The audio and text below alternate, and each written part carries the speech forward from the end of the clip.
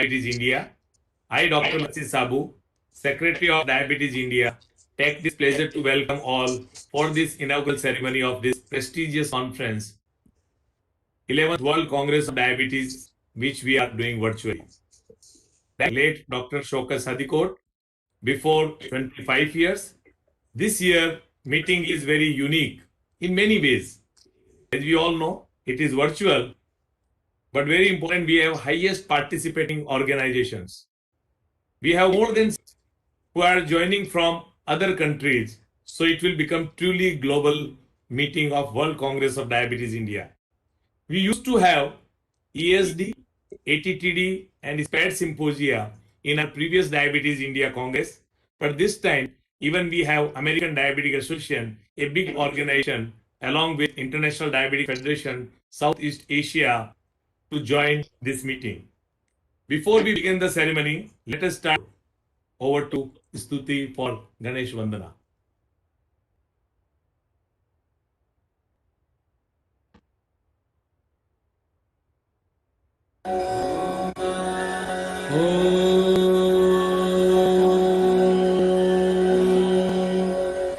वक्रतुण्ड महाकाय सूर्यकोटिः समप्रभ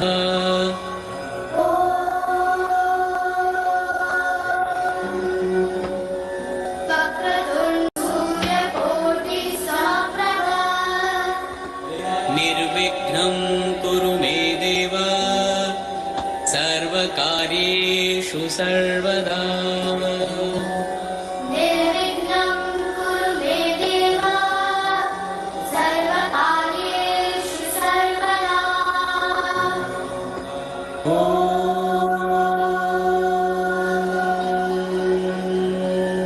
वक्रतुण्ड महाकाय सूर्यकोटिः समप्रभ निर्विघ्नं कुरु मे देव सर्वकार्येषु सर्वदा.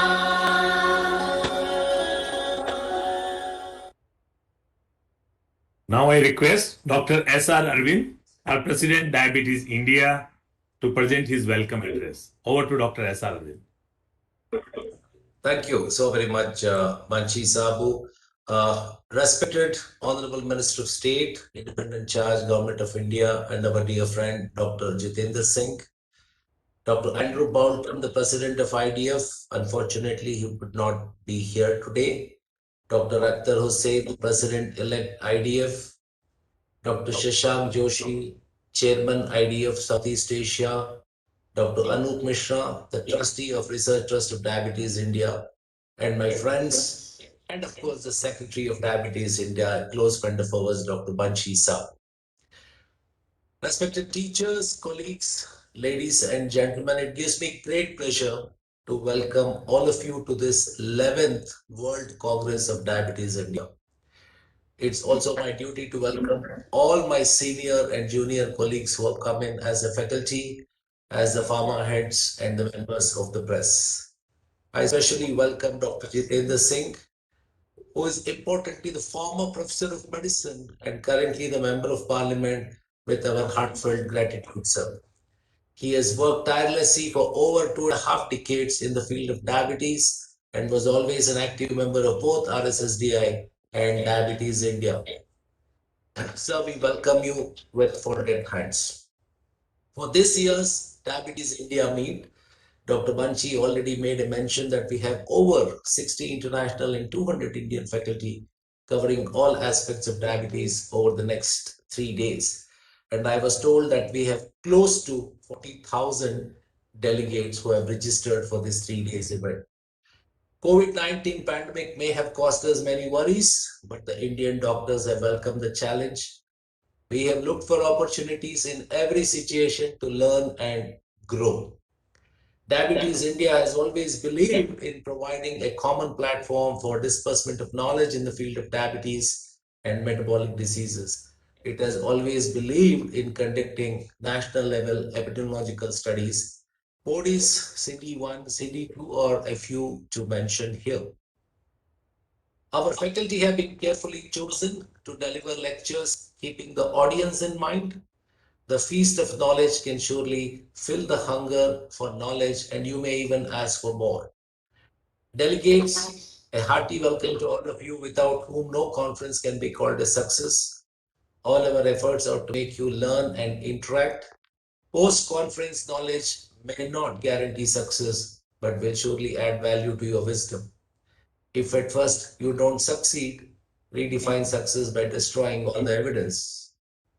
Diabetes is a serious threat to global health that respects neither socioeconomic status nor the national boundaries. People living with diabetes are at risk of developing a number of serious and life-threatening complications, leading to an increased need for medical care, a reduced quality of life, and undue stress on the families. Diabetes and its complication, if not well managed, can lead to frequent hospital admissions and premature death. Globally, diabetes is among the top 10 causes of death. So this conference will try to narrow this. The vision of Diabetes India is affordable, accessible, and accountable treatment to all. And our mission is to minimize complications. And I hope this conference can bridge the knowledge gap to take action to achieve our vision. Welcome again to all of you, and thank you so very much. Thank you, Dr. Arvind.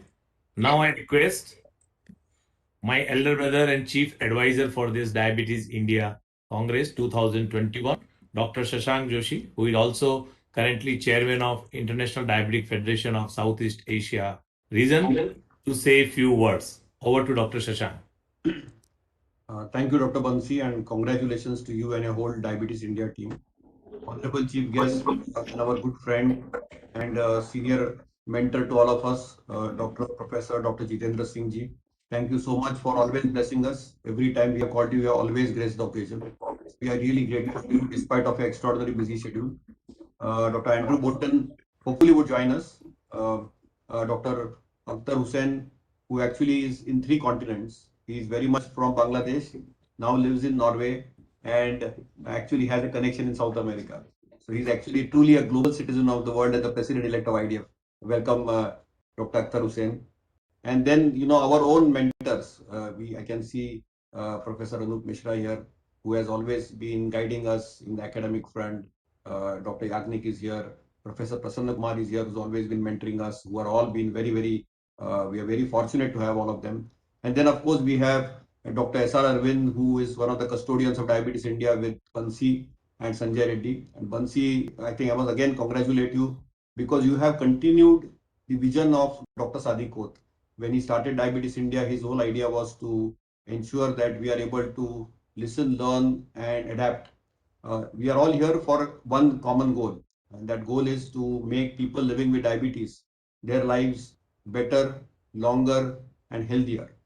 And most important thing, it is not just healthier life, it's not just quality of life, but also add happiness to it. And I think this World Congress, which is the 11th World Congress, has every tenet. You have involved every association on planet Earth, and you have been looking from preventive to curative medicine to technology. You name any part of diabetes, it's there. And as Dr. Arvind rightfully said, we are trying to achieve a complication-free world with diabetes. I think that's something which we need to do. And with this meeting is held in COVID times. As I always say, that we used to have a BC time, which was before COVID, and that we wish we are back there. And now we are in the DC time, which is during COVID, which doesn't seem to end only. It's like eternally getting protracted. We don't know whether a 3rd wave will come, 4th wave will come, 5th wave will come, but we are between waves now. Hopefully COVID will be out and we'll meet physically next year. At least we can't become astrologers, though we are scientists, but hopefully by April 2022, at least India will be back to normalcy. That's what we can wish and pray. And we wish that world is COVID free and we'll move into a post-COVID era. But diabetes care has got on the spotlight because of the syndemic. We have 2 pandemics, diabetes and COVID has dwarfed actually diabetes, which is going to be one of the biggest onslaughts which we are going to see today. And I think I'm very happy that Dr. Sabu has chosen his topics. I think the program is extraordinarily well done and is, looking at visions of all societies. We are in the centenary year of insulin. but I think still prevention is at our core. I still feel that we need to do the right lifestyle. We know that we have opportunity to reverse diabetes, and I really wish Team Diabetes India, Bansi at the helm, and of course we have Dr. Arvind, Dr. Sanjay Reddy, Dr. Prasanna Kumar, Dr. Anup Mishra, and our whole team of Diabetes India to really continue the legacy of Dr. Sadiq Koth in such an elegant manner. And congratulations once again. And let us look forward to a diabetes-free world, or at least a complication-free world with diabetes. Thank you and Jai Hind. Thank you, Shashank. Now I request Professor Dr. Anup Mishra, who is Editor-in-Chief of Diabetes India Journal, to give his address. Over to Dr. Anup Mishra, sir. First of all, thanks, Banshi, for that support over more than a decade when I joined Diabetes India at the behest of late Dr. Shaukat Sadiq Koth. At the same time, Dr. Arvind and myself have been trustee of Diabetes India for again more than a decade. And I cherish their friendship and their support. And along with that, I also cherish support of people like Dr. Shashank Joshi, Dr. Prasanna Kumar, and others. And we have blessing of Honorable Minister Dr. Singh, and we have known him for so long. When he was a diabetologist, he was a brilliant diabetologist and a researcher, and he's absolutely a great minister steering this country in this very, very difficult time. Over last more than a decade, Dr. Sadiq Koth alone total responsibility of the journal. Alone. I was associate editor, but possibly he could do everything, so he did not take much help from me and from others. And alone he built a network throughout the world. As a result, we are, at this time in more comfortable position, all of us, and me particularly, because once I took over the journal from him, we had a global readership, not Indian readership. This was a truly global journal at that time. My job was very simple, to elevate it further, which I did.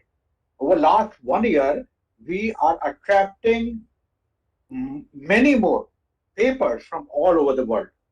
And for the first time, we are looking at the European countries, we are looking at USA. The top authors are either writing commentaries or sending original research papers to us. We have authors from more than 60 countries at this point of time, and the process was made so efficient by Dr. Sadiq Koth. I continued it further. We have a very efficient process of publication, right from the decision, which we take very fast, to the production. During this COVID time, we have done it more, and we have many more people to support me. Dr. Ritesh is here, Dr. Ranil is here, Dr. Avadhesh is here. All these have supported me, and I'm very proud to say that we have citations for this journal articles second only to Lancet and above New England Journal of Medicine, BMJ, and JAMA as far as COVID-19 and diabetes is concerned. These data we published recently. So we are in very, very good position at this time, and going further, we are at ascending path at this particular time. We have totally restructured the editorial board and associate editors, and we have great support from Dr. Arvind, Dr. Sabu in running this journal. And I can only assure you that in next 2 years, we'll reach a point where this journal will be globally recognized as one of the finest journals in diabetes all over the world. So with that, I thank all of you for joining me, and many of you for supporting me. And last point I want to say that many of you are excellent researchers. Please send good quality articles to our journals, and if you have a good quality article, we'll certainly publish in fastest period of time. So thank you again, Banshi. Thank you, Dr. Arvind. for giving me this opportunity to talk about the journey. Thank you, sir. Before we move further, I would like to announce the launch of an initiative by Diabetes India, which is supported with AstraZeneca on dyslipidemia. Can we have the video of this project? And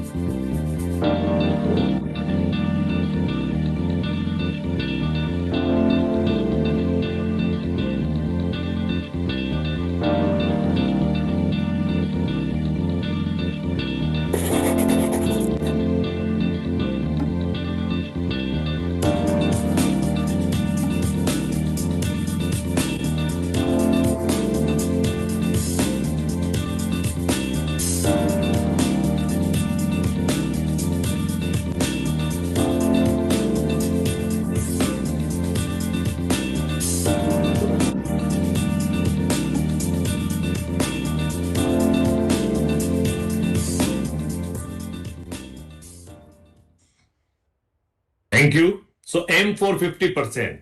So can I request Mr. Gagandeep Singh, he is head from AstraZeneca India, to say a few words about this project. Over to Mr. Gagandeep Singh. Thank you, Dr. Sabu. I hope I'm audible. Yes. Brilliant. Thank you so very much for this opportunity. Honorable Minister and the respected faculty, AstraZeneca, in line with its values of putting science and patients first. As some of you are aware that we have been at the forefront of really fighting this pandemic as well, and have committed to supplying the vaccine to as many countries as possible and at no profit during the pandemic. Continuing with our focus towards science and patients, we've launched our vision with India AIM for 50%. And the objective here is to raise awareness on cardiovascular risk among Indian patients with dyslipidemia and the importance of achieving lipid goals for patients. We're looking at reaching 5 million patients and caregivers and 50,000 healthcare professionals in the next 500 days, and taking the entire program of dyslipidemia forward. Thank you once again for all of you for extending your partnership for this very important campaign, India Aim for 50%. With this, I'm deeply grateful to Dr. Sabu and the faculty for giving us the opportunity today. Thank you. Thank you, Mr. Gagan Singh. Before we have the words from our guest of honor, Dr. Akhtar Hussain, can I request Dr. Amit Gupta to give a introduction to Dr. Akhtar Hussain and to give virtual bouquet of flowers.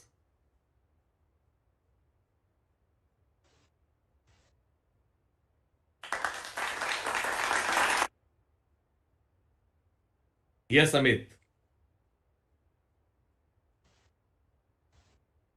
Amit, are you there? Let me mute. Hello. Yes. Yes, sir. I welcome Dr. Akhtar Hussain. Dr. Akhtar Hussain is the President-elect of International Diabetes Federation, and he is Professor in Global Health and primary faculty member, Nord University, Norway, and visiting faculty, Federal University of Sierra. And he's also visiting faculty, Center for Global Health. Welcome, sir. And please present a bouquet to Dr. Akhtar Hussain. Thank you, Arvind. So he's truly global Indian, as already Shashank had introduced him. So now over to Dr. Akhtar Hussain for his few words. Thank you. Thank you very much. And it's a great pleasure. As I said, that this is not the first time that I'm joining this Diabetes India. I have joined this Diabetes India many, many times. And thanks on this day, all of us cannot go without thinking of Dr. Shaukat Sadiqa. He's pioneer in many ways. I have to mention, and with deep respect, I will also come back to some of the other things that he has done. But just to start with this, that I will have to say that Honorable Minister, Dr. Bansi Sabu, Shashank Joshi, Dr. Arvind, and all my fellow colleagues and friends, that what we are going to talk today, this is the really challenge of the 21st century. So we all know that globally an estimated of 463 million people are living with diabetes according to the IDF Atlas. And this number is increasing very rapidly. Actually, in 2017, we had only 425 million. So you see that it jumped from 425 million to 483 million. This brings us to the question, if you look at only India, India has about 77 million people with diabetes, which makes the second most affected country in the whole world after China. So this gives us, I think as scientists, as physicians, we need to think that with all our advanced knowledge, why we are not able to control. We are holding fancy conferences, we are attending, we are getting prizes for many innovations, and I will get back to this, for example, the innovation of insulin itself in my later talk. If we look in 2019, diabetes was a direct cause of 1.5 million deaths globally. And to present a more accurate picture of the deaths caused by diabetes, however, deaths due to higher than optimal blood glucose through cardiovascular disease, chronic kidney disease, and tuberculosis should also be added. Between 2000 and 2016, there was about 5% increase in premature mortality from diabetes.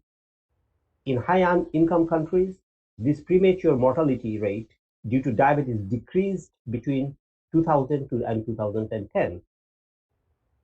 In low and middle-income countries, the premature mortality rate due to diabetes increased across both periods. Where are we? We as we said, that we have so much wealth of knowledge, we have advanced so much, but where are we? So if I will give you some key facts that you all are familiar with, but still it's important to remember, the number of people with diabetes rose from 108 million in 1980, that when it started this, to 422 million in 2014, and prevalence is rising more rapidly. And given this pandemic of COVID-19 that we all are aware, and we have seen that this COVID-19 precipitate both type 2 and type 1 diabetes. So we all are afraid that there will be a peak of prevalence and incidence of diabetes after this in the post-COVID era. And in 2019, an estimated 1.5 million deaths were directly caused by diabetes, and another 2.2 million that we said that we can actually, so we are talking about around 4 million people deaths due to diabetes. But we all know that diabetes can be treated and its consequences avoided or delayed with diet, physical activity, medication, and regular screening and treatment. So we know this, and we know how to prevent, we know how to treat, but in reality, if we look at the figures, we have to say that we are failing. And we should take into, it's not only that it's individually, collectively, that if our knowledge supports our self-interest, not the community as a whole, then we will be failing. The knowledge will not help us. The knowledge will only help us when we are dedicated. And in this regard, we all share the responsibility, and International Diabetes Federation would be more than happy to support. And in this connection, I will also mention that actually Shaukat Sadiqat, who established the IDF School of Diabetes. Currently, I am the chairman of this international school, education and school. We are making tremendous progress. Yesterday, we had a meeting with the WHO, and WHO is now coming to collaborate with the IDF for the IDF school. It's a tremendous step, I think, that it is a recognition by the WHO to see that this school is an essential tool in order to train manpower. Last, I would also like to say that in these kind of conferences, one thing that we always forget, that is we recognize our sponsors, the pharma sponsors, then all other sponsors, but we fail to recognize that the people with diabetes are the real sponsors of all congresses, because whatever the money we get, with the support that we get for the farmers, this is coming from the people with diabetes who are paying. So we should keep it in mind that every time that we have this, among the sponsors, we should include people with diabetes. Thank you very much, and I wish you all the success. Thank you. Dr. As we are missing Dr. Andrew Bolton, President of International Diabetic Federation, he could not join. But I request Dr. Sanjay Reddy, our Joint Secretary for this conference, to introduce our guest of honor, if he can do the honor for Dr. Andrew Bolton. Before we move further, we can announce some awards. Dr. Sanjay, are you there?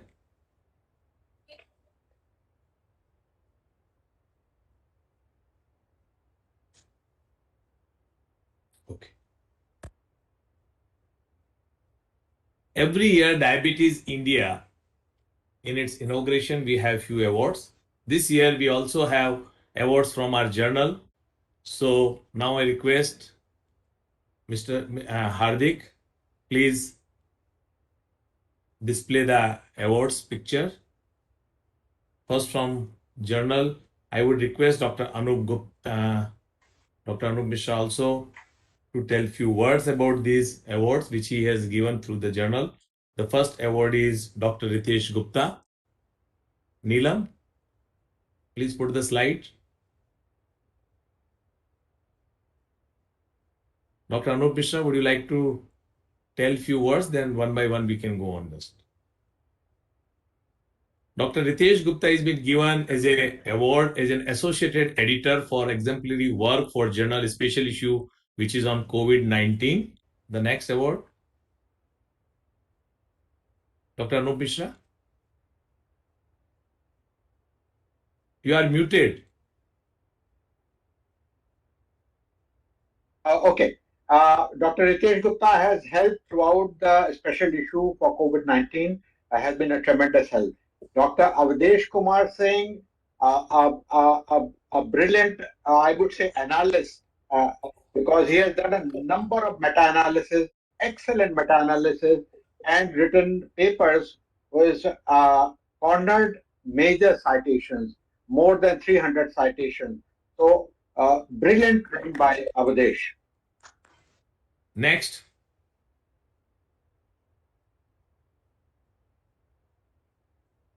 Dr. Ranil Jayawardene. Yes, Dr. Anup. Yeah, Dr. Ranil Jayawardene is from Sri Lanka. He's one of the topmost researchers as far as nutrition is concerned, and has written in our journal and other journals some of the top cited articles on nutrition and immunity. And he has also researched a lot on obesity. So I would say that he's one of the topmost researchers at this point of time in nutrition in South Asia. Next.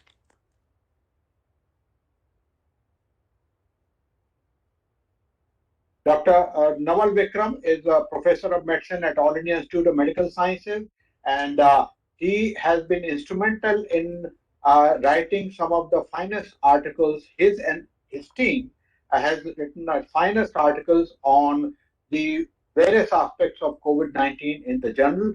And otherwise, he has been a top researcher as far as fatty liver and obesity is concerned. Thank you, Dr. Anup Mishra. Congratulations to Dr. Naval Vikram, Dr. Ritesh Gupta, and Dr. Avdesh Kumar Singh. Every year we have also the award from the Diabetes India, which is supported with USV. So can I have slides from Neelam again for all the awardee, which we are doing from different parts of the country who are working very hard to increase the awareness. First is from Dr. Rakesh Kumar. He is from West Bengal. The next. We are giving these awards for contribution in field of educating the patients diabetes awareness drive. Dr. Sonali, she is from Maharashtra. Next one. Dr. Amit Kumar Sharma from Delhi. Next one. Dr. Shelly Sujal Patil from Mumbai. She's been given best contribution in field of management of diabetes to improve compliance and adherence. To Dr. Shelly. Next one. To Dr. Ajay Budwar from Punjab for contributing, educating in healthcare professional. Over to Dr. Ajay, Punjab.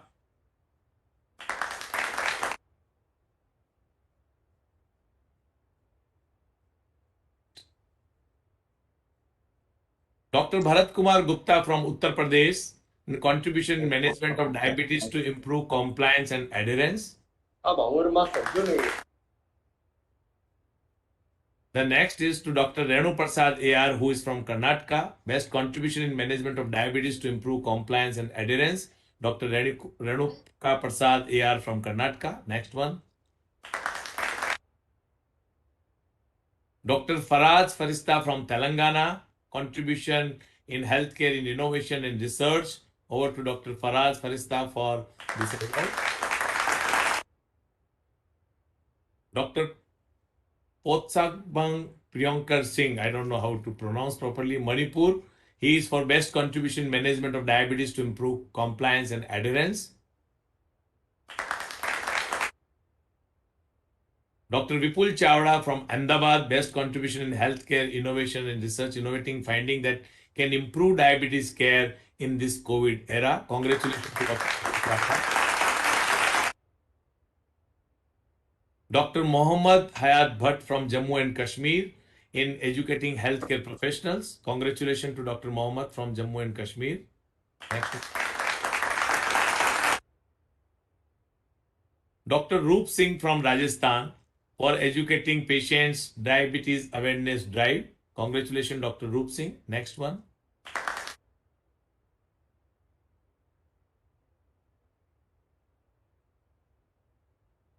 From Odisha, again educating the patients diabetes awareness drive. Congratulations. Next one. Thank you so much. Thank you, sir. Next one.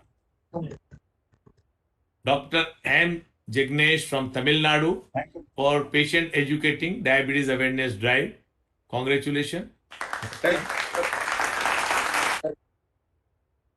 Thank you so much. Thank you. Dr. Ashwin Mukandam from Kerala, again to improve the compliance adherence for the patients for management of diabetes. Congratulations, Dr. Ashwin. Next one. Dr. V.K. Jagnani from Jharkhand for patients awareness, diabetes awareness drive. Congratulations, Dr. V.K. Jagnani for Jharkhand.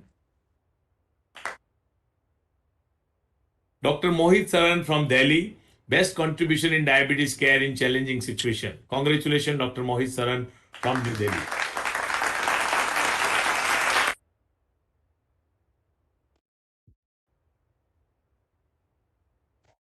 As we progress towards the end of the ceremony, can I request all dignitaries to join for the lamp lighting ceremony to inaugurate the conference officially.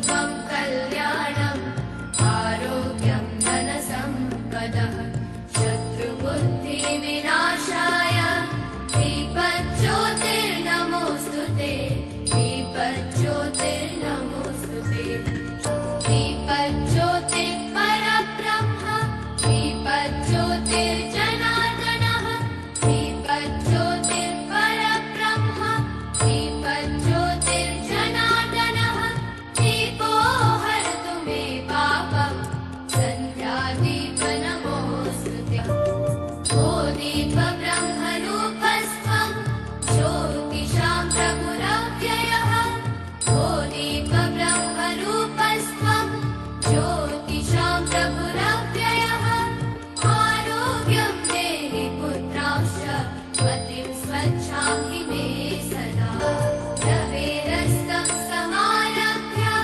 यावत् सूर्योदयो भवेत् रवेरस्तं समारभ्य यावत् सूर्योदयो भवेत् यस्य तिष्ठे गृहे दीपं तस्य नास्ति तथेत्रता शुभं कुरुध्वं कल्याणम् आरोग्यं धनसम्पदः शुभं कुरुध्वं कल्याणम् आरोग्यं धनसम्पदः शत्रुबुद्धिविनाशाय दीपज्योतिर्नमोऽस्तु ते दीपज्योतिर्नमोऽस्तु ते शुभं कुरुध्वं कल्याणम् आरोग्यं धनसम्पदः शुभं कुरुध्वं कल्याणम् आरोग्यं धनसम्पदः Thank you. Now I request Dr. S.R. Arvind to invite our chief guest, Honorable Ministers Dr. Jitendra Singh ji, and to introduce him. Over to Dr. S.R. Arvind. Thank you so very much. I think it's an honor and a privilege to introduce Dr. Jitendra Singh. Dr. Jitendra Singh was born on the 6th of November 1956. He's an Indian physician and a politician. He is the Minister of State, independent in charge for the Ministry of Development of Northeastern Region and Minister of State for Prime Minister's Office. Personal public grievances and pension of the departments, and he also holds the Department of Atomic Energy and Department of Space.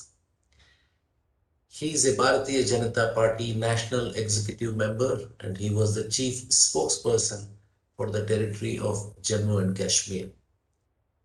He won the Udhampur seat in the Indian general elections in 2014 and again in 2019 for the 16th and 17th Lok Sabha. Formerly, he was a professor of diabetes and endocrinology. He was a consultant, a clinical practitioner, a researcher, and author of 8 books, and he was also contributing regularly in the newspapers. He was very close to most of us who are here today. He has worked tirelessly in the field of diabetes, both for Diabetes India and RSSDI, and we are so happy that one of our own today is inaugurating and also a minister. He is the ex-chairman for the National Scientific Committee Diabetes and the Research Society of Diabetes for India. With these few words, sir, I welcome you to inaugurate this World Diabetes India Congress and say a few words. Thank you, Dr. Aravind, for a very kind introduction. It's indeed an added pleasure to hear these words from someone like Aravind. As he said, we have been together, I don't even recall for how many number of years. We've grown up together, we've grown together, we have shared common mentors, common friends, common moments. And it's therefore a personal gratification to be introduced by someone like Dr. Aravind.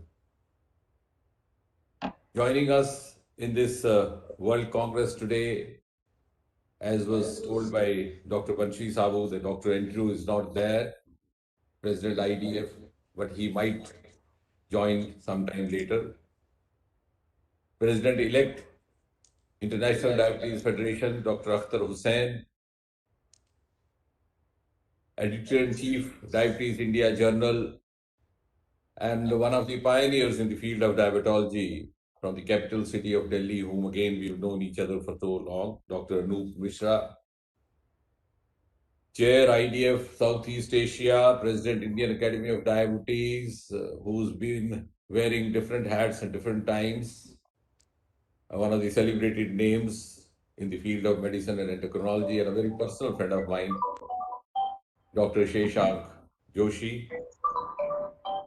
And last but not the least,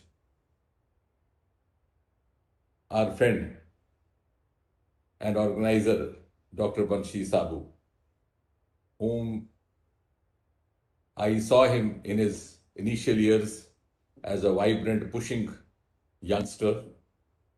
And I'm glad that his zeal has paid him off.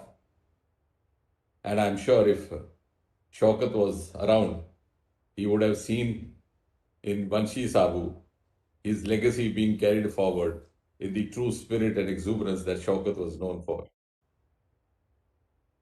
And yes, as was being mentioned time and again by many of those who spoke before me, we cannot on this occasion help remembering Dr. Shaukat Sadikot, who was the founder president of Diabetes India, and who also gave some of us the opportunity to join him as the founding members of the executive committee when he set up this organization. Unfortunately, Shaukat left us before time, but as I said, the legacy continues, and we have the satisfaction of a team comprising of youngsters like Banshi Sabu, who is now in his turn grooming a new set of youngsters of the next generation. Ladies and gentlemen, over the last 2 decades, India had witnessed a surge of type 2 diabetes mellitus, and the disorder, which was earlier confined to mostly South Indian states, then assumed pan-India proportions and came to be known as a pan-India epidemic. I remember in my younger days as a medico, even somebody like Professor MMS Ahuja, who started out diabetes in All India Institute of Medical Sciences, but was actually a graduate of Madras Medical College, was known as Madrasi Ahuja in Delhi, for the simple reason that diabetes research and academics was not very much talked about in Delhi circles. It was mostly a confine of Chennai, which was then known as Madras. But he, being a colleague of Dr. Vishwanath, Dr. Sam Moses, formed that small group which took upon themselves to carry it forward. And as I said, this disorder, which was earlier confined to a few states in South, is now a pan-India phenomena. And the disorder, which was earlier known to be a disease of the cities, metros, and urban areas, has now begun to make inroads even in rural India. And we, the practitioners and researchers of diabetes of this generation, have been incidentally witness to this emerging phenomena.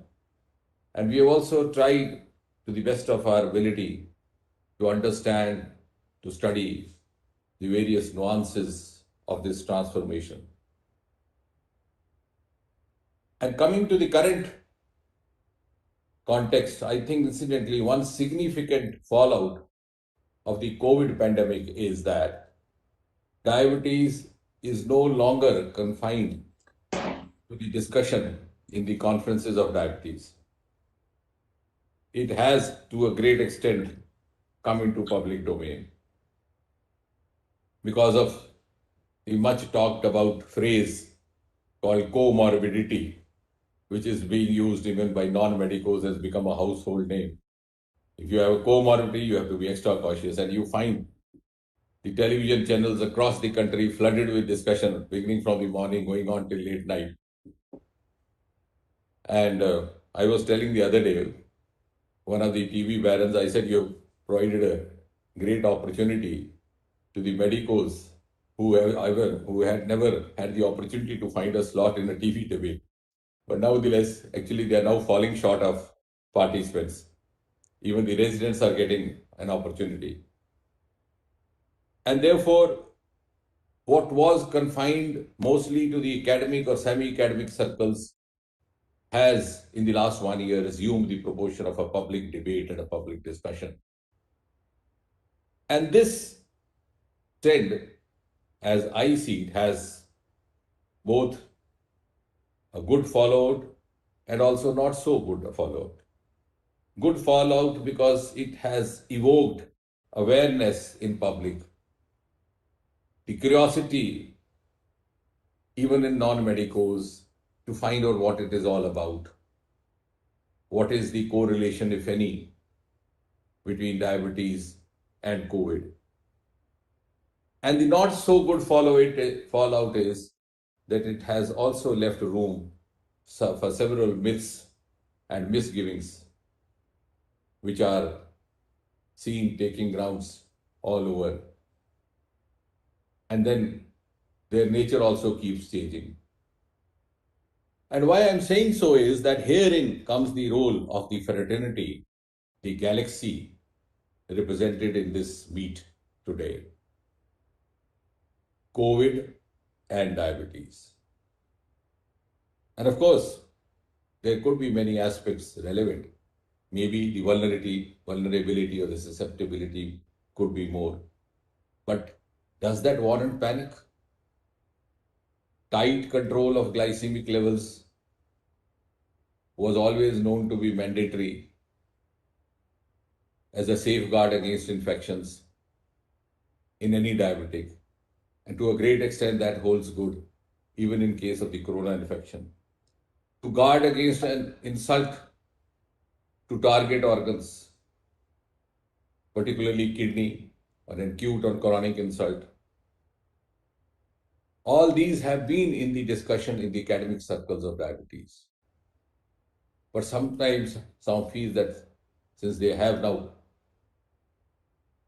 also occupied space elsewhere, and therein comes the role of the fraternity, which is actually engaged in the research, study, and diabetes practice.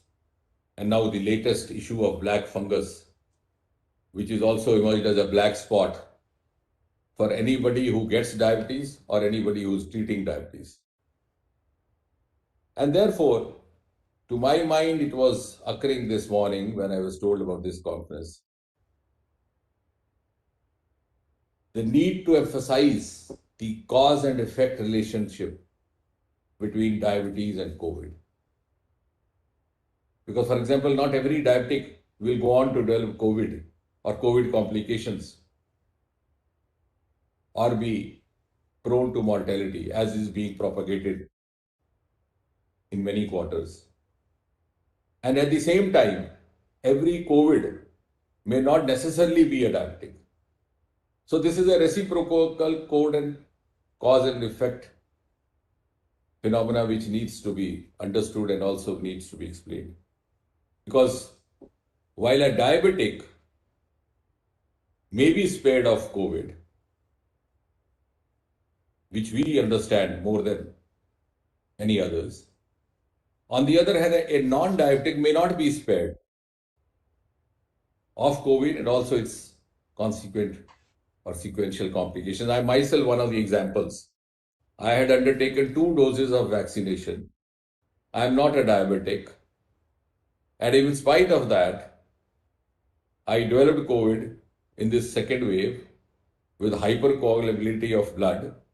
I had to take low molecular weight heparin injections for 10 days followed by anticoagulants. And my levels went more than 2 times higher. Apparently, I was not having any of those risk factors.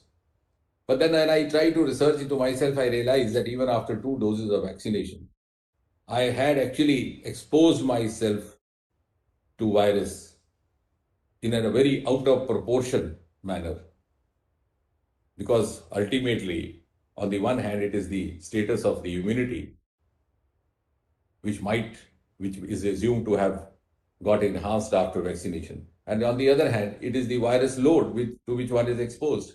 And I was actually for 4 or 5 months totally exposed. To be precise, from 8th of November onwards, I was for about 1.5 months in the midst of the District Development Council elections happening in Jammu and Kashmir. Then immediately I went over to Assam for the assembly election, which luckily we won. I was down up to the public, up to the taluka and the panchayat level for 2 months. From there went straight to Mizoram. So I was actually tending to believe that I had already suffered from COVID, which might have touched me and gone off asymptomatically, because as a clinician, I knew after all this exposure, I couldn't have escaped. But of course, we know the asymptomatic cases. But then when I came back to Delhi, and that was the peak, and I succumbed. So these are the issues which need to be clarified, I think, more vigorously now, because the debate and the discussion has also sometimes tends to go out of the domain of the experts. And from this point of view, I would just flag off to Banshi Sabu, and he could just give it a thought. Whether in the wake of the current pandemic, we could also hold a series of COVID diabetes academic meets. Like a few years back, we started cardio diabetes meets for our own education, for the education of others. And at the same time, at the second level, also start organizing public awareness camps as we do diabetes detection camps. We could have public awareness camps devoted specifically to diabetes and COVID, or COVID and diabetes, where the various aspects of this could be actually imparted in a more scientific and a rational manner. Ladies and gentlemen, being a teacher all my life, I can go on for hours, but I know the basic principle of webinar is that you have to stop short before others go off to sleep, because you don't even know whether the audience is listening to you or only talking to yourself. Sometimes the connection also goes off. So before I end, I would just say that it is a time when the whole world, is engaged in the fight against COVID, and India, under Prime Minister Narendra Modi, is leading from the front. And we are currently running one of the fastest pace vaccination drives in the world. On the very first day, 6 crore people were vaccinated when this drive was launched. It is more than the population of many of the European countries. And we are sustaining this in spite of the constraints of a population of 135 crore. And at a time like this, it is an opportunity for all of us in Diabetes India, and indeed for all of us in the diabetes fraternity, to contribute our might to defeat this menace.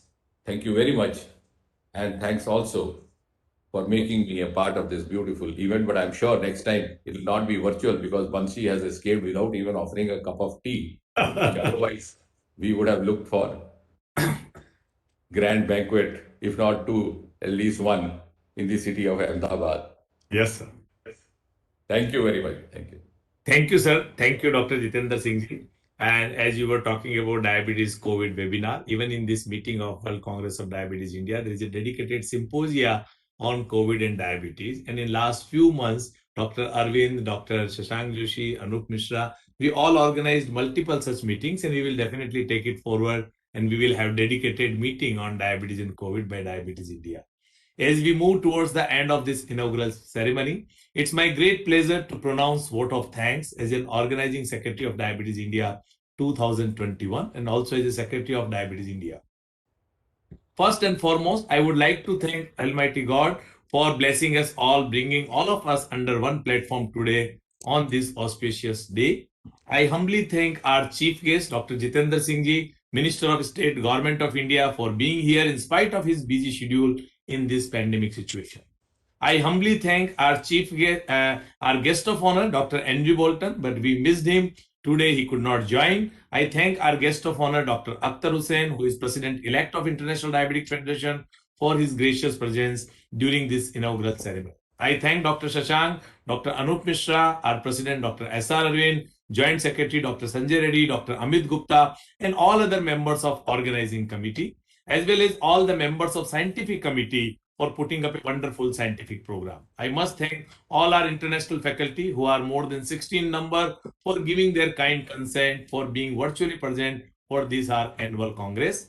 I also thank all our national faculty that in spite of their hectic schedule in current situation, they agreed to be part of this conference. I thank all international supporting organizations, American Diabetic Association, European Association of Study of Diabetes, International Society of Pediatric and Adolescent Diabetes, SPAD, CODI, ATTD, International Hypoglycemia Study Group, Diabetes Education Study Group, Diabetes Asia Study Group, Primary Care Diabetes Europe, PCD, Indian Academy of Diabetes for being partner with this conference. I thank all our industry partners, particularly USV, Torrent, Sanofi, Novo Nordisk, Eli Lilly, Abbott, Boehringer, Microlabs, Dr. Reddy, and all others for their generous support in organizing this conference at such a large scale. I thank our event management company, RX Events, for providing wonderful platform in this pandemic time that we all could connect in spite of staying distantly physically. I would like to thank my team DiaCare for helping me in all administrative work for this conference. Before I end, I would like to thank my family, my wife Annu, my kids Ria, Jisa, Meet for their constantly observing my absence while I was working for this conference. At this juncture, I would like to remember my teachers whom we lost recently. First, Dr. Shaukat Sadikot, Dr. O.P. Gupta from Ahmedabad, he was patron for RSSDI, and Dr. Siddharth and Shah. Though we have lost, but your vision for people with diabetes in this country will be carried forward by the diabetes community in India. With this, I conclude this inaugural ceremony by thanking everyone who worked very hard for this conference, and kindly forgive me if I forgotten to mention any name. Can I request everyone to rise for the national anthem?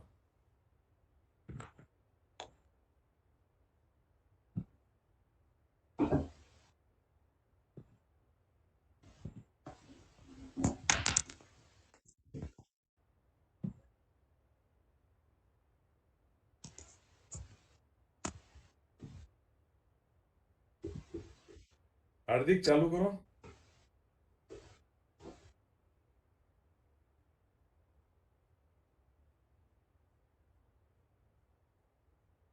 Neelam, start.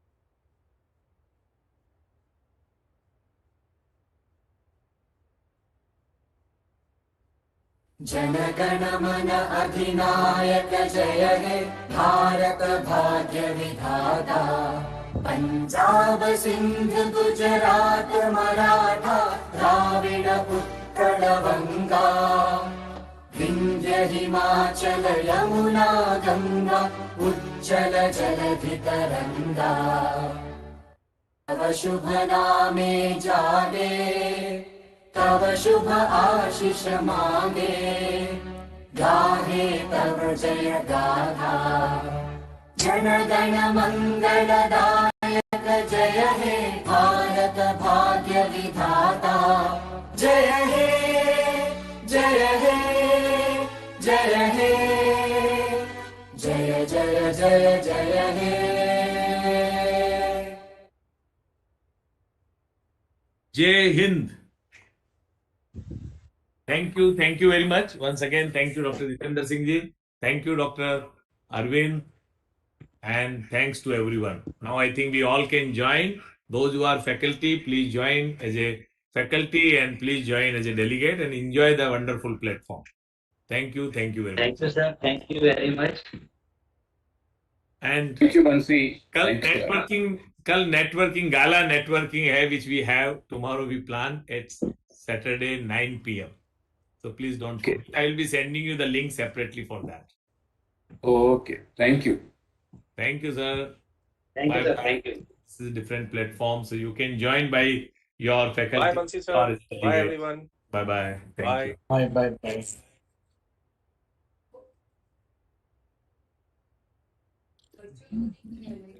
What?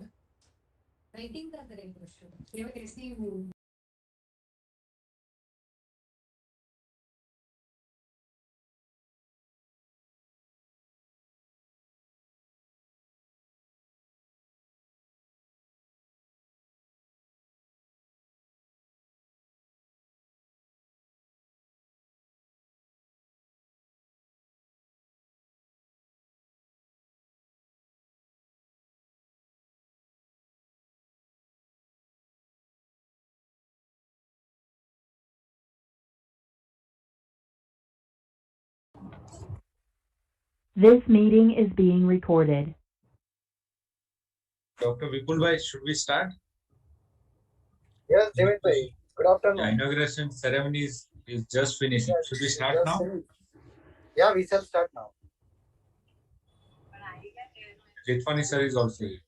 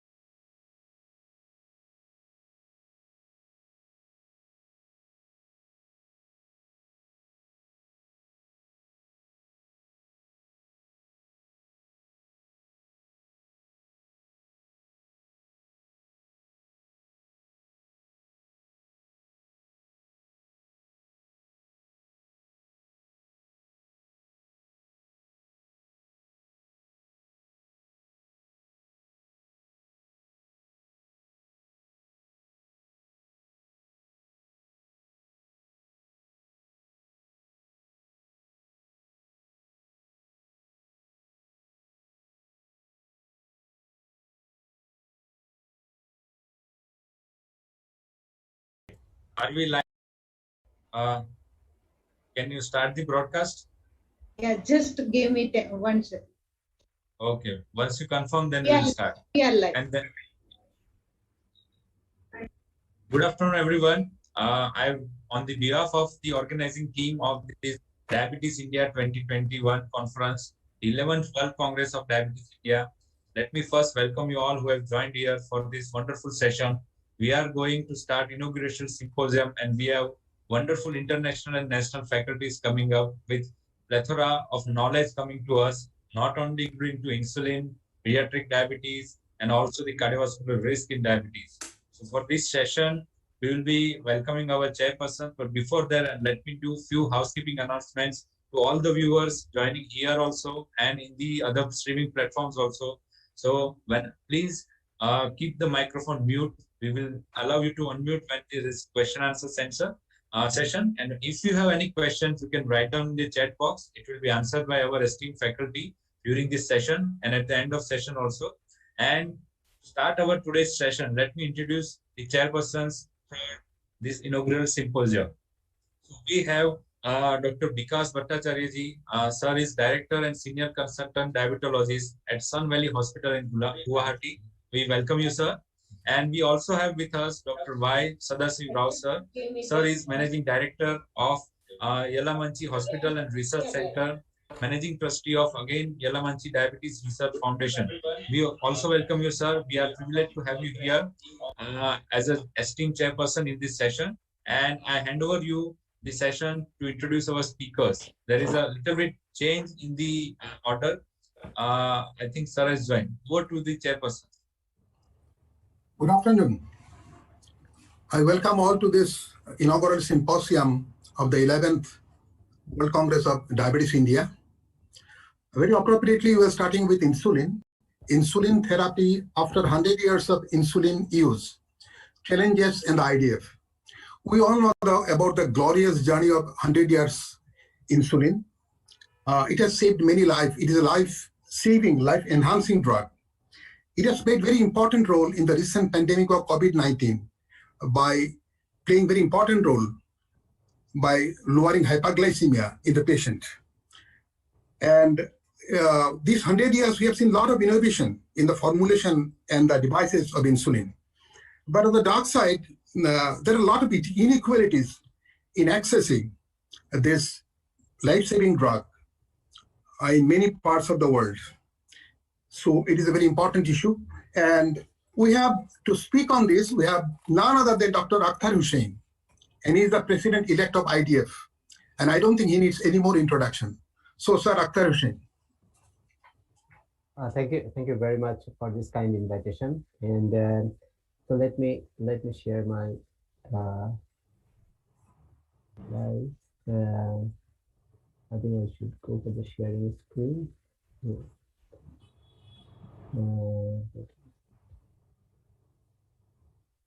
So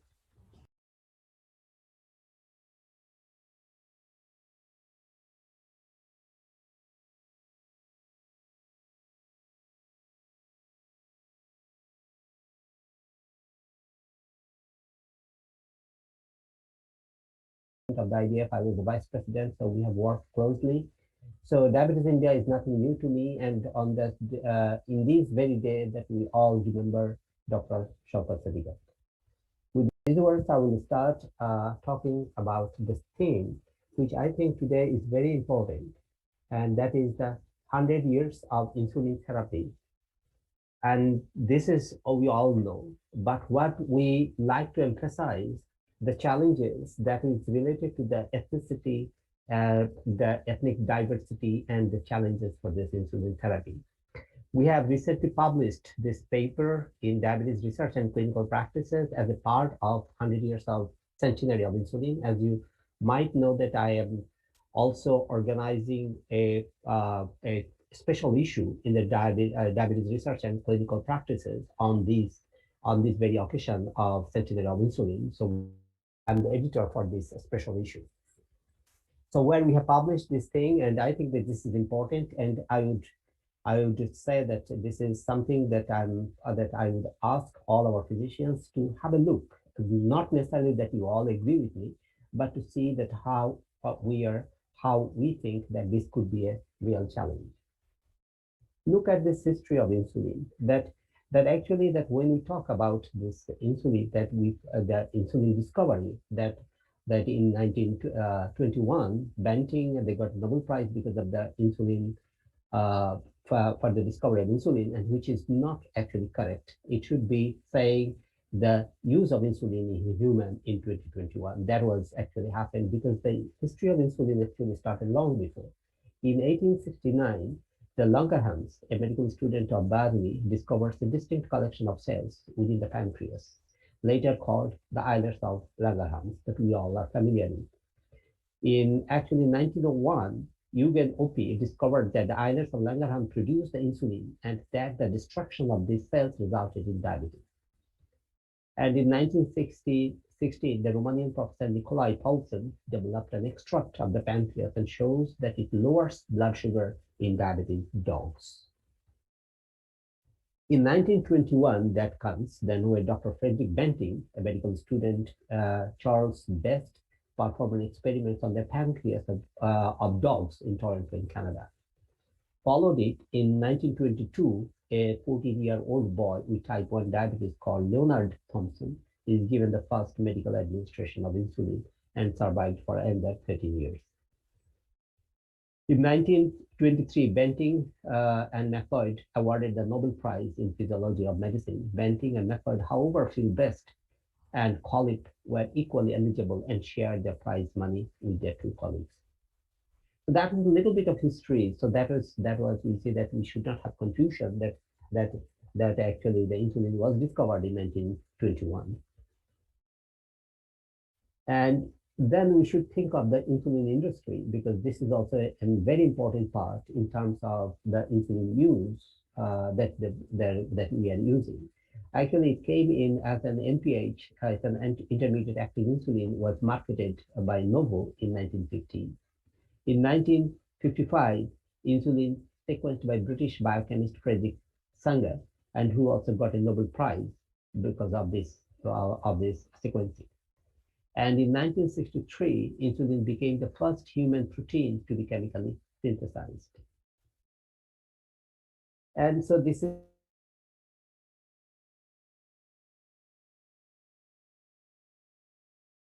1982 synthetic insulin is renamed as human insulin, and 1985 Novo Nordisk introduced the insulin pen.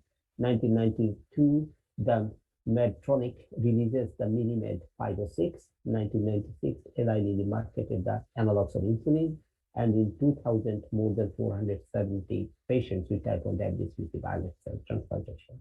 So you see that this is the insulin industry is very much part of our medical practices, because we are using insulin in order to treat our patients.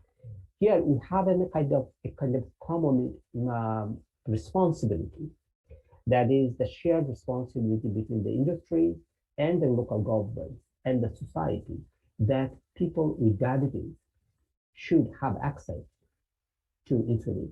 And this is something that we had several meetings with the WHO. We recently got one WHO resolution on this. Unfortunately, we could not call it as the way we wanted to, universal access of insulin to all diabetics. So but it came under later that it is, I would ask all of you to have a look on this WHO resolution now that is there, and I can send you the links for this. And where we are, the biggest problem is the transparency of pricing, which we are very much from the International Diabetes Federation side. So we are very much pressing on the transparency side, but the industry was blocking, and not only industry was blocking, but it is also the countries that have those industries, they were actually blocking. So we have to make some negotiations in order to get this. But I think that this is coming forward. So it's not a critic to any industries. Everybody tries to protect their interest. But as I said, that we have a shared responsibility, and any industries of today also feel that they also have a kind of social responsibility. So if you look at this, for example, given this say in insulin of 100 years and access to insulin, which is I as even though I lived more than almost all my life in Europe and the US, but I'm originally from Bangladesh, as you know, that I'm from a poor country. I have seen the problems that how accessibility is important. Recognize that insulin is an essential medicine, but concerned that despite being discovered 100 years ago in 1921, globally about half of the people in need insulin have no or irregular access, with an unacceptable equality between and within the countries. If you this is, and whilst in Sub-Saharan Africa, if you look up, so this number was found to be only 1 in 7 people, and this data is actually not old. This is a new data that came out of the WHO. And this was also published in 2021. But what was the vision that Lawrence, that in 1922 declared that now modern discoveries, particularly insulin, have completely changed the outlook. There is no reason why a diabetic person should not, if he can be taught to do so, lead a long, normal life. We see that our medical community, we fail to secure this to our people with diabetes. And this is a challenge that I think that for example, International Diabetes Federation, along with our colleagues, International Diabetes Federation is a federation of our member associations. That means all our member associations, all physicians, led by the idea, take a responsibility that these things should change. If you look at this, this is my favorite graph that we say that what is our achievement that we are celebrating so much about 100 years of discovery or whatever 100 years of use of insulin. Of these, for example, we say that about half of the people are actually diagnosed, of those people who have diabetes. And half of those who are diagnosed only receive care. And those who receive treatment, so they're only half of them achieve targets. And of those who achieve targets, only half of them achieve the desired outcome, that is, avoid complication. So if you look at this, applying the rule of halves, it is possible to hypothesize that only average just 6% of the people with diabetes live their lives free from diabetes-related complications. You see that where we are failing despite of all our knowledge, all our discoveries, where we are failing. You see that this is also another thing that I would like to say, that in order to have the accessibility. So if you look at this is the data from 2021, that you see that, for example, the cost of production of human insulin, government procurement, patient price, patient price in private sectors. If you look at this analogs, so then you can say this cost of production, the government procurement, patient price in public sector, patient price in private sector. So you see that we where we are failing, why this, as because with these prices, not only you do not have to think about this, the poorer countries of the world, but you can also think even the richer part of the world. If it is not paid by the state, many people with diabetes will not have access to insulin, even in Europe. You also see this, for example, the Sub-Saharan Africa that I have just mentioned, that if you look at this public and private sector, for example, Benin, you see that there's a huge differences in accessibility, in availability in different sectors of the health system in, for example, public and private sector. So this is something that you say that this is IDF is thinking, but IDF cannot do anything. We are trying through the WHO, but who actually can make a change is the physicians on the ground. We need a better collaboration with the physicians on the ground. So it's now I will come to this story of therapy. So you know that is so this breakthrough in Toronto in 1921, that inventing and bed. So then we thought that now that the people with diabetes will have a normal life. So if you look at this insulin therapy as a kind of brief history, so the first formula proposed in 1922 was also weight-based and calculated conservatively to prevent hypoglycemia and preserve the limited amount of insulin available. That is, the dose is body weight multiplied by insulin sensitivity of a dog. You see, so you see that we have used this body weight as a kind of proxy measure for insulin resistance from the very beginning in 1922. In 1982, based upon clinical experiences with human regular insulin, Schuyler et al. Suggested that total basal dose as TBD should be about 40% of the daily dose of TDD. In 1998, the rule of 3 was proposed for estimating carbohydrate to insulin ratio. And this is quite important that when we say this, for example, carbohydrate to insulin ratio, because the conversion from carbohydrate to glucose, actually, I will show you that it differs significantly by ethnicity. And we also know that, for example, body weight related to the insulin resistance also differs very much by ethnicity. The current formula of estimating the correction factor, the CF, are based on the suggestions by Davidson et al. By 1500 rules, later modified to 1700 of CF, 1700 by TDD. So these are the correction factors, and this is the brief history of insulin therapy. If you look at it, we know that this basal insulin is, that we all are familiar with this. That for example, the weight and the bolus requirement, the carbohydrate ratio, and correction factors. Look at this, for example, diabetes component pathways.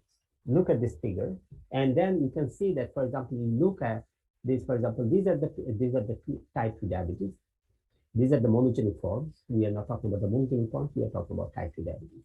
You see that these are the in the component pathways. So we have obesity, we have insulin action, insulin resistance, adipose tissues, inflammation, fat distribution, and beta cell function. Looking at these, that all these factors do not affect all people with diabetes in equal proportion. You see that there is a great variety in terms of by ethnicity, which I'm going to show. Today, you also know that, for example, this WHO is coming up with the subtypes of type 2, that it is not only type 2, so that means that we need to treat this type 2 patients differently. So if you look at this figure that you all know, that for example, that how, for example, this weight that we just talked about, this normal, overweight, and obese, that weight, that how it is different. These are the people in the US, all people are in the US, living in the US, the Europeans, the Mexicans, the South Americans, the Russians, the Africans, the Middle East, Indian subcontinent, Central Asia, and Southeast Asia. So you see that, for example, how the obesity is actually affecting in different ways.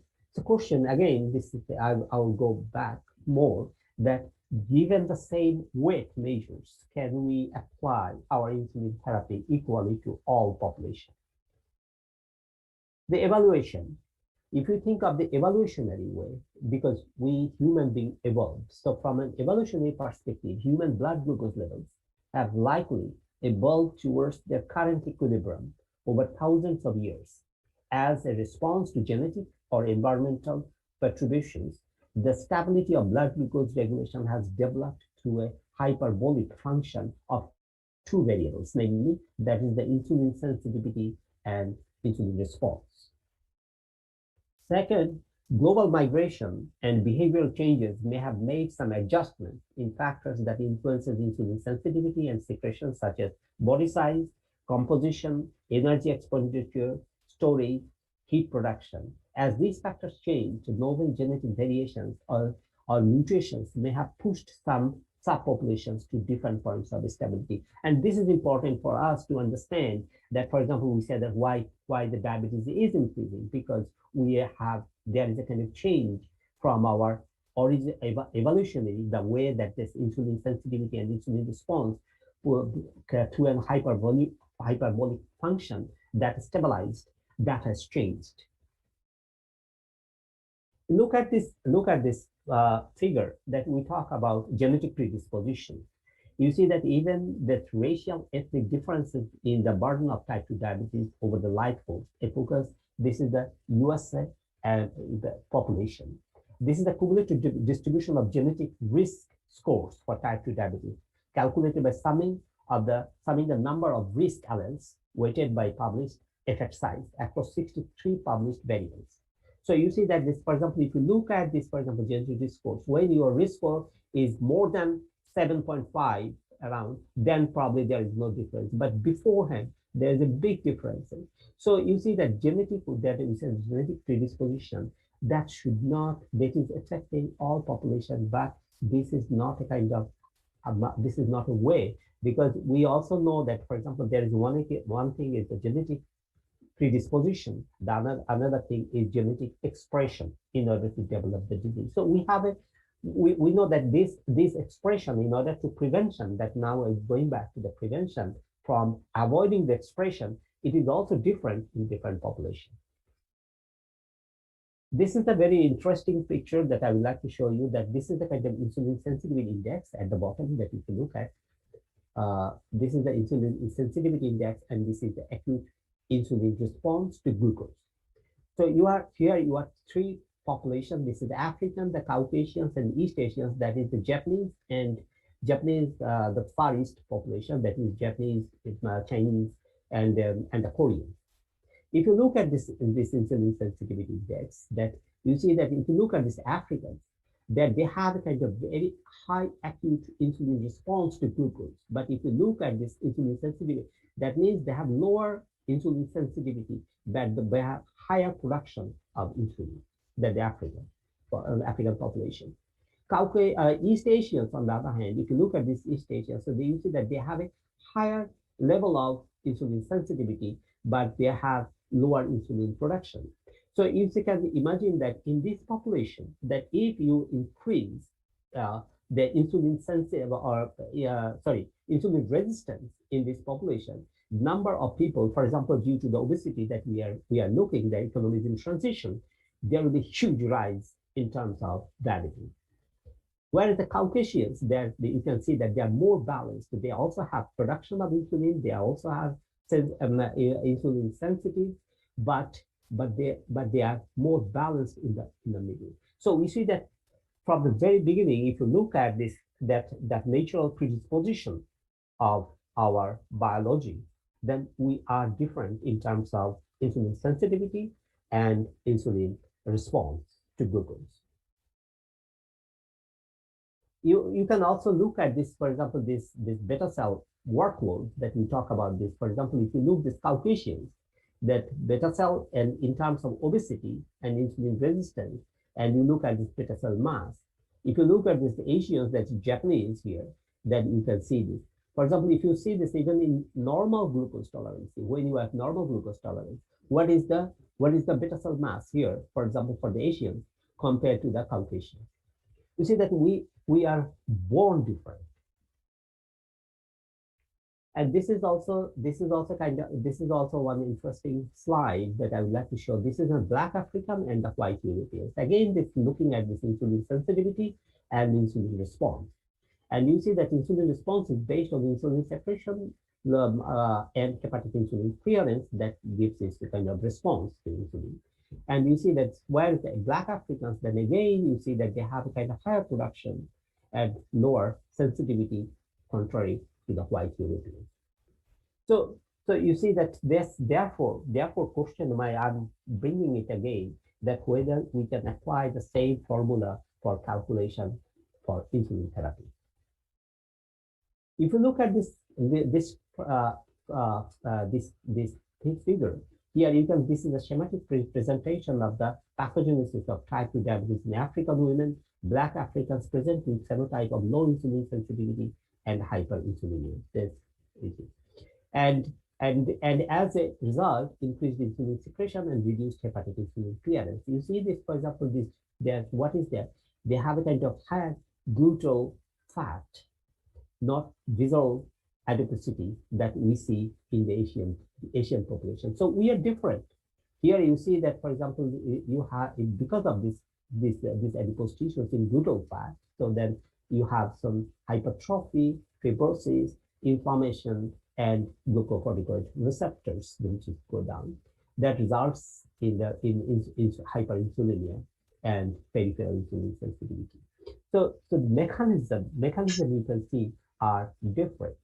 Whereas in our in our Asian population, that we know that they have a low BMI and a large waist circumference in Asian population.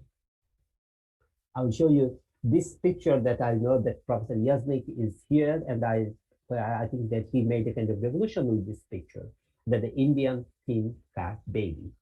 So we all know this that they have, this is the Indian baby who has much more fats. So which is Chittaranjan Yasnik, that he published it, and this is a kind of marker for us to understand the differences. You can say that this is also the same Yasnik and his colleague. You can see that identical BMI, but the body fat percentage is more than double. We look at this picture of giving this kind of same individuals with same body fat percentages and BMI. This is the European, and this is the Asian, South Asian. Then we see that liters of visceral fat given the same amount, it's not a difference in the same body fat percentages and BMI. Then we have about 1 liters of visceral fat compared to 3.7 liters of visceral fat. And for example, if we look at the waist circumferences with the same body fat percentages, age, sex, and waist circumference of 84 centimeters, we say it's about again 1 to 2 liters of visceral fat in the Caucasian, whereas our Indian has a 4.2 liters of visceral fat. So we can see this also affects, for example, the Africans, Caucasians, and the Asians. You see that the Asians, we have the highest number of visceral fat compared to the gluteal fat that we saw in the African population. And the relationship of fasting and post hepatic insulin delivery and insulin resistance. If you look at this, for example, hepatic insulin and delivery, then you can see that there is with the insulin sensitivity with that there will be decreasing post-hepatic insulin. And this also affects on the level of obesity. We know that our obesity, we are not overweight, but we are kind of central obesity. But this picture doesn't show about the central obesity. This talks about the general obesity. But we know that 50% of the people in India, Bangladesh, that actually the diabetic population are not overweight. And this is something that we also need to think, that or even more than 50% population, because of the rising of diabetes in the rural population, that more than 50% of the people are actually lean. See about this glucose tolerance. For example, these Caucasians, the insulinogenic index and the insulin resistance, for example, in Caucasians and the Japanese. You see that this is all very, very different.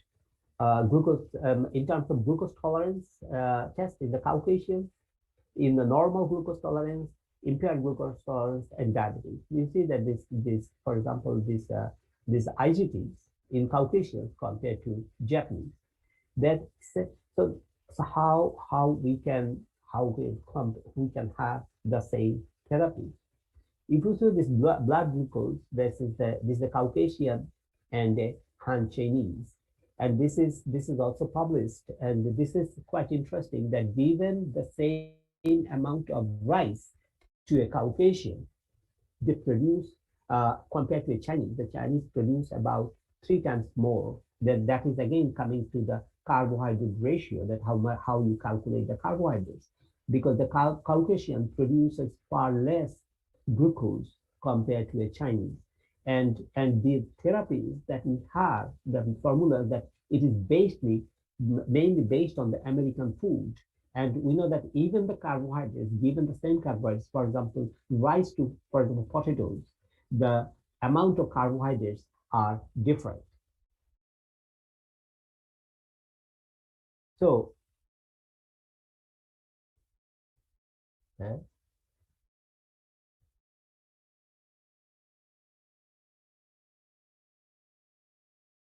So again, another thing is the carbs of the HbA1c by ethnicity. We have also seen this, for example, this A1C this also brings us a new discussions. Probably I will not go into this, for example, whether we should have different targets of glucose control, because it seems that we will never reach the same amount of A1C. And as the way you say that, for example, A1C of 6.5%, that whether this should be for all population. Even if, for example, if you see the percentage of, for example, these are the people that is given intensive lifestyle intervention and diabetes support education, and across different ethnic population, the whites with the diabetes support education, with the whites with the intensive lifestyle, and for example, this is also the Asian, Hispanics, and the Hispanic. So you can see that we will never reach the same level of A1C. So this also brings another discussions, even in terms of the glucose control, the control that we are using by A1C as a goal for 6.5%. This, I think, also brings a discussion that whether we should have a different target compared to the others. We have also seen this, for example, that this is not a very recent. This was published in 2010, but these things continue. That, for example, the effect of for example, the basal, the 75 and 25 mix, and 50-50 mix. That you can see this, that there is a big differences in given and achieving their glycemic targets in different populations. They always differ. And this is also the ethnic differences in glycemic, blood pressure, and lipids. You can see this, for example, A1C of less than 0.7, blood pressure 140/80, or LDL, for example, less than 2.5. You see that there is a difference. And so my question is again that the theories that we developed in terms of your insulin resistance, in terms of carbohydrate ratios and correction factors, which is mainly based in the American diet. And given that differences by ethnicity, that can we say that this same formula can be applied to all populations? So what we have observed that there is a complications and mortality rate differs. Genetic risk scores differ significantly by ethnicity. Body composition differs significantly by ethnicity. Insulin resistance by BMI differs significantly by ethnicity. Insulin sensitivity, insulin response differs significantly. Insulin response to glucose, carbohydrate differs significantly. Glucose control by A1C differs significantly by ethnicity. What we should have take-home message that I would say, East Asians, the Chinese, Japanese, the Koreans, have low insulin production but high insulin sensitivity. South Asians, that the Bangladeshis, Indians, we have relatively low insulin production but high insulin resistance due to high visceral fat. Africans have high insulin production but high insulin resistance at the same time. And Caucasians have good amount of insulin secretion and low levels of insulin resistance. So this is the facts on the ground. So based on this, that we can say that till today, international guidelines addressing racial, ethnic, specific clinical practice recommendations are limited. It is evident that treatment response to insulin therapy by race, ethnicity varies and warrants further large trials, including the efficacy and safety of different regimens of insulin in diverse populations. As diabetes is increasing, and particularly in non-white population, we need a large body of evidence to better understand the impact of race ethnicity on the differential response to insulin therapy on the safety and efficacy. And insulin therapy guidelines based on trials mainly in white communities is less likely to secure the efficacy and safety of the people with diabetes in other ethnic groups. I can assure you that during my tenure as president of the IDF, I will focus on this issue, and I hope that you all can join me so that we should not, I'm not saying that this should be a kind of personal thinking, it should be the scientific facts, that together we can bring some scientific facts, and if necessary, IDF will propose a different guideline. I would also like to mention that IDF Virtual Congress in 2021 that is coming up, and many of you are aware of it. This is the registration is going on, and the abstract is still open until 31st of July. And then we have about 110 speakers. So we are told that we should be informing throughout in all our presentation. And with these words, I would like to say Dhanyavad. Thank you. Thank you for your attention.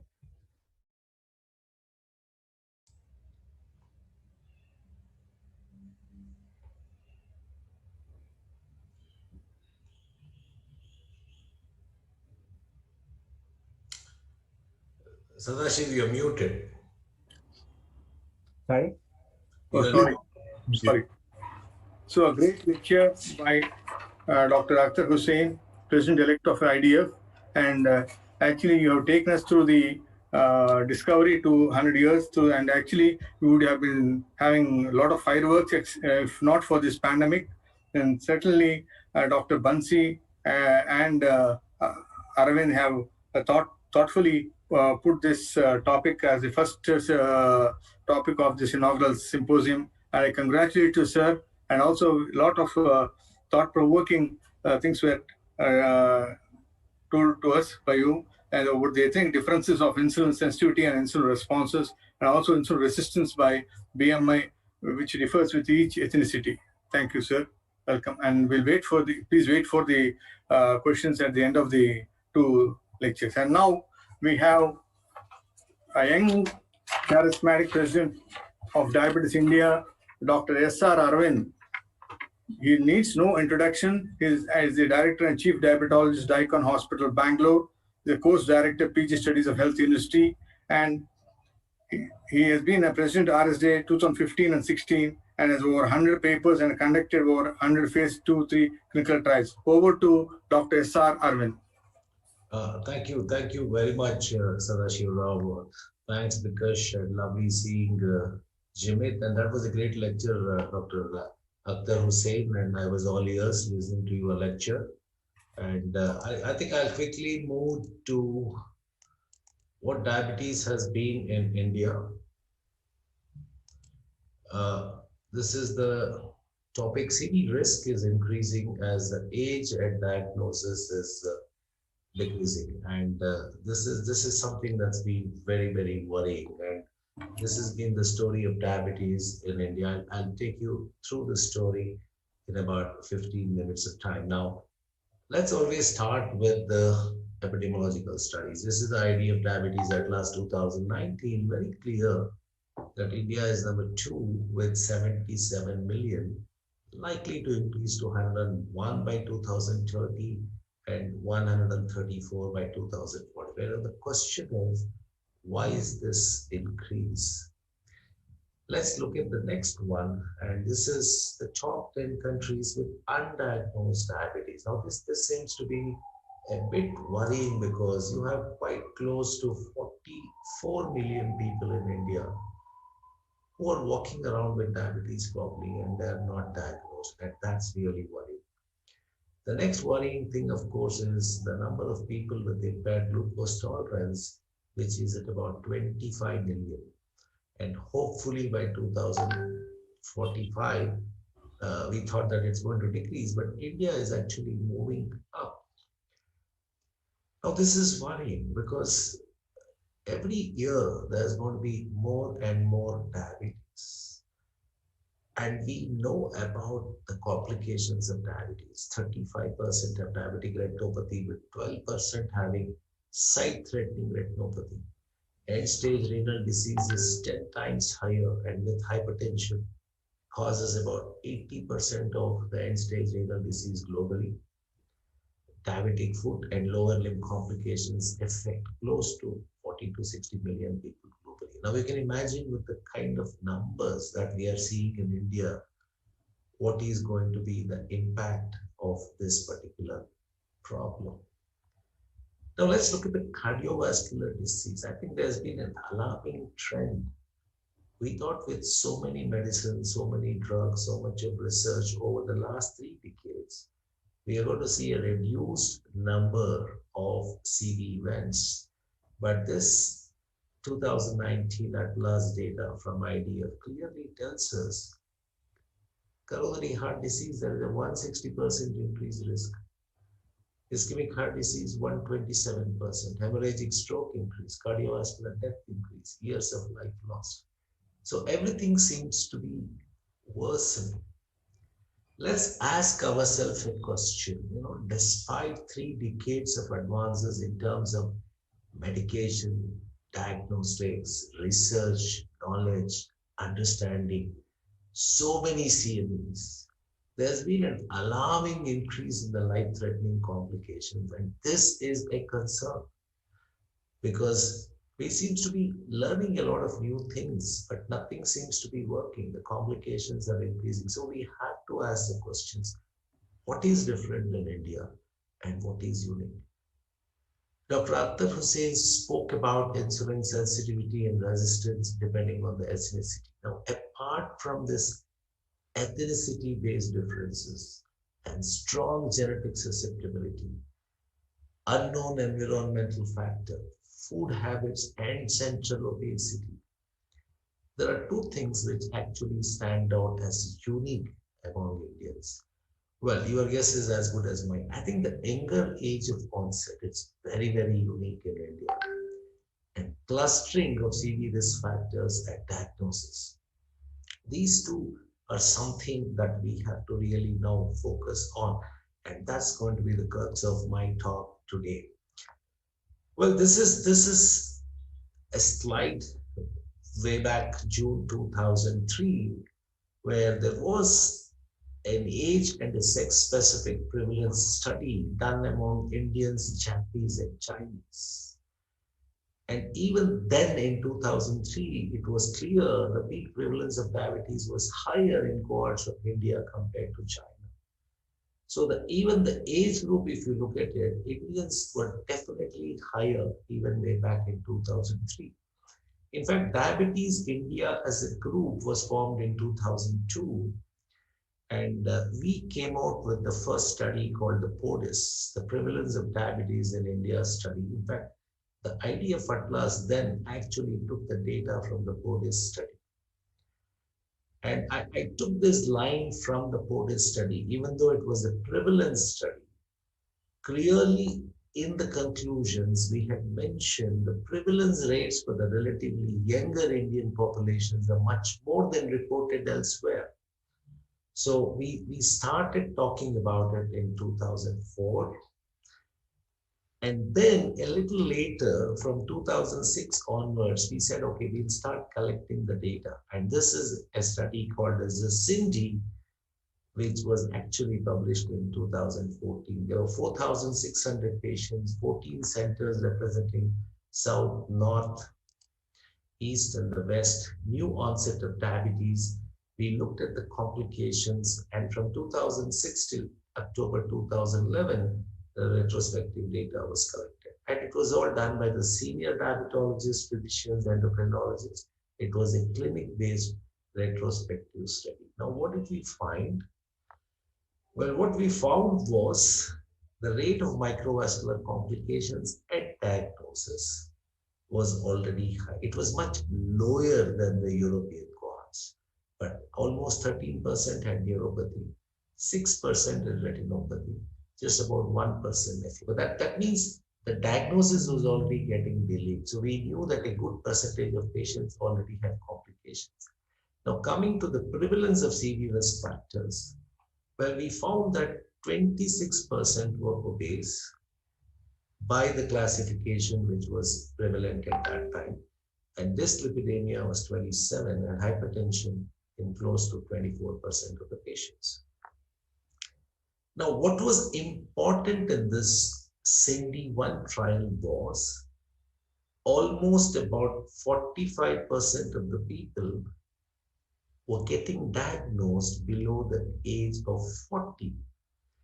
So the younger age and early onset of diabetes was quite different compared to the rest of the world.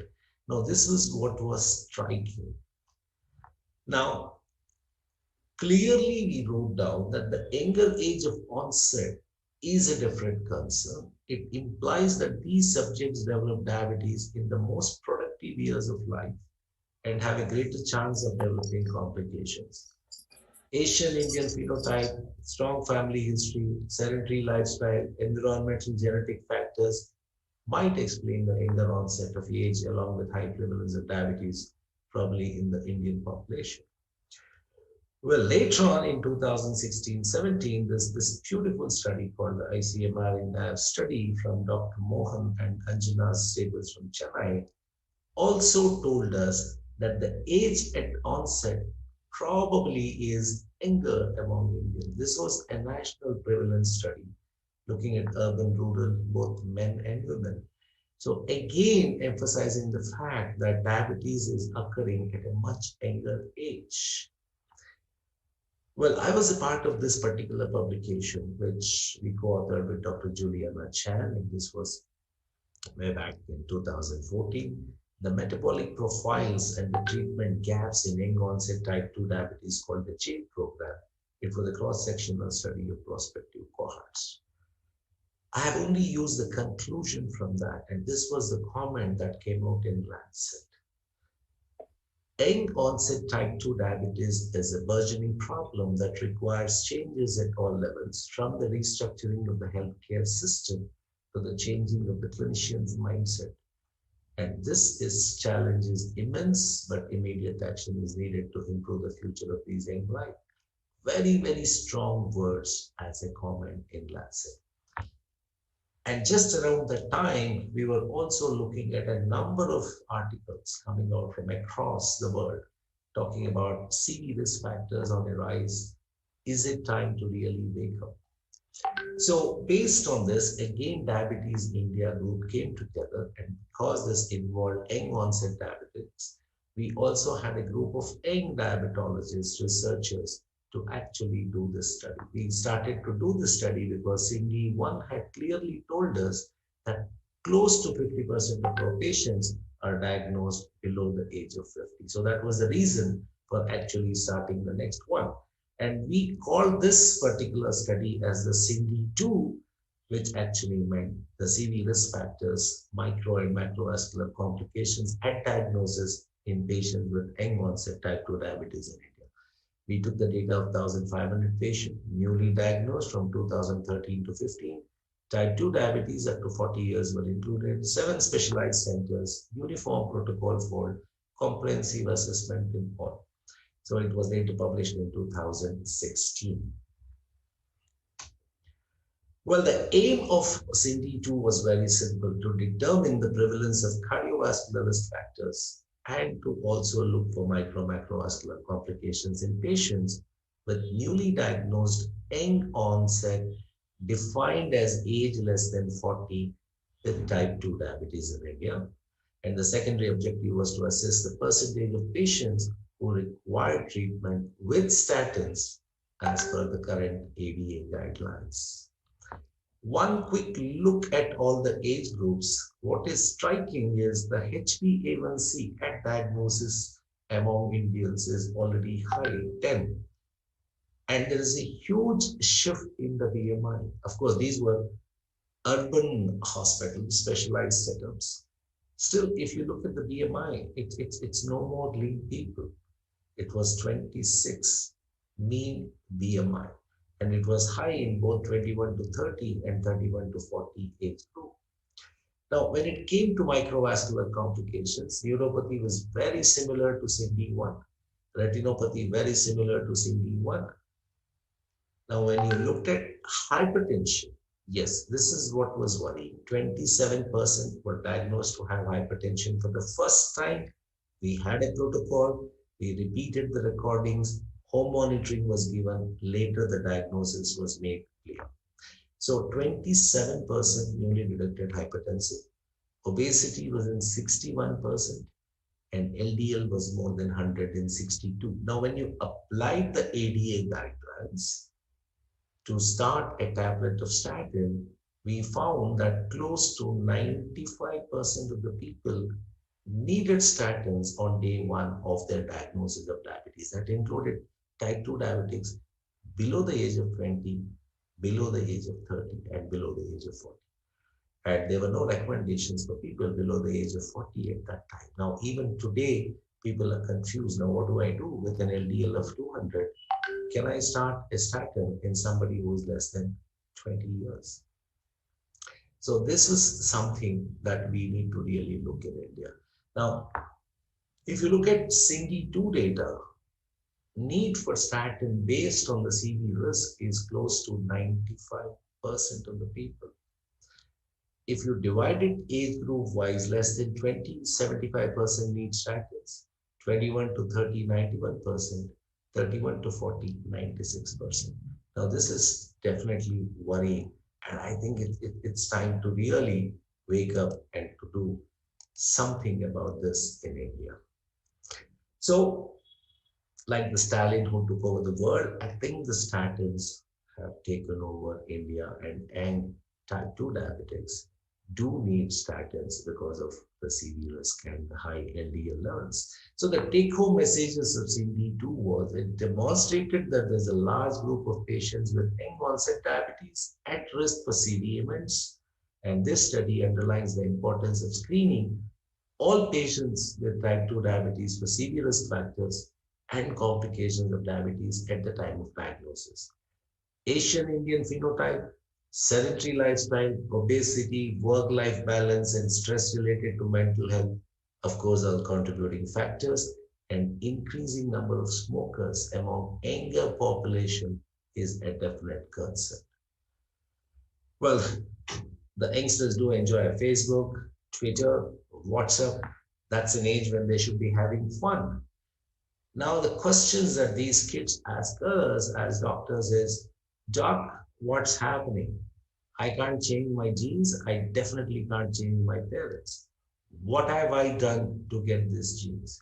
What have I done to go through this misery? Well, the only answer that we have to these young children or youngsters with type 2 diabetes and increased CV risk factors is change your lifestyle, get into healthy eating habits, regular exercises, fight obesity, sleep well, stress management to be done, avoid alcohol and smoking. That's all we have. So I come back to the same comment in the Lancet.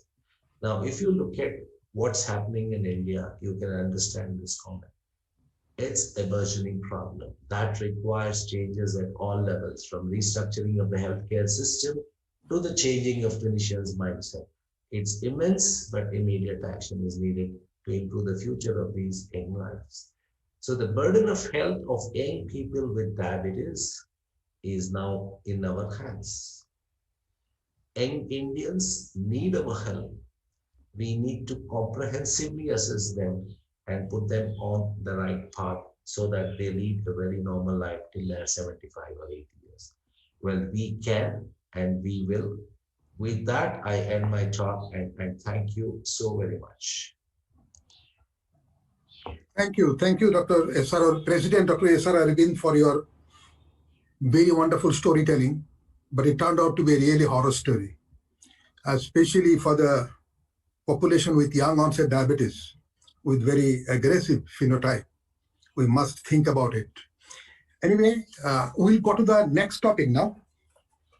And that is about managing pediatric diabetes in developing countries, challenges and solutions.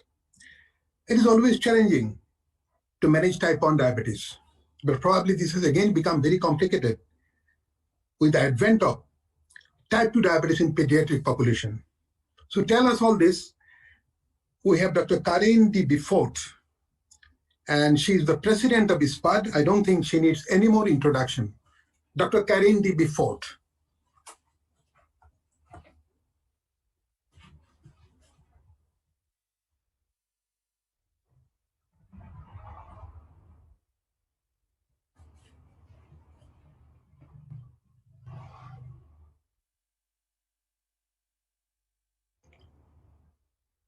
She has uploaded the slides, no? Yeah.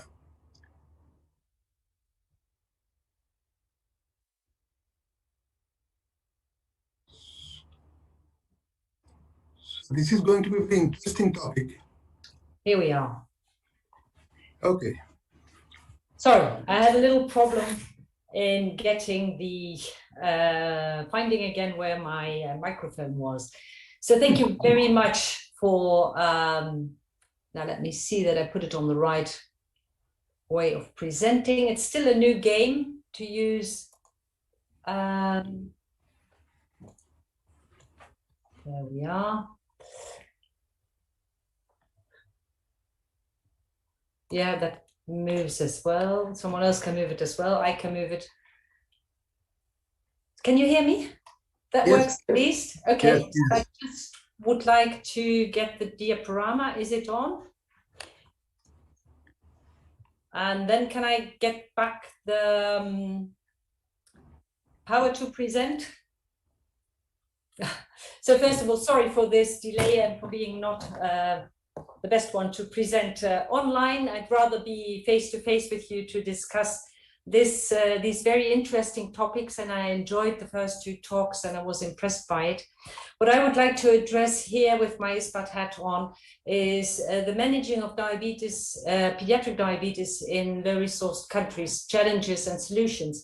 And I can say that there is, of course, it will be a global presentation and not a going into detail, because I think the experience of some of you around here is far bigger than mine, being from Luxembourg. So I have nothing to declare with respect to this presentation. Going back to what are the low-resourced and middle low-resourced countries in the world, there you see that there is a huge number of this space. The blue, dark and light blue are the countries with low resources or middle low resources, where they are faced with a different kind of problems than we might see in, for example, Europe or the location where I live. For the moment, the update is that 1 in 6 children live in extreme poverty. That's even higher than that was mentioned just before by 1 of 7 persons, if you take the full population. Pre-COVID, this was a struggle for more than 360 million children, with 2/3 of them in sub-Saharan Africa and 1/5 in South Asia. And I think we shouldn't underestimate, even in the developed countries or those who pretend they are developed, the number of children who still live below poverty level. Post-COVID, it's very clear that these numbers will deteriorate. So it's something we'll have to face and we have to be ready for. So challenges and solutions, looking at pediatric diabetes in developing countries. I think we need, as was already very beautiful presented before, in this young population, address different groups. First of all, the type 1 diabetes, the autoimmune idiopathic version, but as well type 2 diabetes, which is increasing, I think, at a global level. And then I would like just to mention as well, in 1 or 2 slides, the monogenic forms, which we should not forget, because they request a different kind of approach and treatment. So starting with the challenges and solutions in type 1 diabetes. Let's first start with the massive challenges the different people are faced with. I think it's access to diagnosis, access to essential diagnostics at the facility where they are arriving, access to essential medication at diagnosis, fluids, insulin, even, and I think in that sense, I think India is a front runner, that medication is free and that there is a WHO list also for essential diagnostics. In a lot of locations of developing countries, this is definitely not the case and not generalized.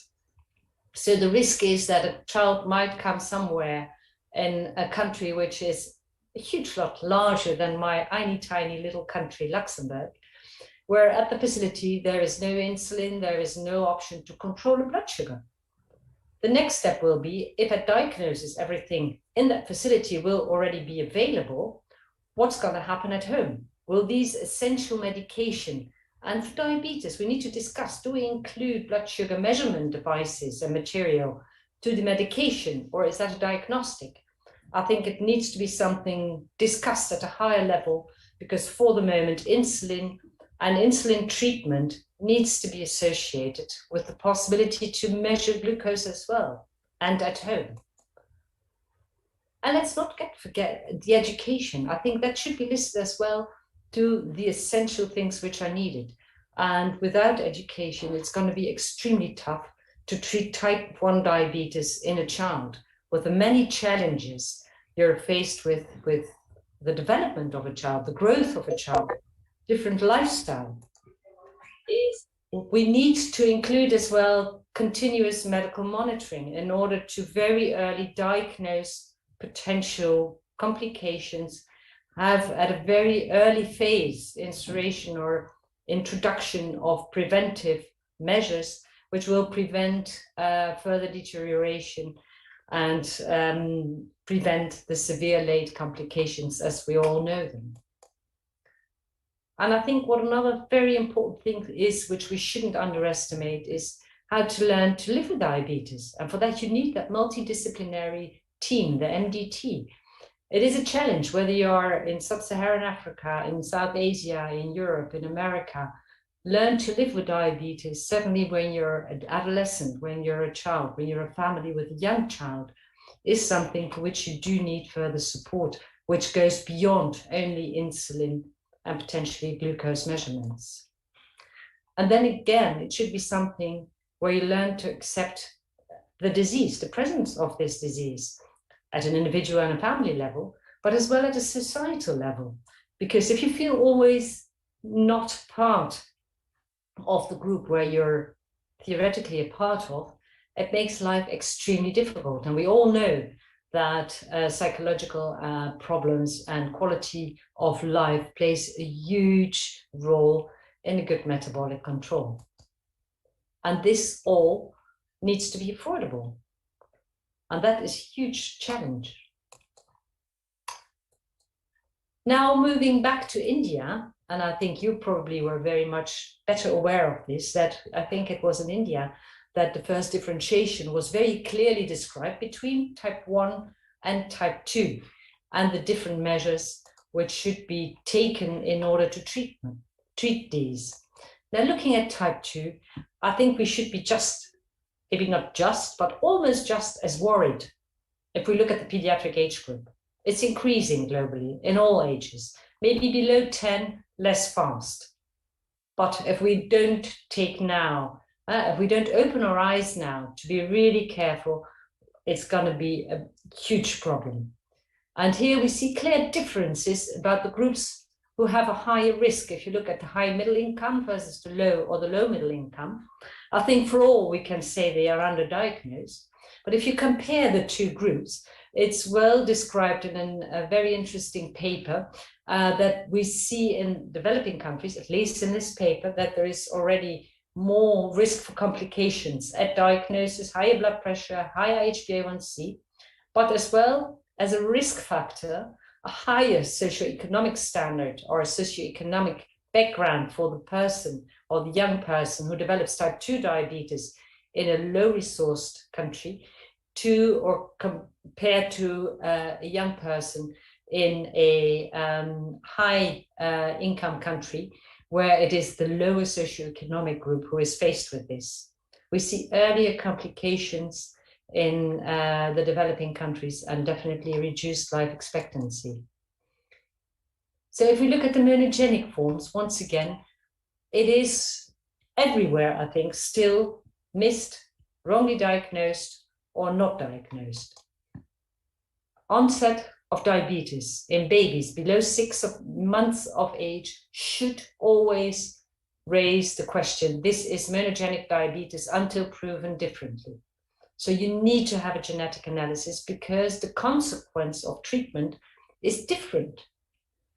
In young persons who have an evolution of their diabetes which is different, with a less insulin need, no obesity, and you think of a type 2 or an insulin requirement without autoantibodies in those regions where we can measure autoantibodies, should as well kind of raise that light, hey, is this type 1 or type 2, or is this maybe a monogenic form?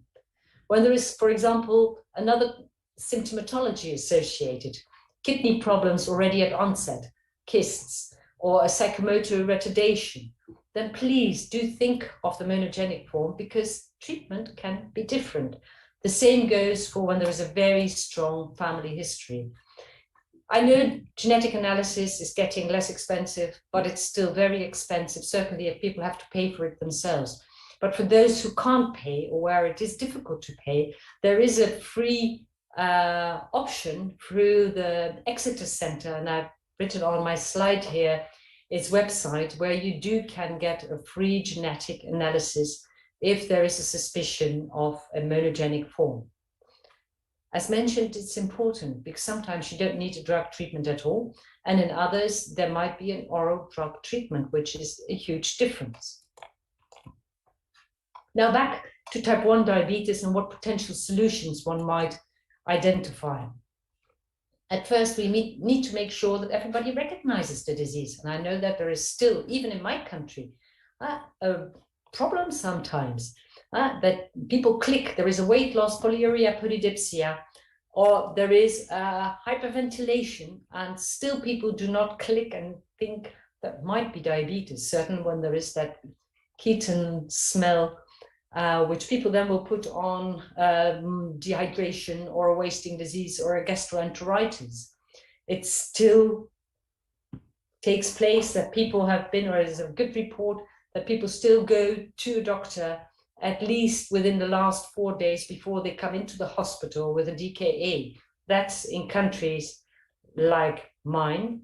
And I'm sure that we are losing still patients in countries where there is less awareness and less access to care. So then we need to kind of confirm the diagnosis, treat the disease, and we need to have the different possibilities to do that. And this is something at a global level we still have to work at. So these are the essential things which are needed at the facility. And if you're talking about big countries, we need to kind of develop structures where there can be a link from the periphery, the hundreds or more kilometers away from a central or the tertiary care center, where this kind of care initially can be provided so that we don't miss out and lose children. And the basic diagnostics and medication should be available and accessible within reach. Education is essential. Here we're talking more about the healthcare professional education at all levels, I think, whether it are nurses, visitors, health visitors, or physicians. There's a recent, or there will be within shortly, a publication in pediatric care done by some young physicians, young motivated diabetologists in pediatric diabetes. And this paper reports on the knowledge of physicians who have just finished medical training, and differentiating and identifying diabetes, whether it's 1, 2, or another form, is still difficult, which is quite worrying and really needs to be addressed at a global level, I think. At home, we would like to have affordable insulin and, of course, glucose measurement possibilities and that ongoing education. These two are two very, I think, important aspects that access to support to live with diabetes and the acceptance of the disease. And we need advocacy and creating awareness at all levels. Now, access to insulin, and already in one of the previous presentations, David Baran with his work was cited, and this is one of his earlier activities in the Axis group, which was addressing the challenge and constraints of insulin sources and supply. And they developed a toolkit and a cost calculator to see where are the problems coming from to get insulin. And this was published in a much earlier paper, and where it was the global level with market domination and the potential increased use of analog insulin. And this was still in 2009, where there were huge differences in prices and costs. The financial burden which this all at a national level would put on health systems, and where really we need to kind of see how we can better identify models to plan what the cost would be and render insulin available at a reasonable price.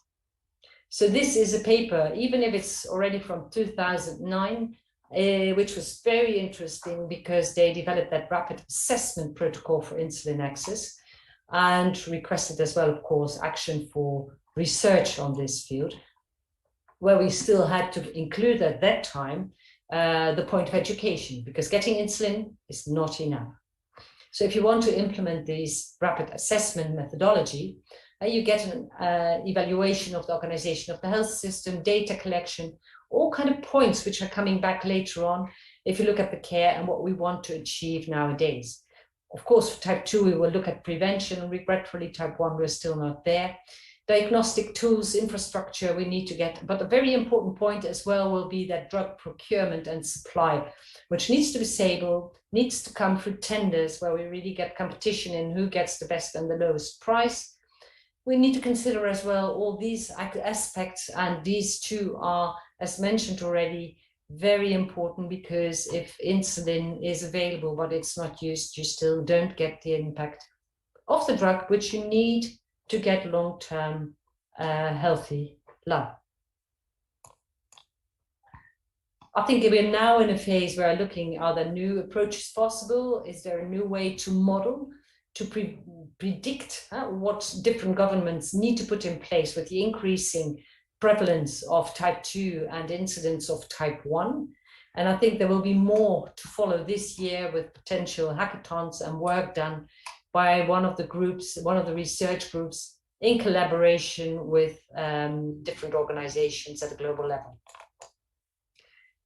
So I think what I would like to support here as well is, of course, we've got an essential medicine list, which is followed theoretically by a lot of countries. Insulin is on it. Needles and syringes are not always on it. Pens and needles, pumps, definitely not.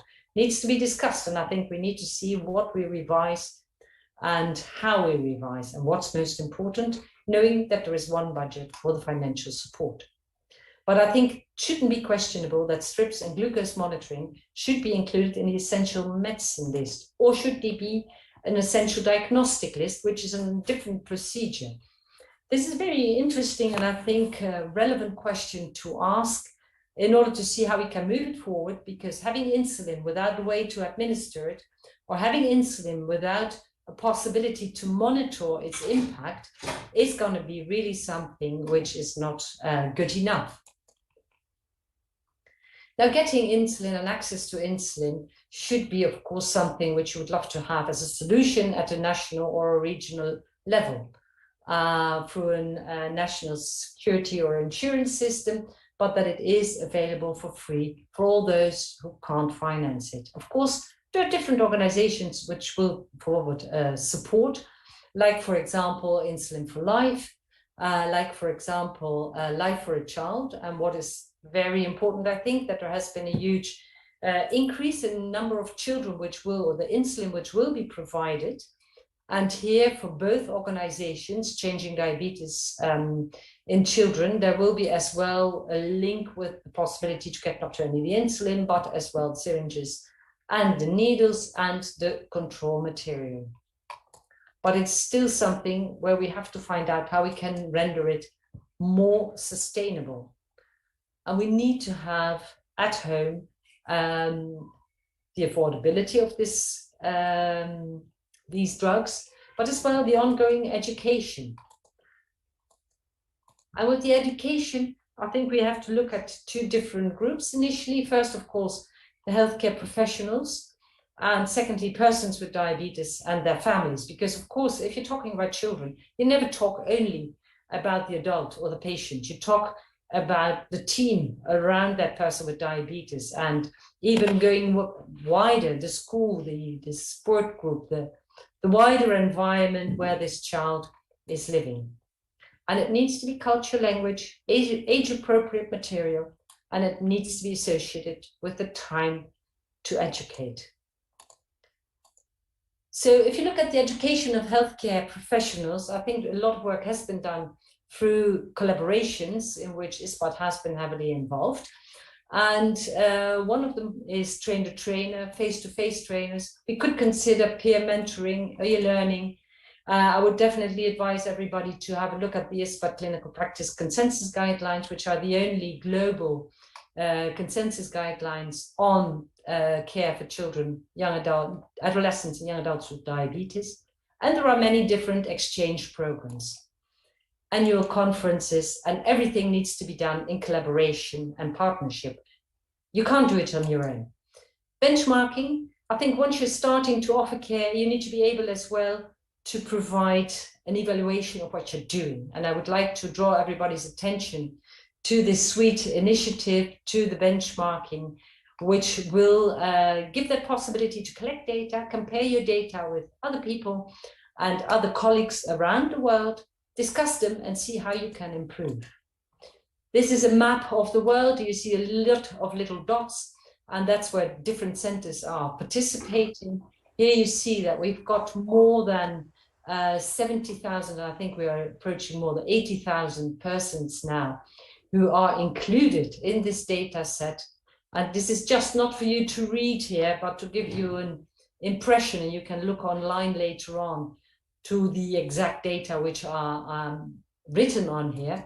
And I think it's very important because it offers you the possibility, it offers everyone who's following children with diabetes in a center the possibility to follow oxology, metabolic control, survival, but also the process indicators. So as surveillance, am I really doing what I'm saying to do? Or am I not controlling as often height, weight, or blood pressure? And most important, learn from each other. What are you doing to get good results? Or what am I doing to get good results? And nobody is perfect, and we can all learn from each other. I put the mail contact of the person who is responsible and can provide further information. So this is what we all need. And what is not to be forgotten is that access to support and acceptance, access to get support to learn to accept the disease. And that can be a psychologist. It can be, again, that peer exchange, online communities, which have become very, very strong. Already mentioned before, whether it's WhatsApp, Facebook, or others, there is a lot going on in the online community, and I think it's really important. Peer mentoring, associations, and I think the strengths of camps have definitely been demonstrated before. Another point which will depend as well on the creation of awareness and of a lot of advocacy work will be the impact and the acceptance of a disease, of being different in a society. And that's something where we all can play a role at a local level. Now, talking about the solutions, this is more or less my summary of what I just addressed and what we have to do, but I definitely would say go and listen to the ISPAT symposium later this meeting, where there will be some people with a lot of experience in the field who will give and share their experience. Now, type 2 diabetes, I think we need to be able to diagnose it, and we need to realize, and that's certainly something what is important for people from my region, because we always associate it with the morbid obesity, but that obesity is not always that present, as was already alluded to in the previous presentation, and which is very important to consider. We need to screen, important and mentioned already before, and from diagnosis onwards, that we've been able to see from the Today study. We need to advocate for lifestyle changes. As already mentioned for the adults, this is very important as well for the pediatric population, and we need to do it early on. There we still can have an impact, and there we might be able to get a cure, but we need to be early. Treatments in children are quite limited. As many as there are for the adults, as limited the number is, which is approved for the younger population. More to come, but I think let's first focus on the prevention where we can. Let's try to move them to healthy food choices and physical activity. Back to India. I think they knew already a lot about the difference and the diagnosis of diabetes. And maybe one should go back to a different kind of food. We would like to try to look at the ways to prevent it. So here I think there is a little animation problem. Anyway, I think it's very important if we're looking at the management of type 1 diabetes in low-resource countries, developing countries, is that we know that we try to get for type 1 the essential possibilities to get access to all the different aspects be it at the diagnostic level, be it at the treatment level, to make it feasible for people to get the appropriate treatment. For the type 2, we need to try to work together to prevent it, but here as well, not to forget to diagnose this, not to leave those children until they are young adults with complications. For the monogenic version of diabetes, please recall the importance of considering it if the development of diabetes does not seems completely compatible with the two classical forms. I would definitely advise you to attend the symposium of ISPAT in this conference, or to visit our website for different activities which are being organized, and all for together create a better world for children, adolescents, and young adults with diabetes. Because it's very clear on our own, we can't do it, and we need to do it together. And it may be difficult to change some of our attitudes in first. It might be a bit messy in the middle, but it's really going to be necessary and gorgeous at the end. Thank you very much for your attention.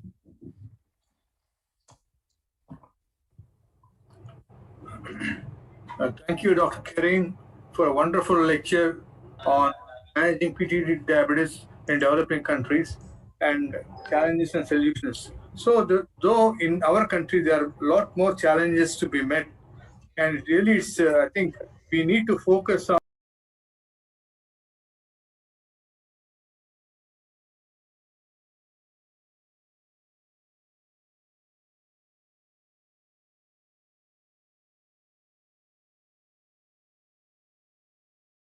That's why we try to provide them insulin, but to a certain extent, till 18 years we can give them. But after that, most of the people still wanted replacements. So that's we are requesting the pharma companies to help us give it to the people. So the main problem is the economy. Economy of people is very low, and so that adds to the woes of the type 1 diabetes in our country. And especially Dr. Arvind has told that diabetes is occurring in younger age groups, like we are seeing even type 2 in age of 24 years. And so they will be landing up in complications.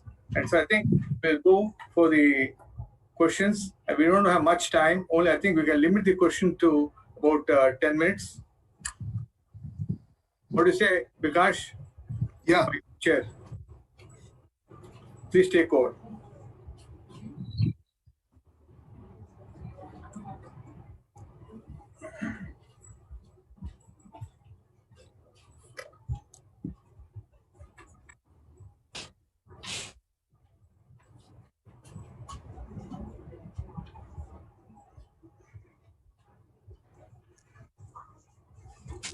Any questions in the chat box? We don't see any question.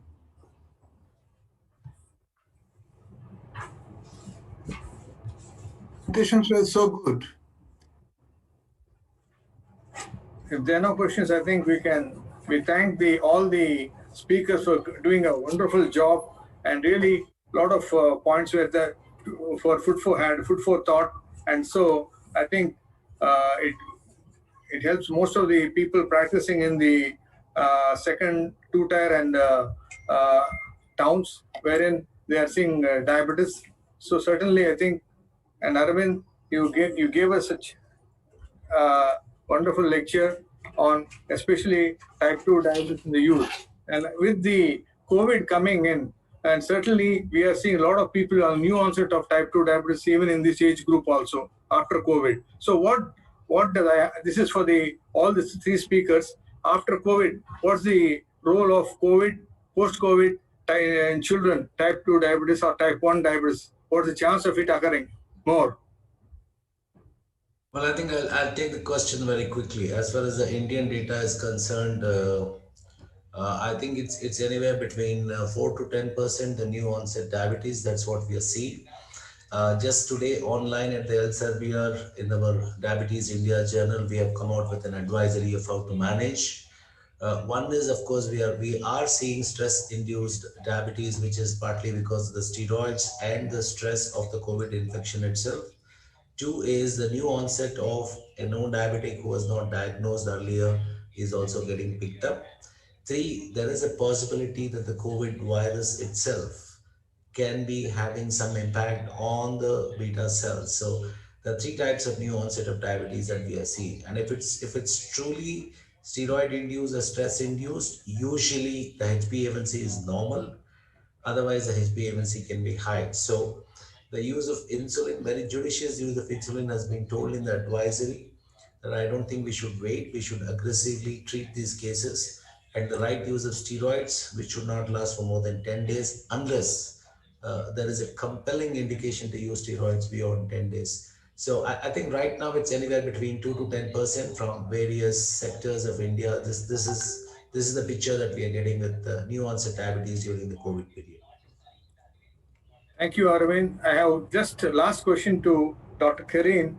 And Madam, have you ever seen the third wave? I think they're saying the third wave will affect the children. Is there any role of post-COVID occurring in type 1 also, or the complications increasing? Okay, thank you very much. I think what we see in the children, of course, and that's at a global, as far as I know, at a global level, is that they are far less affected and the disease is far less serious in children. We do see it. There are some rare complications like the multi-system failure. There, the type 1 diabetes or the type 2 diabetes in youth population is not, for the moment, at a higher risk. There are different publications now in huge data sets or long-term follow-up in the German group and in which did not show a difference in incidence, but it's still early time. This is a German, Austrian, Luxembourg group. There is what we do see and have reported, and which is confirmed, is exactly what you were mentioning before, that there is an increase in the severity of type 1 and type 2 diabetes at onset because people don't dare to go to the clinic, or whether the disease presents itself differently.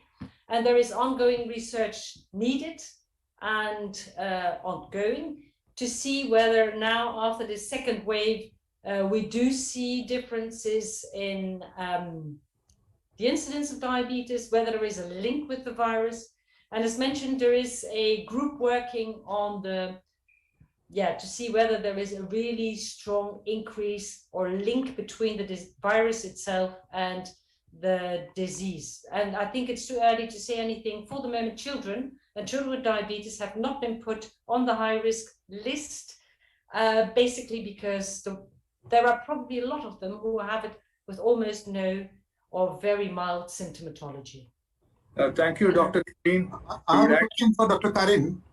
How do you compare the patient with similar age group, pediatric diabetes type 2 and type 1 of the similar age group of similar duration in terms of cardiovascular risk and microalbuminuria?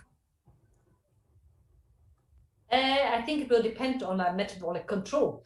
And I think in the type 1 with obesity, we know that the risk with the same metabolic control is higher to develop complications. So I think point 1 will be metabolic control, taking into account glycemia and my personal perspective as well, hyperinsulinemia or non-hyperinsulinemia. Obesity, lifestyle, type 1 or type 2 is going to play a role.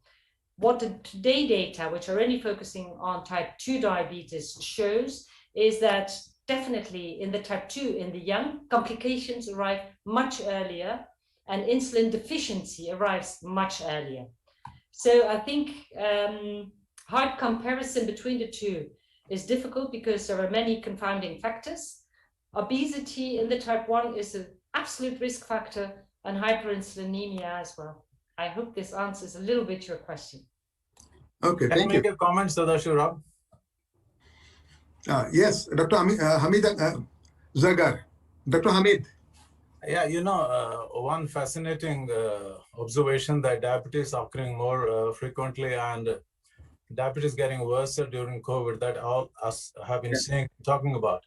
There was some fascinating data published only yesterday in a research funded by the NIH. Said that, any virus can afflict the islets and then causes eyelights and might end up in giving a like whatever is in type 1 diabetes mellitus and autoimmune, like destruction of the beta cells. But what this data showed, in addition to this, when this virus gets into the genome of beta cells, it has a potential of de-differentiating it into a non-beta cell, and some of them getting converted into alpha cells. And there's another stunner and that is something. If you get now, you have insulinopenia, your violites, you're destroying the beta cells, and now on top of that, you have cells which have a potential of creating more glucagon, and you can imagine where we will be landing in that. So this was just published yesterday in a work funded by the NIH. So a lot of things to happen still during COVID times to understand how it impacts diabetes. Horrible thing, horror. Another horror story, yeah. Thank you, Jargar. I think I have a last question for Dr. Arvind. Arvind is left over. Dr. Arvind? We are too late. I think we'll have. Okay, no problem. Yeah, we should end it. We should end it. I think. Yeah. Once again, I thank all the speakers for giving the wonderful talks. And actually, if we had a lot more time, we would have had a lot of deliberations. And thank you, Aravind. Thank you, Dr. Kareen and Dr. Hussain Akhtar. Thank you, sir. I hand it over to the organizers. Thank you. Bye. Yeah. Thank you so much, sir. From the organizing team, let me thank you all the esteemed chairperson, Dr. Vikas Bhattacharjee sir and Dr. Sadasiv Raj sir, for wonderful handling of this session. And I also thank all our three esteemed speakers for their wonderful deliberation in this session. So I thank you again once of who have joined here. And we are now moving forward to our next session. And for this warm-up session, I would like to invite the next rapporteur for this conference. I would like to invite my very good friend, Dr. Deepak Chudasama, diabetologist from Junagadh, city of Gujarat. Over to you, Dr. Deepak.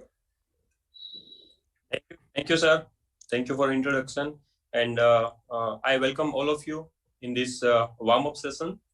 And this is again a very good organization from Dr. Bansi Sabu, SR Arvind sir, and our organizing team, and of course RX event. And I would like to invite our chairpersons over here. Dr. Navneet Agarwal sir is a physician and diabetologist from Gwalior, and Dr. Anil Kumar Reddy, again a physician and diabetologist from Nellore. I think we are missing Dr. Anil Kumar over here. I request Dr. Navneet Agarwal to introduce our speaker. Over to you, sir, Dr. Navneet Agarwal. Thank you, Dr. Deepak, for the nice words. And for this warm-up session, we have the wonderful speaker from the RSDI, our own, my good friend, Dr. Anuj Maheshwari. And I think whosoever is present in this talk, in this conference, and he doesn't need introduction. Everyone of us knows Dr. Anuj Maheshwari. He's Vice President of RSDI, Governor of ACP. He's a PhD, DNB teacher, and has done a lot of paper publications and contributed to the various books. So I'll request Dr. Anuj Maheshwari for this session. Thank you, Navneet, and thank you, Dr. Bansi Sabu and Dr. SR Arvind. Congratulations for organizing a great Diabetes India Conference 2021. Of course, I don't forget to remember Dr. Shaukat Sarikot, who has been mentor of all of us. Before I share my screen to all of you, Dr. Shaukat Sarikot has really done a lot for the diabetes world, not only in India, but across the world.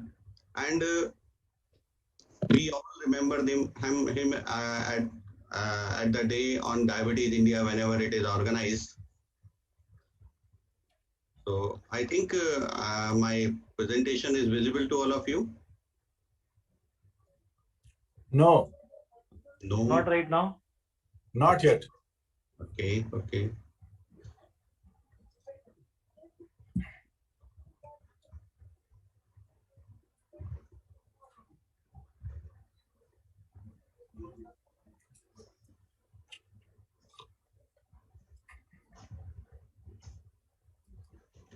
I think now. No, sir, just. No, Dr. Anuj, it's not yet visible. Yeah, Anuj. Yeah. Not yet. Okay, okay, I'm doing something. So Dr. Anuj will be taking us through the thin fat Indians. We know that we are having a more of visceral fat even at the lower BMIs. Hello. Yes, yes.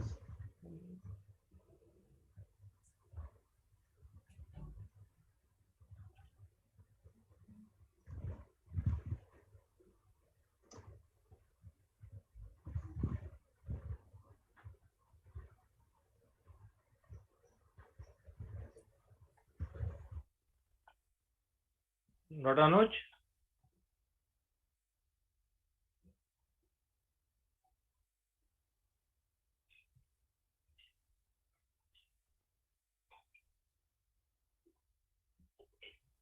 Hello, Dr. Anuj.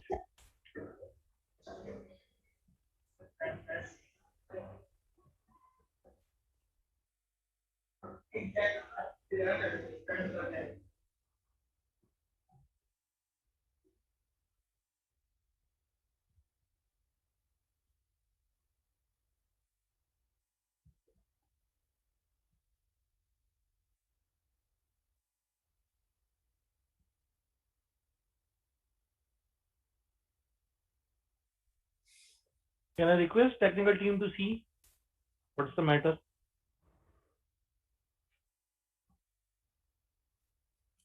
Anuj, you email them the presentation. Somebody from technical team should then. There's a problem with the screen sharing. I'm connected already to the meeting. Yeah. Which hall I'm supposed to be? Hall A, na?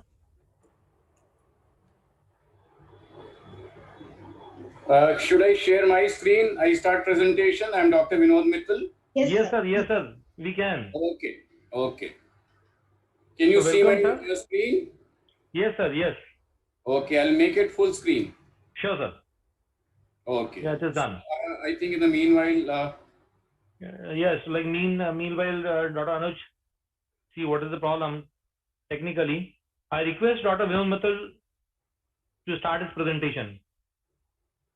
Okay, thank you, Dr. Navneet, and I convey my thanks to Dr. Bansi Sabu and the entire Diabetes India team for inviting me to share my views and thoughts on glucagon, the game changer in diabetes management. We have already seen SGLT2 as the game changer in last couple of years. Although it's the future of diabetes management, so we don't have these agonist or antagonist today. But definitely it's a food for thought, and maybe we have something good in future. So my agenda of discussion would be glucagon, its basic functions, bihormonal theory and role of alpha cells, then glucagon agonism, antagonism, then some other novel agents, and takeaway messages. So glucagon is basically a polypeptide hormone secreted in response to hypoglycemia, and it not only prevents hypoglycemia, in fact, it raises the blood glucose level with the help of glycogenolysis and gluconeogenesis. Now, besides this, that is one aspect. Other is that it also increases energy expenditure as well as decreases appetite. So it can help in reducing obesity, and we have an epidemic of diabetes, which is a dual epidemic of obesity and diabetes. So glucagon agonist would help in addressing obesity, and glucagon antagonist would help in bringing down glucose levels, because glucagon levels are already high in type 2 diabetes. So the future is having both the molecules, glucagon agonist as well as glucagon antagonist. We don't know which one would come first. Although today we are already having these kind of molecules like glucagon-like polypeptide GLP-1 analogs, which act, are basically having both the aspects like suppressing glucagon secretion, as well as they also have a effect on insulin secretion. So they have dual effect. If we go back to the chemistry of glucagon, it is basically impurity. Like earlier, it was just an impurity while preparing insulin, and Kimball and Murlin named it as glucagon, that is a glucagon agonist, basically a kind of, glucagon, which is, so it is a glucagon. So name was glucose agonist and it was named as glucagon. It is 29 amino acid peptide. And whenever there is a hypoglycemia, there is a stimulation of ventromedial nucleus in hypothalamus, which leads to secretion of this glucagon, and then there is a increase in blood glucose levels. And glucagon acts via G protein coupled GPCR receptors, so which are present in liver, kidney, heart, and adipose tissues. Okay. Now there is a concept of bihormonal theory, which was way back in 1973. It was clearly, mentioned by Dr. Roger Unger et al. That there was a glucagon elevation, which was as important as insulin deficiency in type 2 diabetes, although it was not it didn't become that important at that time. Only recently, with the advent of GLP-1 analogs, we are focusing more on glucagon suppression also, because that's the only category which suppresses glucagon, maybe even metformin to some extent. But at the same time, we have to remember, so in type 2 diabetes, it is not only insulin deficiency, it is hyperglucogonemia, which is equally important. And as insulin is an anabolic hormone, so glucagon is opposite of that, is a catabolic hormone. So excess of glucagon is also detrimental. So that point has to be understood. So in type 2 diabetes, there is an insulin deficiency as well as there's a hyperglucogonemia. And we are already using molecules to suppress this glucagon, that is GLP-1, DPP-4, and amylin analogs. Now, there are a number of factors which affect glucagon, and that is, the factors which stimulate glucagon. One is hypoglycemia, I've already mentioned. Then the protein and amino acid meal. Then stress, that is, adrenaline, sympathomimetic and parasympathetic nerves, as well as there are inhibitory factors which are in the form of, obviously, if there is a hyperglycemia, there would be suppression of glucagon. Carbohydrate means the same thing, ketones. Insulin also has an inhibitory effect on glucagon secretion, as well as somatostatin, which is secreted from the delta cells of islet Langerhans, islets of Langerhans, also suppresses glucagon, and GLP-1 we already know. So this bihormone theory is that there is a hypoinsulinemia or insulin deficiency, and there is a relative hyperglucogonemia, and both are there in diabetes. So that's well-established fact now. Now, it was seen in the experimental trials that when somatostatin was infused, since glucagon acts through increase in hepatic glucose output, we can see the effect of glucagon here. And when somatostatin was infused, we can see there was a suppression of glucagon and there was a reduction in hepatic glucose production. So that's one point, to understand, somatostatin inhibits or suppress glucagon. Now, other important effects of glucagon besides, as I mentioned, two are very important, glycogenolysis and gluconeogenesis, to raise glucose levels, but at the same time, lipid metabolism, there is a lipolysis and ketogenesis. So it is not a very good, for the body. And then there's a protein catabolism also. But the important aspect is that glucagon also increases the energy expenditure and reduces the food intake. So that becomes an important point, as a management for obesity. So glucagon agonist can help in addressing this epidemic of obesity. Now, this is a normal response when glucose, the meal is taken. There's a rise in glucose and increase insulin, and there's a suppression, the lower levels of glucagon. So insulin is stimulated at that time. Now, GLP-1 infusion, we already know that it reduces glucose and it also improves insulin secretion and suppresses glucagon. Now we come to alpha cells. So there are a couple of things which are very important for alpha cells, and alpha cells are basically the guardians of beta cells. So that's an important point to be understood, that we should not take alpha cells as only the negative aspect. So in physiological conditions, alpha cell produce glucagon, but whenever there's a beta cell injury, insulin resistance beta cell injury, in type 2 diabetes, these alpha cells, they produce GLP-1, which is important for the growth and survival of beta cells. Okay, so in a way that alpha cells initially, whenever there's a beta cell injury, they behave like the guardians and the protecting hormone of basically beta cells, so that there is less suppression or compromisation on beta cells. So that is the initial part. And these alpha cells, they are more resistant, they are more adaptive to inflammatory response, so they are resistant. And that is one theory, that in the initial stages there's destruction of only beta cells and not the alpha cells, because they're more resistant and they survive longer and they try to save beta cells.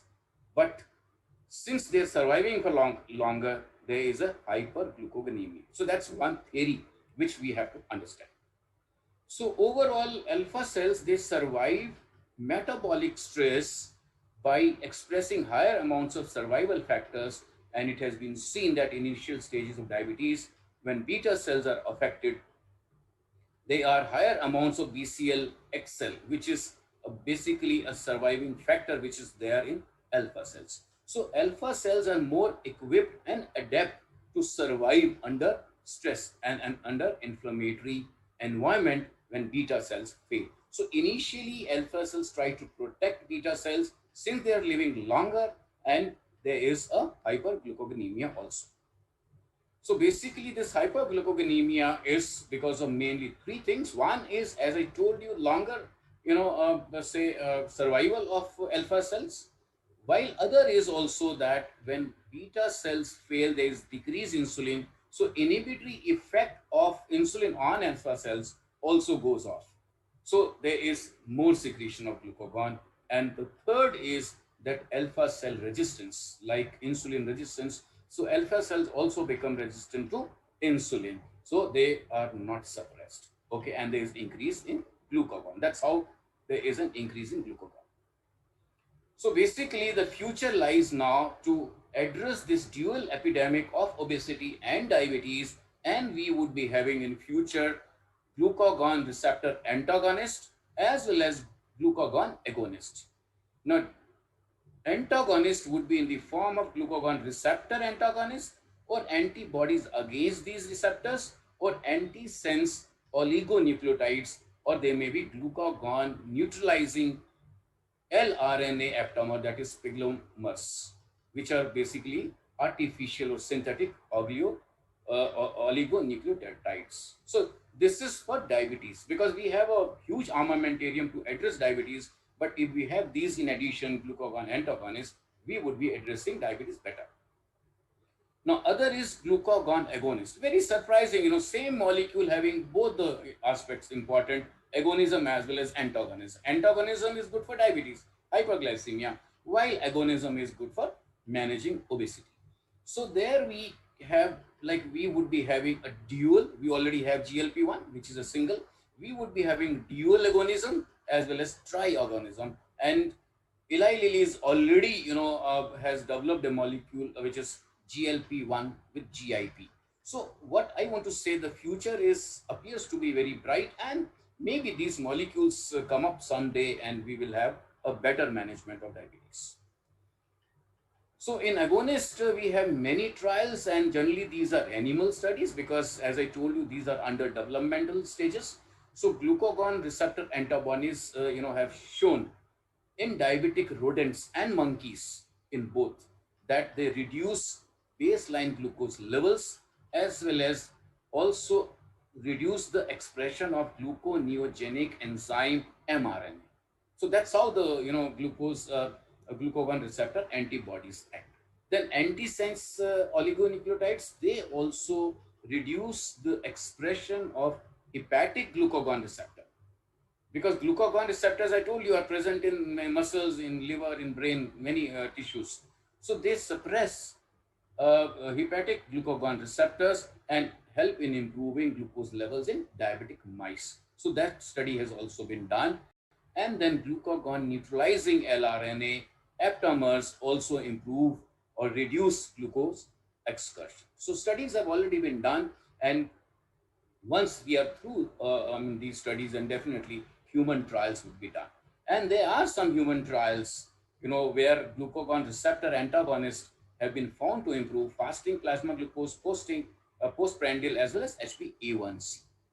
As well as, antisense oligonucleotides also improve A1C levels, and even monoclonal antibodies have also been tried.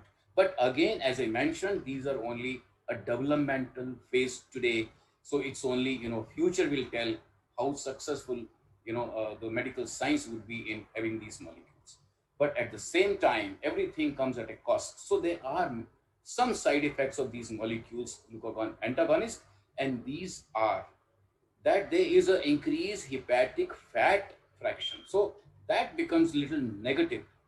There is a control on hypoglycemia, but there's an increase in hepatic fat fraction as well as hepatic transaminases. So this is an important point to understand, like we have to have avoid these side effects and at the same time have only reduction in hypoglycemia.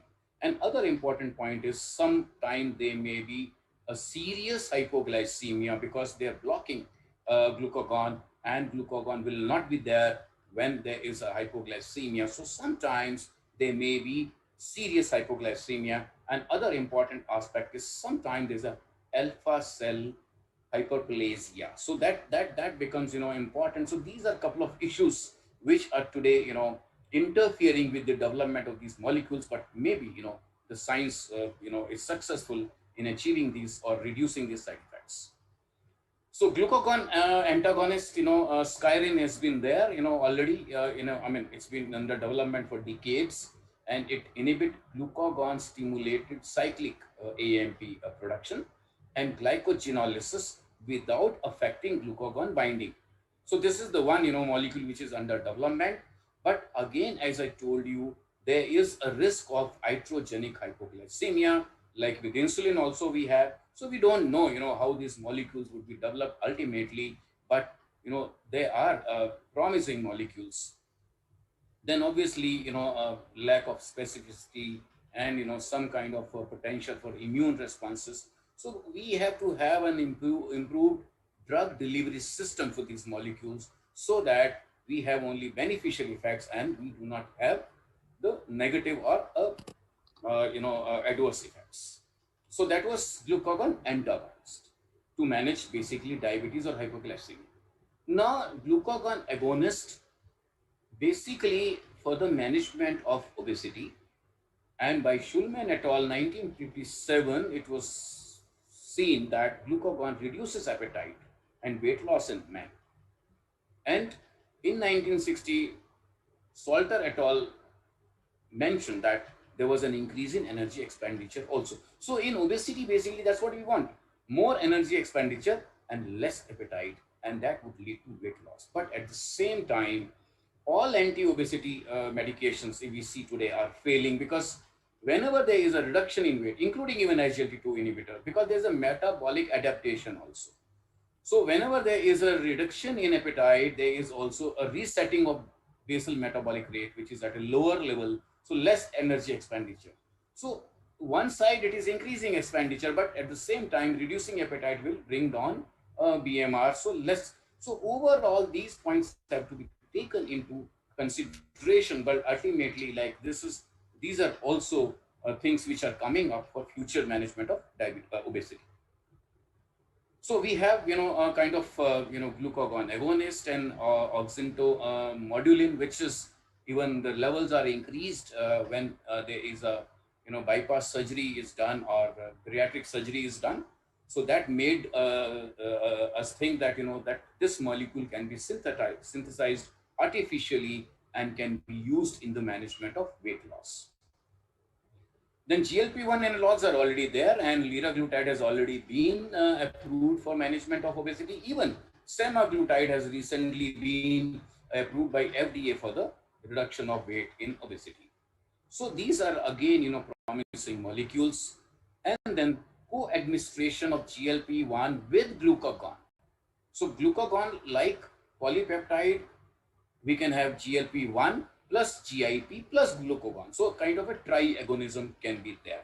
So that's again, under experimental stages, because that would potentiate further weight loss. But the critical question remains that we really do not know the physiological processes which lead to this energy expenditure. These are still undetermined, and their long-term side effects are again is a big question. Then at the same time, glucagon also affects protein metabolism. So there is a catabolism, and that also is detrimental for the body. So these are a couple of things, which are, to be taken into consideration before the development of these molecules. And triagonism, again, I told you, it's basically, three agonists, glucagon, GLP-1, and GIP. Then glucagon has also been coupled with T3, triiodothyronine hormone, and to see, basically reduction in weight. And T3 also improves lipid profile, energy expenditure. So overall, basically, there is an additive effect, but at the same time, T3 also leads to arrhythmias and osteopenia. So overall, it has to be now seen that T3 should be developed in a way that it only targets liver and adipose tissue and doesn't lead to arrhythmias. So that kind of, delivery system has to be developed ultimately.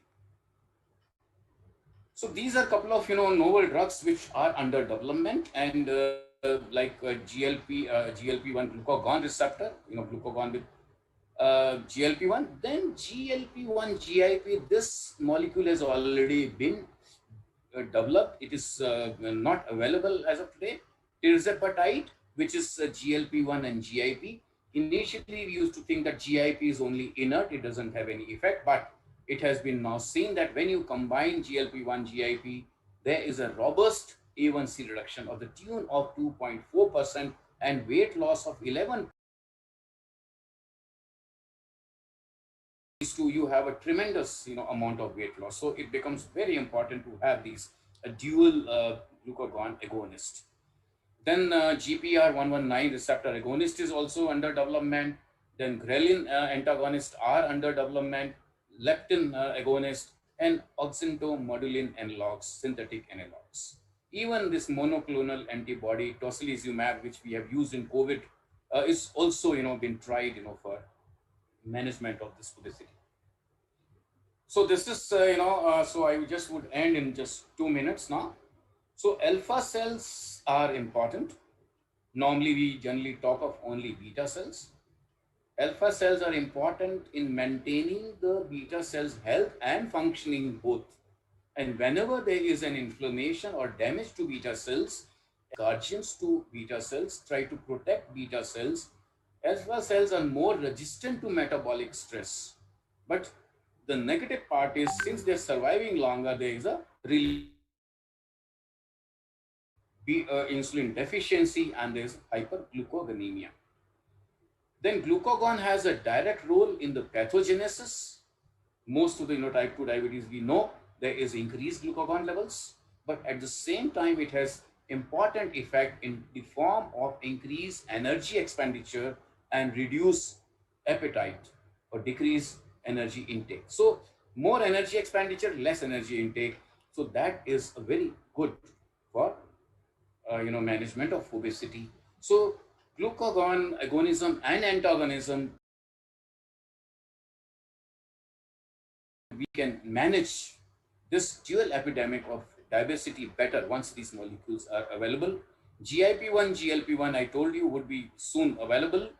But overall, as of today, everything is under experimental stages, and because of some safety issues.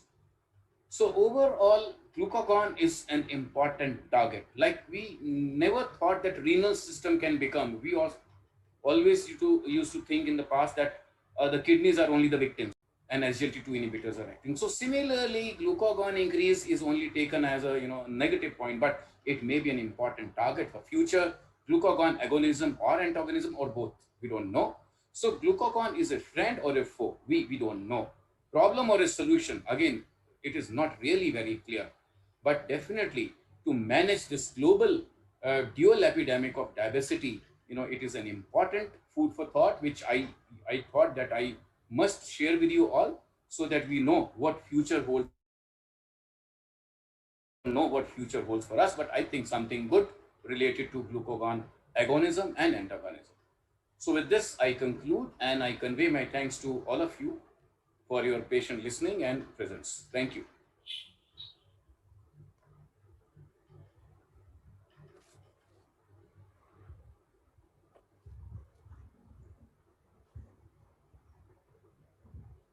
Hello. Yeah.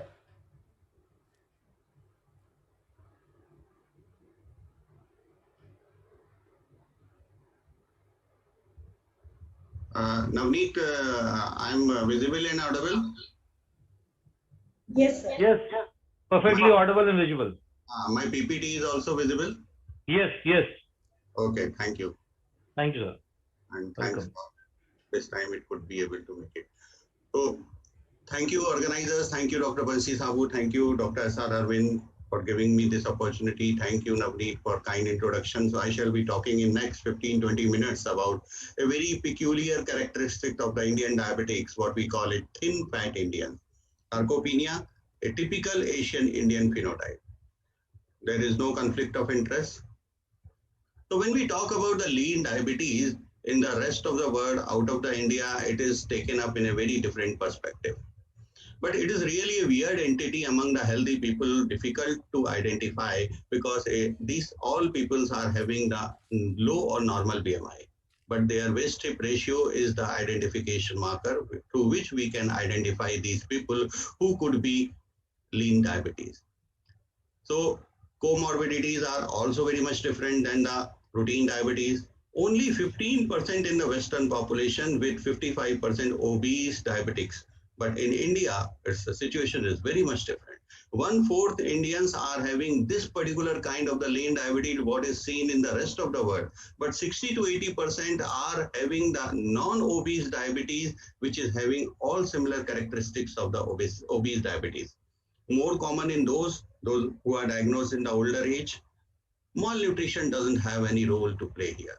Has got very peculiar clinical profile. We see peripheral neuropathy is a beginning point. Sometimes it is the commonest presenting feature. Highest prevalence of retinopathy, more reliable, they are more liable to get the infections. Fortunately, or very conspicuously, they are marked with the lower incidence of the hypertension, coronary artery disease, and nephropathy.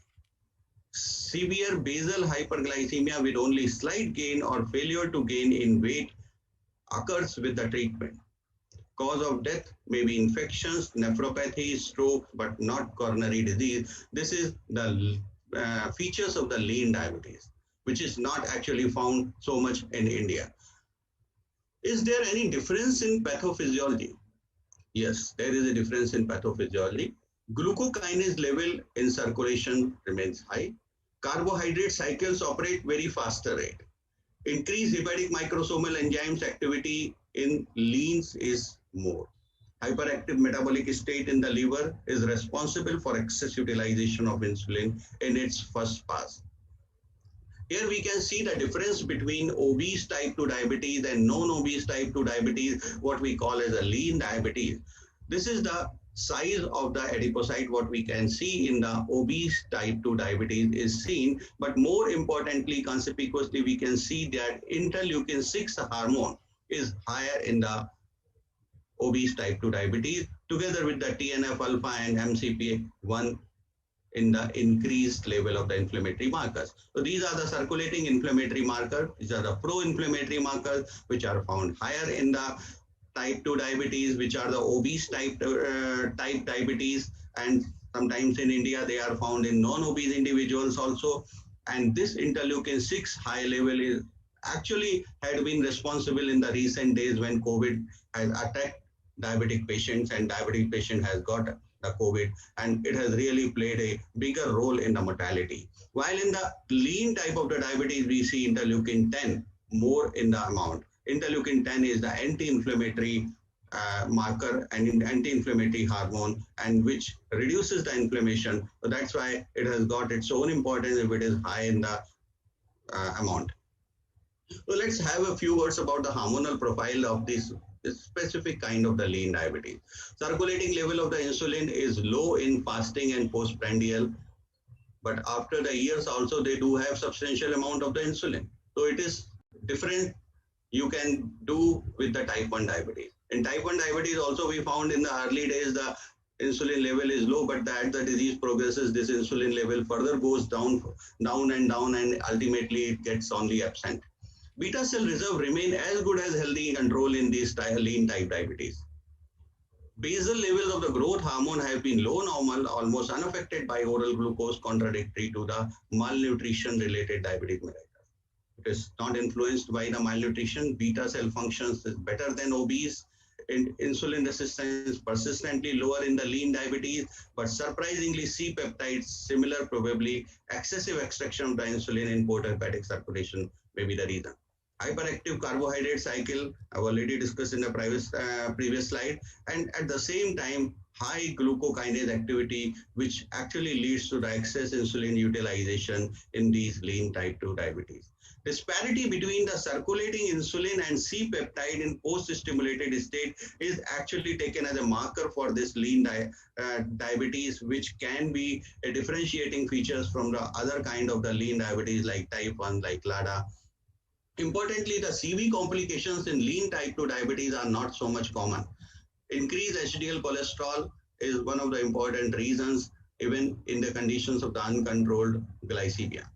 Increased hepatic lipase activity is seen in these lean type 2 diabetes. Good glycemic control brings down the increased level of the triglyceride, although we see more of the patients are having the type 4 hyperlipoproteinemia, which is characterized by the high level of the triglyceride.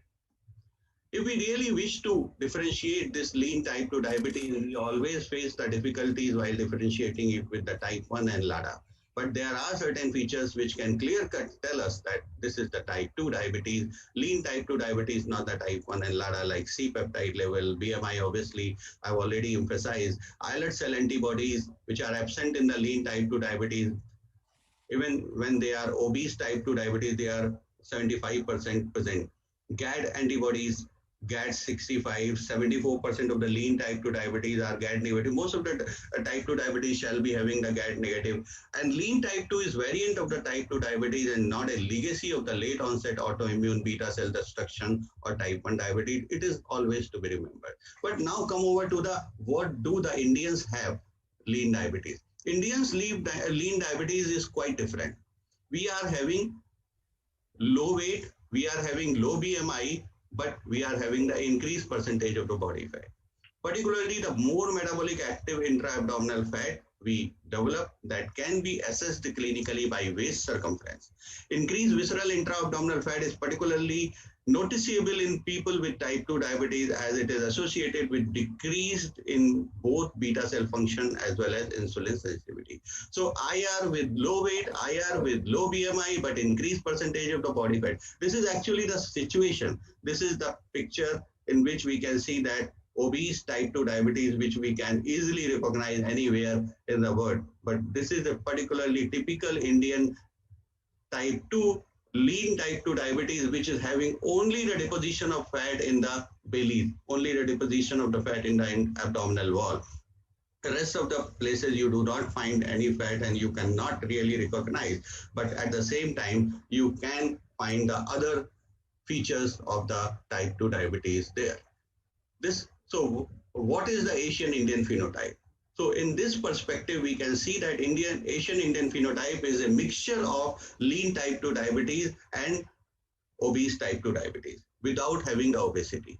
They have got the higher insulin resistance, which is similar to the obese type 2 diabetes. They have got the greater abdominal adiposity, higher waist circumference, but at the same time, characteristic dyslipidemia, which is having similarity to the high triglyceridemia is having the similarity to the low lean type 2 diabetes, while low HDL and high small dense LDL can be seen as a property of the obese type 2 diabetes. So this Indian phenotype can be defined as having the greater abdominal adiposity and visceral fat at any given BMI, higher waist circumference and waist to hip ratio, low level of the adipokine and high plasma leptins, increased concentration of the triglyceride, low rate of the glucose disposal, impaired insulin secretion and increased insulin resistance, And of course, some genetic factors are responsible for all these challenges that we face. So this is the picture, Yagnik-Yudkin paradox. This Yagnik-Yudkin paradox clearly emphasizes over this difference between the lean type 2 diabetes and obese type 2 diabetes, that in Indians which are having low BMI, which are having the low weight, which are not obese, is still having the 3 times greater fat than their Caucasian counterpart at the similar level of the BMI. Now question arises, why does this high visceral fat and high intra-abdominal fat comes in the Indian population? Why not this comes to the other parts of the body? South Asians are shown to be more insulin resistant than Caucasian population even at younger ages, lower level of the BMI. So some of this increased propensity for the insulin resistance in South Asian might be attributed to the greater deposition of visceral fat in South Asians as compared to the Caucasian. Preliminary data from the South Asia indicates an early impairment of the beta cell function as an underlying pathophysiological abnormality in South Asia. However, the complete mechanistic pathway determining early decline in beta cell function are an important pathophysiological factor to investigate. When fat is distributed preferentially in the abdominal area, insulin-mediated glucose disposal is reduced. So that's why the insulin sensitivity is reduced, insulin resistance grows up. Asian Indians are more prone to develop abdominal obesity than other ethnicity. What exactly happens to the truncal adipose tissues in the South Asian is characterized by the abnormally large adipocytes, which likely are dysfunctional. And these abnormalities in adipose tissues appear to contribute importantly to increased insulin resistance, which is commonly seen in South Asian population. We are poor in the physical activity. South Asians have demonstrated physical activity levels which were less than 50 to 75% lower than those of the Europeans. Sleep duration is playing a very important role here. As much as we are progressing, we are reducing our sleep duration. There are the studies which have shown that sleep duration above or below average or disruption in sleep can increase the risk for the diabetes. I'm showing one of the very important study to you in which you can see that sleep duration, even if it is more than required or it is less than required, both are dangerous and both are the risk factor for type 2 diabetes. In fact, the sleep duration is having a U-shaped relationship with the development of the diabetes. 7 to 8 hours sleep is enough for the for keeping you away from the diabetes. If you are sleeping less than that or you are sleeping more than that, in both the condition, you are getting more prone to become diabetic. Indian diet, we all know that we are the carbohydrate eating population. We are the people, those who really do not follow that 60 to 65% must come from the carbohydrate. In America, American Diabetes Association says that 60 to 65% must come from the carbohydrate because they usually keep their carbohydrate level even lower than this. But we Indians are normally having our carbohydrate level in our food 70 to 80%. Rice and rice products are a staple food in most of the parts of the country. High consumption of the starchy food, potatoes, sweets, they are the integral part of our diet. Now the question arises, are we really different as per the characteristic or as per the type of the diabetes or our clinical features? But do we respond differently also? We do respond differently. The same foods tested in Caucasian living in the UK and Asian Indians living in India. And we could see that the Indians were having higher response of this food which have been served to the Caucasian counterpart also. As far as the glycemic level is concerned, the Indian has got the higher glycemic level as compared to the Caucasian counterpart with the similar amount of the same kind of the food. This slide you must have seen many times in many presentations. This simply shows that we Indians, that whenever we go away from the target, our fasting plasma glucose plays a bigger role in our HbA1c. And postprandial glucose has got such a limited role. But when we go closer to the target, the postprandial glucose takes the prime seat while the fasting plasma glucose has its lesser role. But this is not applicable for the Indian population. We Indians having a different scenario even in this property also. what we see in Indians, as much as we increase the HbA1c, of course, our fasting plasma glucose increases little bit, but our postprandial glucose increases much higher. We see that in Caucasian population, as we go higher and higher side of the HbA1c, then fasting plasma glucose also increases higher and higher, while the postprandial is not increasing that much higher, or sometimes it is less than that what was at the lower level of the HbA1c. But as far as the Indian population is concerned, either we are at the lower HbA1c or we are at the higher HbA1c. All the time, the postprandial hyperglycemia is the decisive factor, and it plays an important role there. So now the question arises, do we need a different approach? Definitely, we need a different approach. We need a different kind of the treatment. Physical activity is much more important in our setup as compared to the Caucasian or Western population. We have got the more abdominal adiposity and more visceral fat even at lower BMI. So despite that, we are not obese, despite that, we are not having the higher weight, we need to work more, we need to do the physical activity much more than our Western counterparts. Higher waist circumference and the waist hip ratio is actually the marker of our healthiness as compared to the people, those who are living in other population areas or in other races. Metformin is more important from the Indian's perspective because it causes the low level of the adipokine. High plasma leptin and increases the triglyceride is seen in the Indian population more. And metformin supposed to be working against the glucose disposal. It increases the glucose disposal. Low rate of the glucose disposal, which is commonly seen in Indian population, can very well be taken up by the metformin when it increases the peripheral utilization of the glucose. As far as the sulfonylurea is concerned, especially those sulfonylurea which has got the first phase insulin secretion are more important from the Indian perspective because they are having a action on the postprandial hyperglycemia also. For this reason, only the DPP-4 inhibitor have been found more effective as compared to the Western population. In Indian population, DPP-4 inhibitor found to be achieving the lower HbA1c as compared to their Western counterpart. Alpha glucosidase inhibitors are more popular in the countries, in the Asian countries, especially in the India, because we Indians are the more consuming carbohydrate at the same time. It gives us very good result in the postprandial correction. So that's why our priorities are different, our needs are different. So that's why our treatment protocol should also be different. So let's talk about the final question, which is being asked in the first in the title of this talk, that are we a different kind of the phenotype? In India, type 2 diabetes is now occurring 1 decade earlier, despite being predominantly being insulin resistant. Weight gain is not reflected. Intra-abdominal fat increases with age, so older patients are more metabolically obese despite low BMI. Benefits of being lean type 2 diabetes like HDL cholesterol, low occurrence of the coronary artery disease are not with Indians.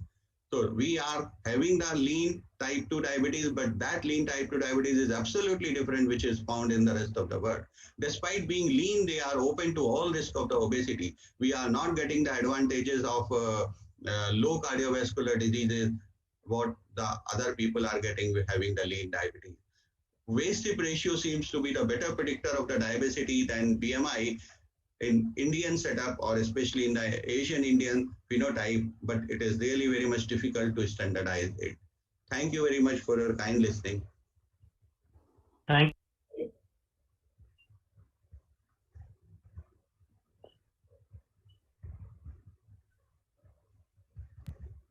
you, Dr. Anuj, for taking us through thinly fat Indians.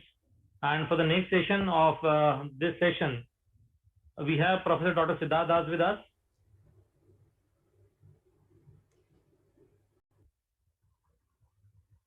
Sir is a very senior person, and I'm sure he doesn't need any introduction. Each and everyone has heard him in the various conferences. We have listened to him in various conferences on the various platforms.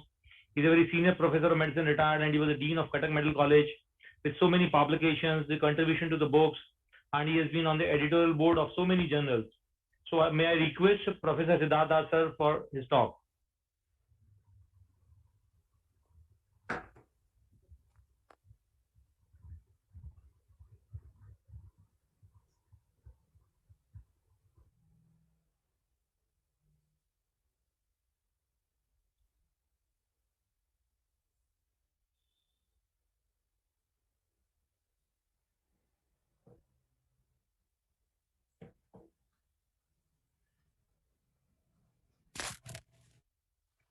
Sir, meanwhile, can we carry discussion? Sure. So till sir is joining, can we have some quick 1 or 2 questions from the audience? As both the speakers are with us right now, for Dr. Anuj, for Dr. Vinod Mittal.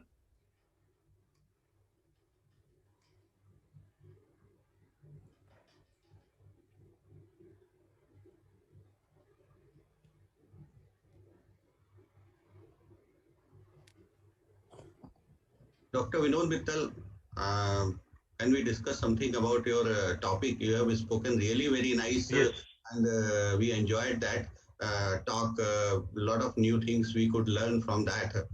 Although you have kept so much of the text, we could not read everything, but we could listen something from you, and that has really made us very knowledgeable. So, how do you think? What will be the future of this glucose-centric treatment in the diabetes?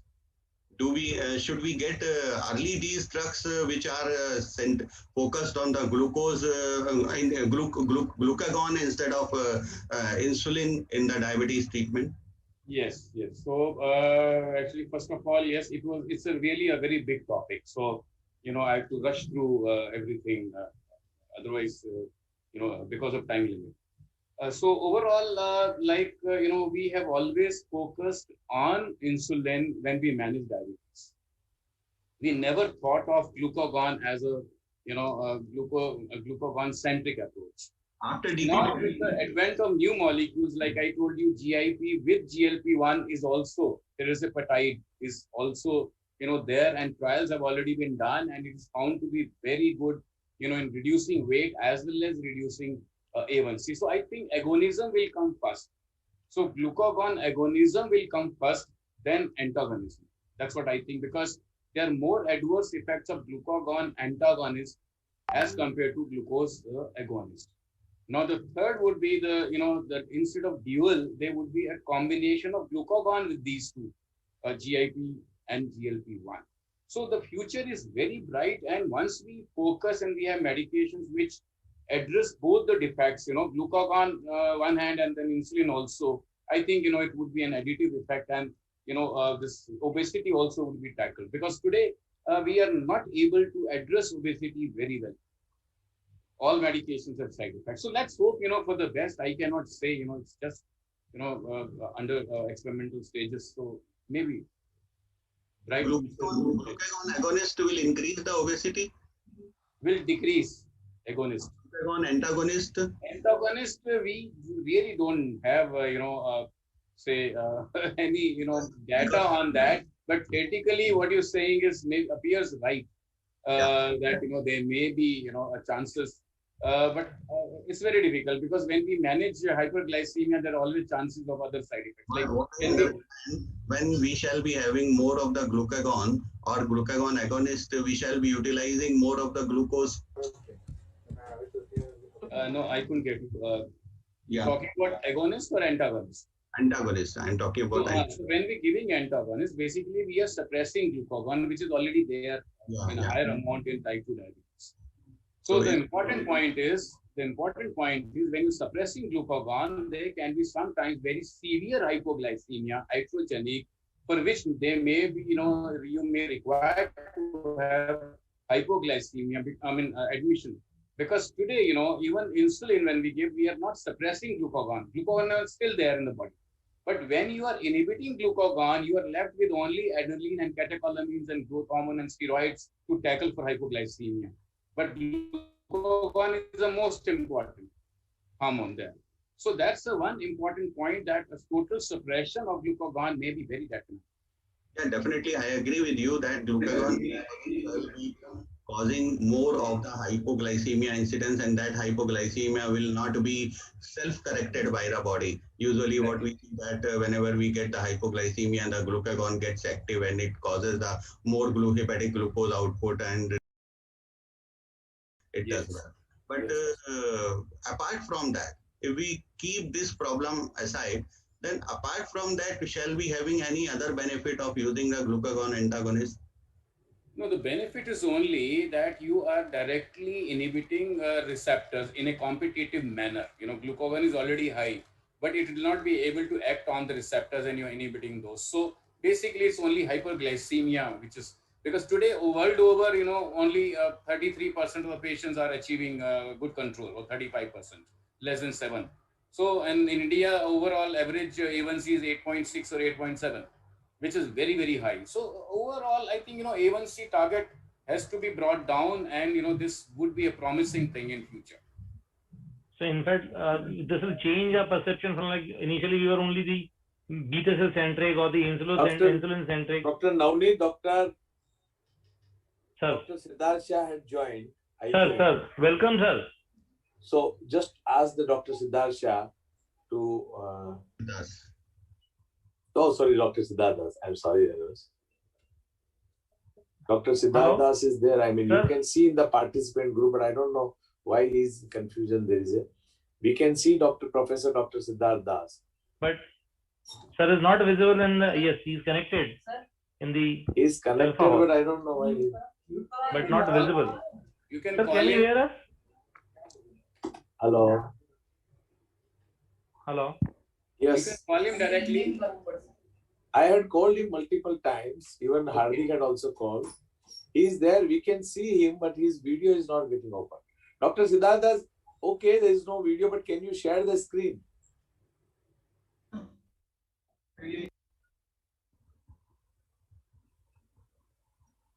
Sir's audio not connected. No problem. Can you, Neelam, do you have his slides? We can run no, and we can no, ask sir. him. Dr. Siddhartha, can you send your slides?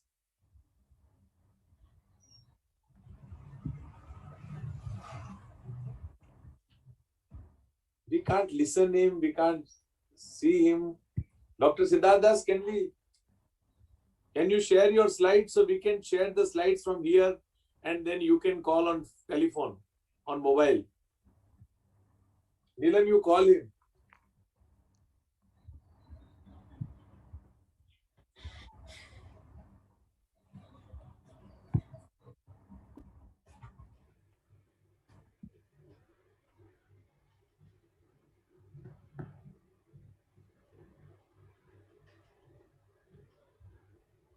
I think he might be rejoining.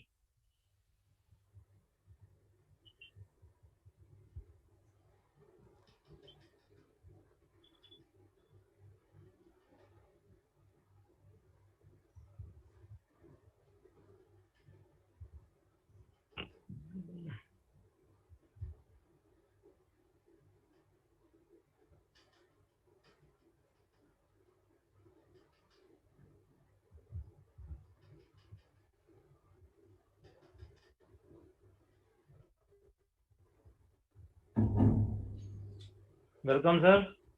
क्या हाल है नवनीत? मैं all well. कैसे हो? बढ़िया, all well sir. Hello. We are just sorry sir. Sorry sir. नहीं क्या कह रहे हैं? बढ़िया sir, we are just waiting for doctor Siddharth Das to join. अच्छा। क्या हाल है डॉक्टर मित्तल? अनुज कैसे है भाई? फाइन बॉस, फाइन जी। क्या हाल है डॉक्टर राजपूत? बस ठीक ठाक जी। आप लॉन्ग टाइम। कोरोना में तो टाइम लॉन्ग ही रहेगा। ठीक, खैरियत से? खैरियत है। एक स्पेशल बनाते हैं किसी दिन। भाई पता नहीं कैसा टाइम आ गया।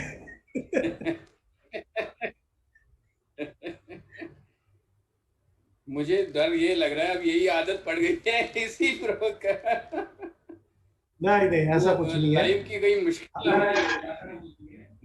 नहीं पर ये है कि अच्छा टाइम लौट है, ये इम्पोर्टेंट है।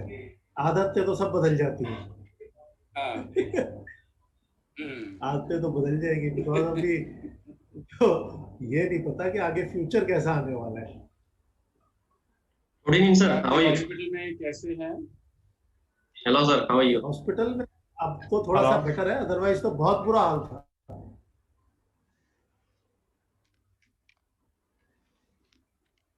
Hello, what we can do is we can have the next session, and in between we will get the slides from Dr. Siddharth Das, and we will show the Siddharth Das slides also after Dr. Rajesh Rajput talk. Is it okay? Sure. Everything is okay, Bansi. No, boss. So thank you for both the speakers. Yes, but Navneet, you can continue. Eh? You Yeah, may yeah. be there for some more time. So for the next discussion, you can be there. Sure. Okay. So Malay, you Okay. Sure, sir. Malay, you introduce both the chairperson. I doubt that Shailesh Trivedi and Jayaprakash Sai had joined. This is the reason I am requesting Dr. Navneet and Dr. Anuj and Dr. Vinod Mittal to stay here so they can be there next Okay, session. sir. Thank you. First of all, special thanks to my mentor, Dr. Bansi Sabu sir, for giving me this opportunity to be a part of this incredible conference, Diabetes India 2021. And I would like to introduce our chairperson.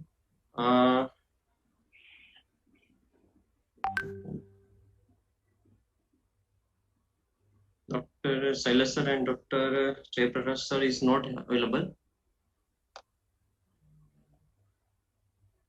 You can You can invite Dr. Malay directly speaker. Okay. Our speaker, Dr. Rajesh Rajput, is already here. Okay, so our first and speaker, Dr. Rajesh Rajput sir. So he is senior professor and head and Department of Endocrinology, PGIMS Rohtak. He is MBBS. Sorry to interrupt you, Malay Sorry? bhai. Okay, sir. Yes, yes. Dr. Jayaprakash Sai is there. Okay, sir. Hello, sir. Good evening. Okay. Hello, good evening. So I would like to introduce our chairperson, Dr. Jayaprakash Sai sir, who is a senior consultant diabetologist from Hyderabad. So today's our topic is back to basics. And over to you, Jai sir. Our first speaker will be Dr. Rajesh Rajput. So he'll speak on diabetes in men, not all are type 1 diabetes. So he's a senior professor and head Department of Endocrinology at Rohtak. And he's received several fellowships, FRCP Edinburgh, fellowship at American College of Endocrinology, Indian College of Physicians, fellow of RSSDA, and he has numerous national, international, more than 150 publications. He has received several national awards and also Best Paper Award at RSSDA and Indian Thyroid Society also. And he's a past EC member for Endocrine Society of India. And he's also reviewer for Journal of Indian Academy of Clinical Medicine.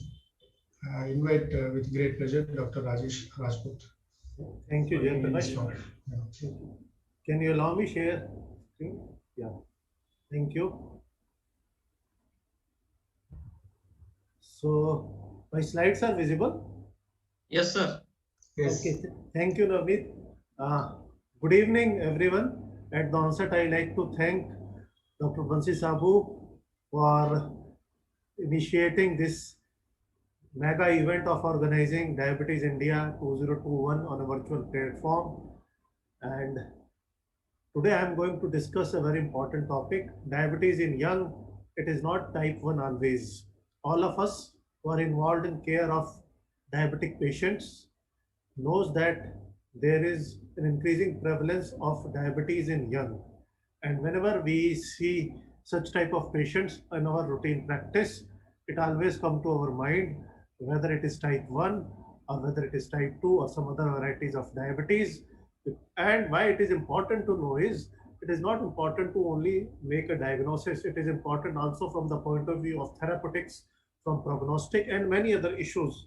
So I am going to discuss during my lecture over next 20 minutes these issues, and I will start with the first slide where I have shown you 4 cases. Case A, 11-year-old boy with fasting plasma glucose of 208, postprandial glucose of 342, HbA1c of 10.1%, osmotic symptoms were present, BMI is 18, and family history of diabetes is negative.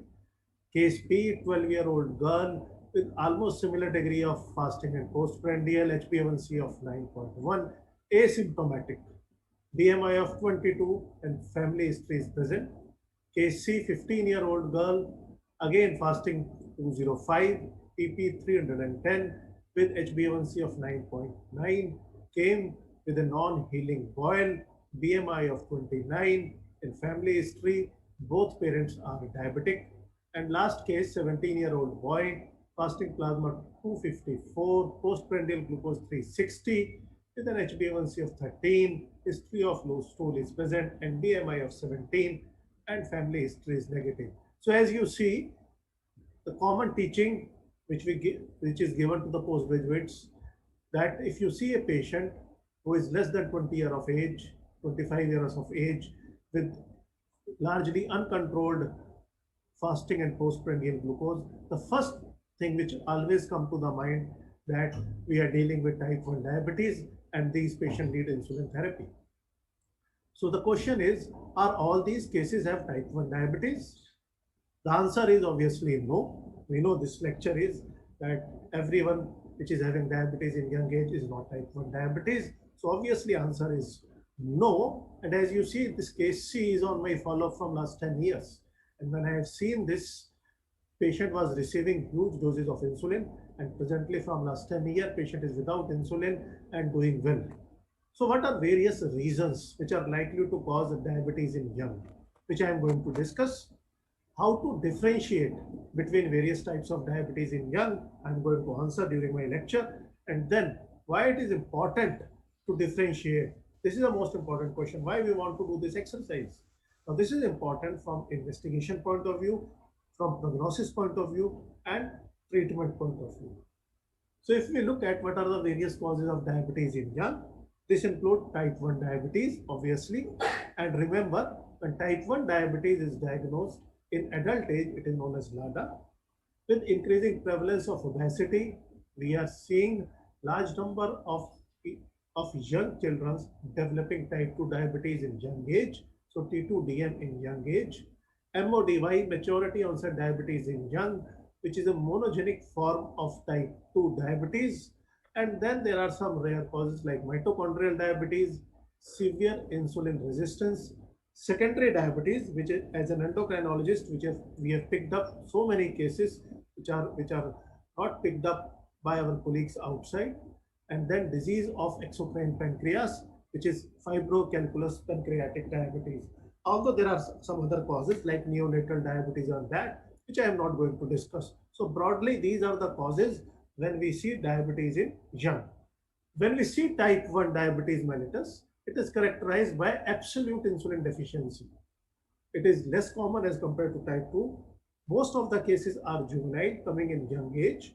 However, nowadays, 10% of the cases are seen even in adult, even up to 80 years of age.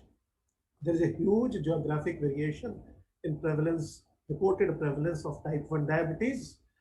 However, what we are observing that in our country, increasing number of people are now diagnosed with type 1 diabetes. Most of the people come with abrupt onset of symptoms, which are osmotic, polyuria, polydipsia, polyphagia, and good number, 10%, will present with diabetic ketoacidosis. And because of absolute insulin deficiency and abrupt onset of symptom, we can date the onset of type 1 diabetes. These are the top 10 countries across the world from where we have dedicated data regarding prevalence or incidence of type 1 diabetes. And if you see in some of the countries like Finland, Sweden, there is a large number of people who are suffering from type 1 diabetes.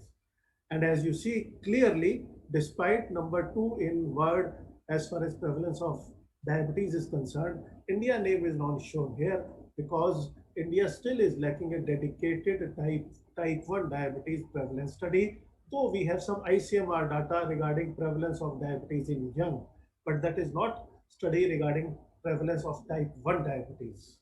Now coming to type 2 diabetes in children and adolescents, virtually it is unknown 20 years back. First report came from extremely obese Pima Indians. However, with increasing prevalence of obesity and overweight, now we are seeing increasing prevalence of type 2 diabetes in young age and even in children. A strong pointer to the presence is strong family history of type 2 diabetes present in both mother as well as maternal as well as paternal side. And these patients often have features of insulin resistance, which include acanthosis nigricans, history of PCOS, associated presence of hypertension, and dyslipidemia. Let's discuss MODY, which is a monogenic form of type 2 diabetes. Here, a single genetic defect result in defective insulin secretion. Now, this defect is present in number of transcription factors which are involved in insulin secretion. It is autosomal dominant, and ideally 3 generations on either maternal or paternal side should be involved. At least 2 should always be present. Onset before 25 years of age. It is non-ketotic, non-insulin dependent, usually lean. There are no evidence of insulin resistance, and diabetes, as I've told you, results from beta cell dysfunction. If we see MODY classification, now it has been further expanded. There are 6 major types of MODY, where MODY1 is because of HNF4 alpha, hepatocyte nuclear factor 4 alpha. MODY2 is glucokinase. MODY3 is HNF1 alpha, it is the most common type. MODY4 is IPF1, and so on, as you see clearly.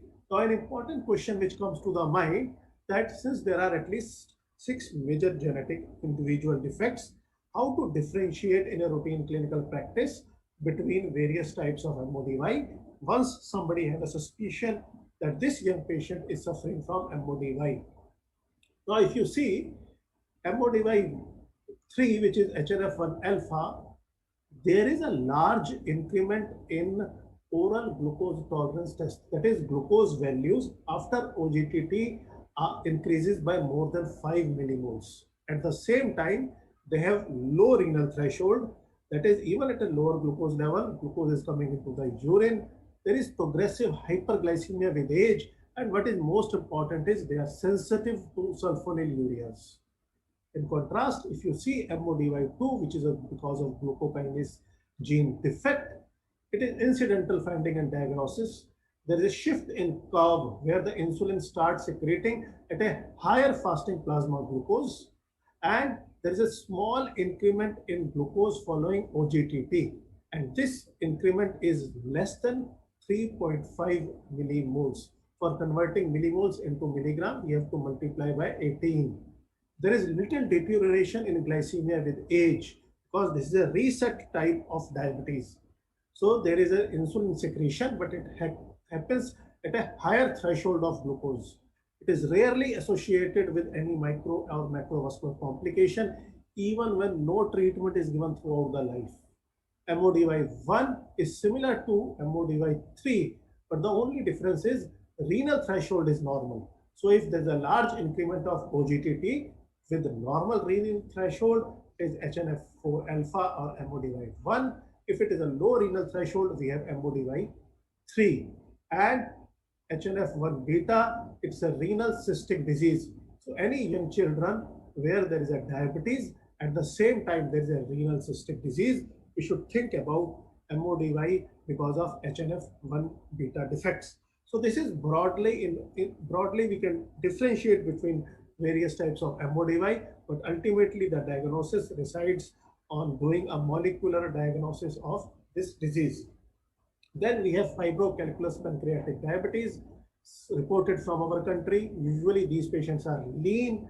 There is history of recurrent pain, abdomen and oily stool. What is important is that despite high plasma glucose, ketosis is absent. And the reason is pancreatic destruction, because of which even glucagon levels are absent or reduced.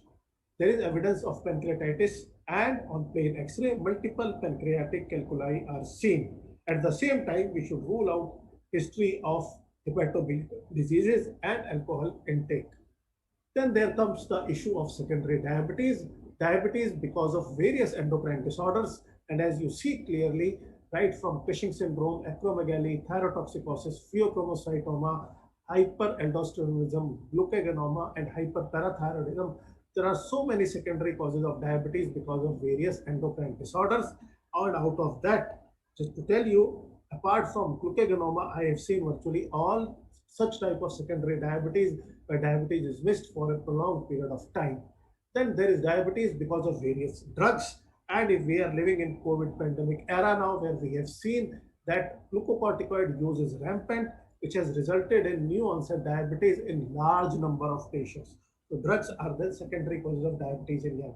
There is a photograph of some of our patients where patient presented with uncontrolled diabetes, and as you see clearly there is an overgrowth of hairs, hirsutism, and on imaging there is an adrenal adenoma. The patient is operated. Following operation, the diabetes is controlled even without any drugs. This is another patient. Patient has presented to us with recurrent diabetic ketoacidosis, and there is also an episode of acute pancreatitis in the past.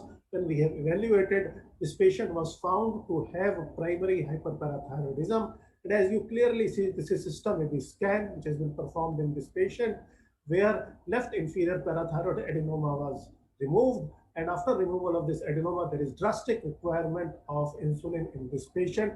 Until today, this patient has never come back to us, at least in diabetic ketoacidosis. Again, this is a published case.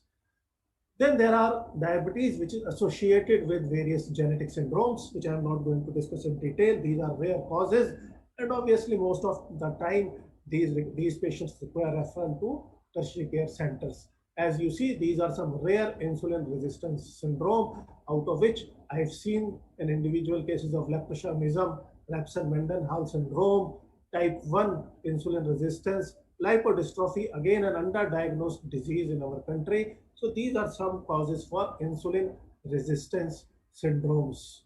Now the next question is, why is it important to recognize specific type of diabetes? The reason is pathophysiologically they are different. In type 1 diabetes, there is absolute insulinopenia, which means we need to give insulin at all the cost for successful treatment of type 1 diabetes. For type 2 diabetes, there is component of insulin resistance and relative insulin deficiency. So we can take help of number of oral drugs, we can take help of GLP-1 receptor agonist and other drugs. The MODY, there is a single gene defect, and as I have told you, there are patients with MODY who are sensitive to sulfonylurea. There are type of MODY where it does not require any treatment, and there are MODY where you need to give insulin. And for secondary diabetes, if you treat the underlying cause, good number of patients even does not require any therapy. Now the next important is, what are the screening tests? Why it is important to recognize? And if we see the screening test for type 1 diabetes, there are islet autoantibodies and HLA typing. For type 2, we simply require fasting plasma, oral glucose tolerance, or HbA1c. For MODY, mitochondrial diabetes, we need molecular testing. And for beta cell secretory defect, now we can do fasting or stimulated C-peptide level. As far as some other issues are concerned, whenever you have a suspicion for type 1 diabetes, all these patients at least should be tested for thyroid autoimmunity and IgA-TTG for associated celiac disease. There is a large number of patients we are seeing who are having an underlying these diseases. In type 2 diabetes, routinely they should not be screened for these diseases. If we see the prevalence of autoantibodies in type 1 diabetes, as you see, there are a number of autoantibodies including GAD65, IA2, ICA, and insulin.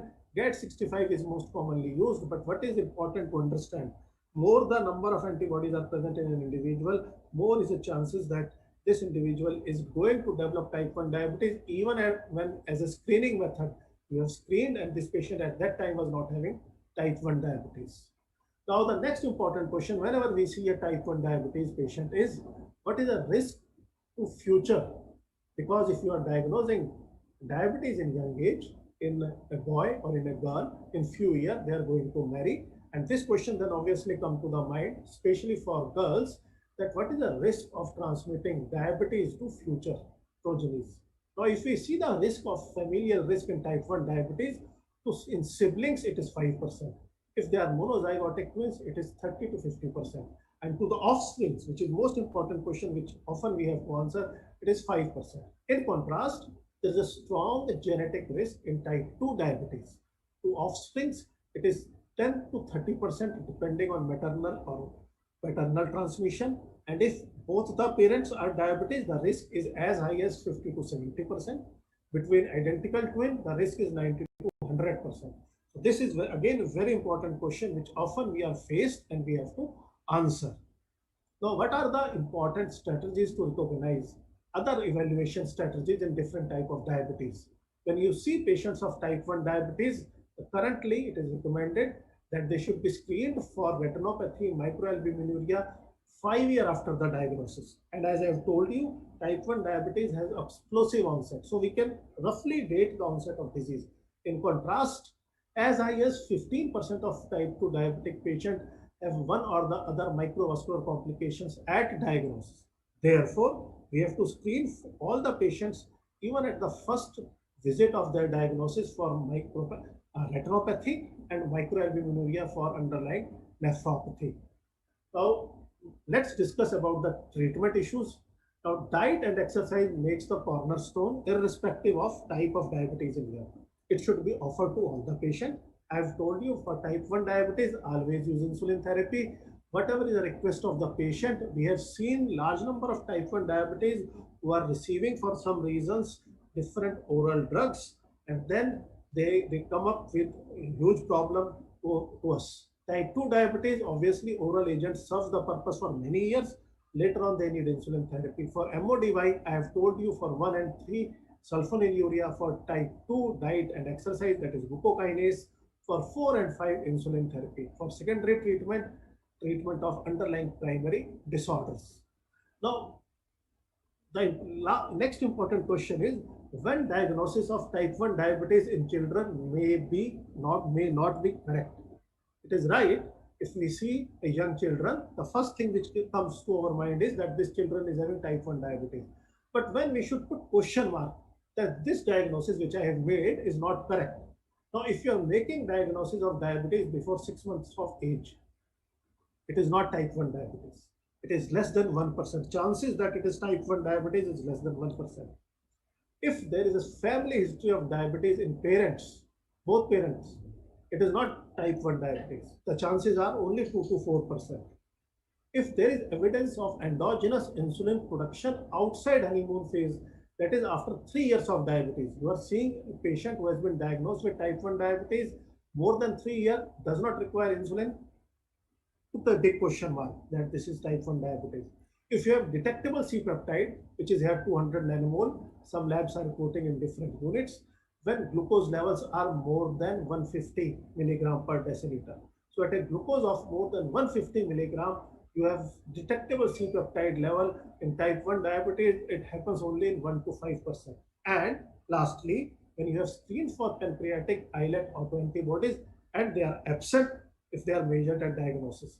Now, there are patients 3 to 30% varying from study to study where pancreatic islet autoantibodies are absent. However, they are atypical type 1B type of diabetes. Now, the next question is, now as I have told you, more number of patients because of increasing prevalence of overweight and obesity are diagnosed with type 2 diabetes. So when you suspect a type 2 diabetes in children, but you should put a question mark that my diagnosis is not correct. So if you see such patients who is not obese or diabetic family members who are normal weight, this is absolutely give you a hint that this patient might not be suffering from type 2 diabetes. This happens only in 20% of such patients.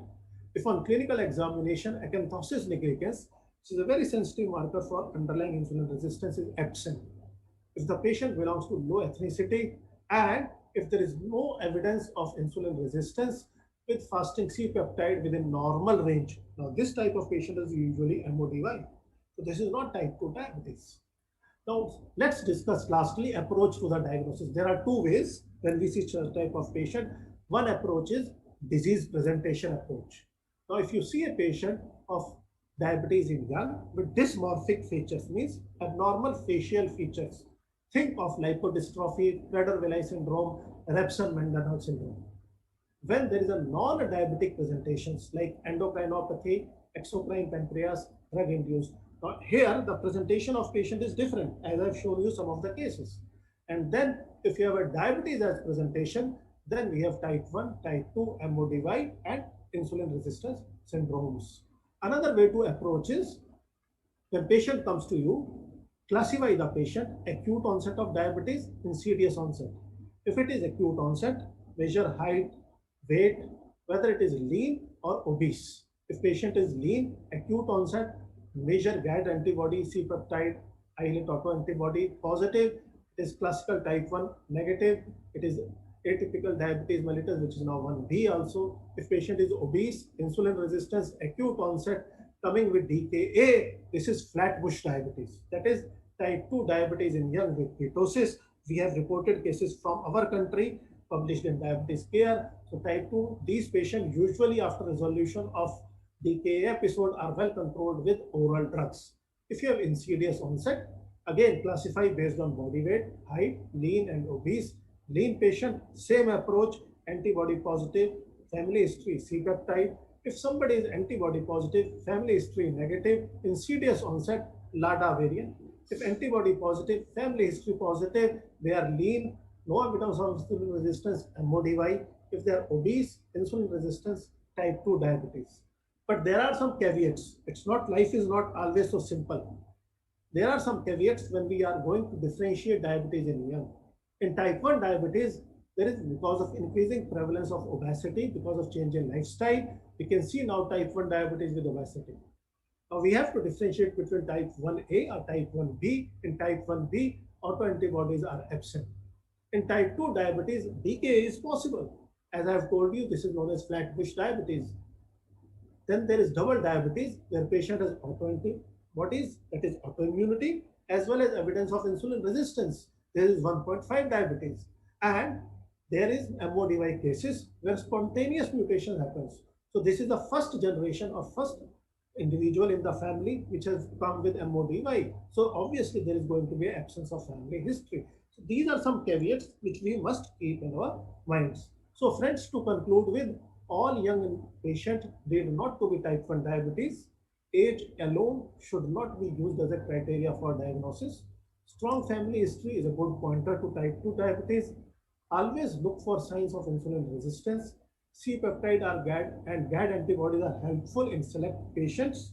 And diabetes associated with extrapancreatic features, we should always look for alternate causes. Thank you very much.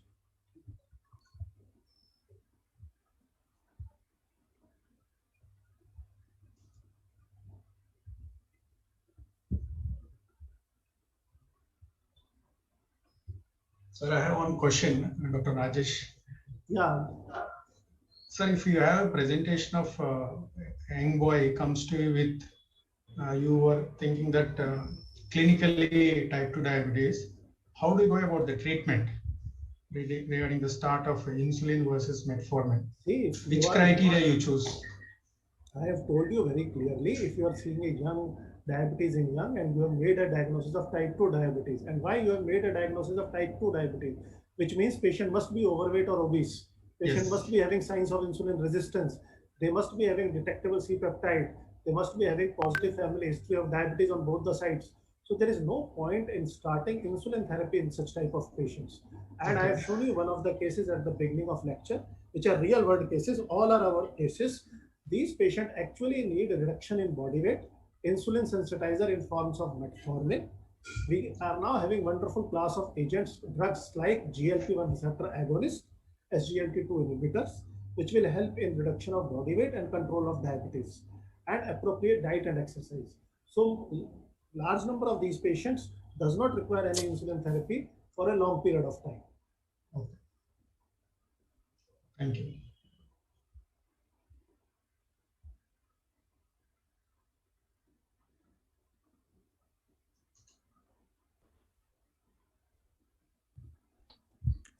I'm seeing in the chat box there is a question. Yes, Diabetes in young can be prevented, or is there any remission if the young population is educated? As I have told you, there are number of causes for diabetes in young, and prevention is not possible, at least in type 1 diabetes. Prevention is not possible in MODY, where there is a monogenic gene defect. Prevention is possible in, not possible in secondary causes of diabetes when you have an underlying other causes like other endocrinopathies. Prevention is possible only where you have a type 2 diabetes, where you can give to adopt a healthy lifestyle to the family, where family can adopt, because lifestyle changes always goes with the family. And if they can reduce their body weight, adopt a healthy lifestyle, probably in other family members, because of strong familial linkage for type 2 diabetes, we can prevent onset of type 2 diabetes in other family members. Thank you, Dr. Rajesh Rajput, for covering the topic. One small comment. Yes, sir. Yeah, Dr. Rajesh, there is one type of diabetes in young children. I've seen 2 cases like that. That is Flatbush diabetes. I have discussed, Dr. Vinod. So, I mean, that in general, for people that we should not be in a hurry to label that as type 1 because they present with diabetic ketoacidosis. Absolutely. I have discussed, and actually there are large number of cases, series of cases. Early makes, a totally a different thing because then it becomes very difficult to change. Yes. We should not be in a hurry to label and we should wait for some time and repeat the test, C-peptide and other things, anti-GAD antibodies, and then later on we should. Initially, Flatbush diabetes is reported from African American from America. This is an area.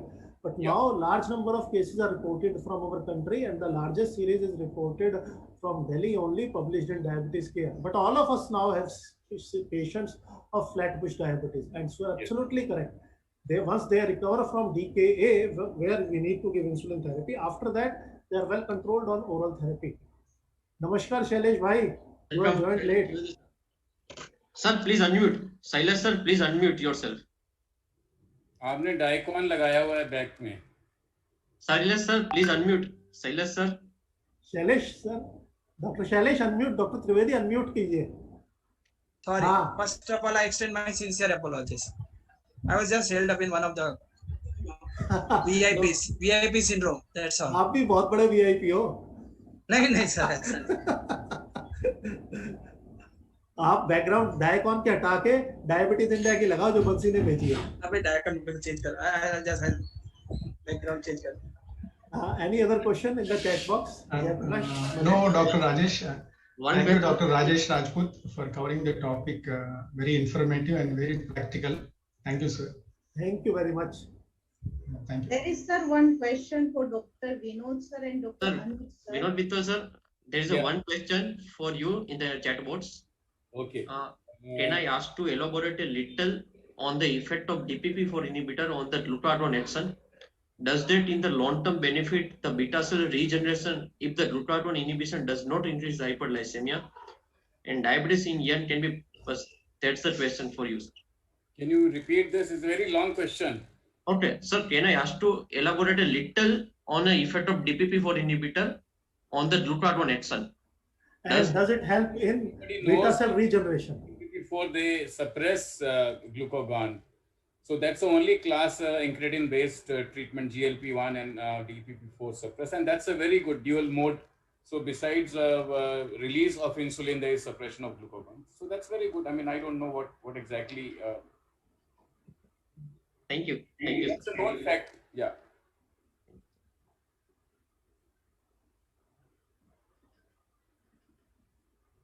There is one more question for Dr. Anuj sir.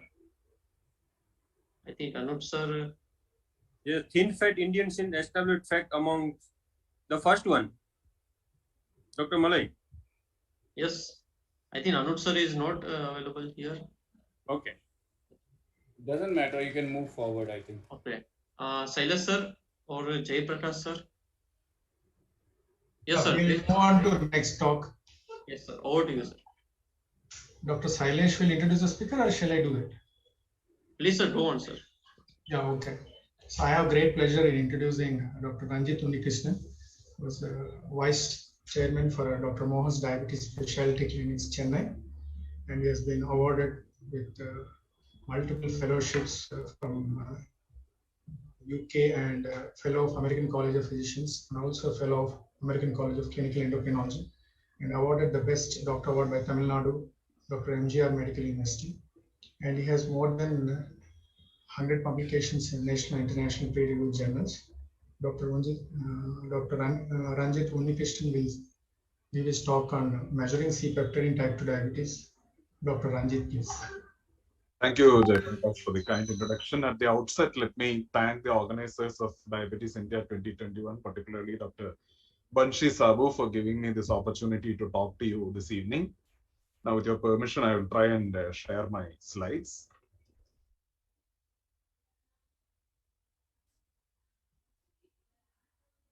Are my slides visible? Yes, sir. Yes. Yes, sir. So today I'll be talking about the role of C-peptide in type 2 diabetes. I'm quite grateful to Dr. Rajesh Rajput for having set the scene for my talk by talking about the various types of diabetes in young people, because that is one field in which the role of C-peptide is very important. So I have no particular conflict of interest relevant to this talk. So we'll start off by discussing what is meant by C-peptide. Most of us know what it is. It is nothing but a byproduct of insulin secretion. It is actually part of the proinsulin molecule, which connects the A chain and B chain of insulin. So that's why it's called the C-peptide. C stands for connecting peptide. And it's a polypeptide containing 31 amino acids with a molecular weight of 3020. And the importance of C-peptide is that it's a very faithful indicator of insulin secretion. So for every molecule of insulin that is secreted into the portal circulation, one molecule of C-peptide is also secreted. So that's what is known as the equimolar secretion.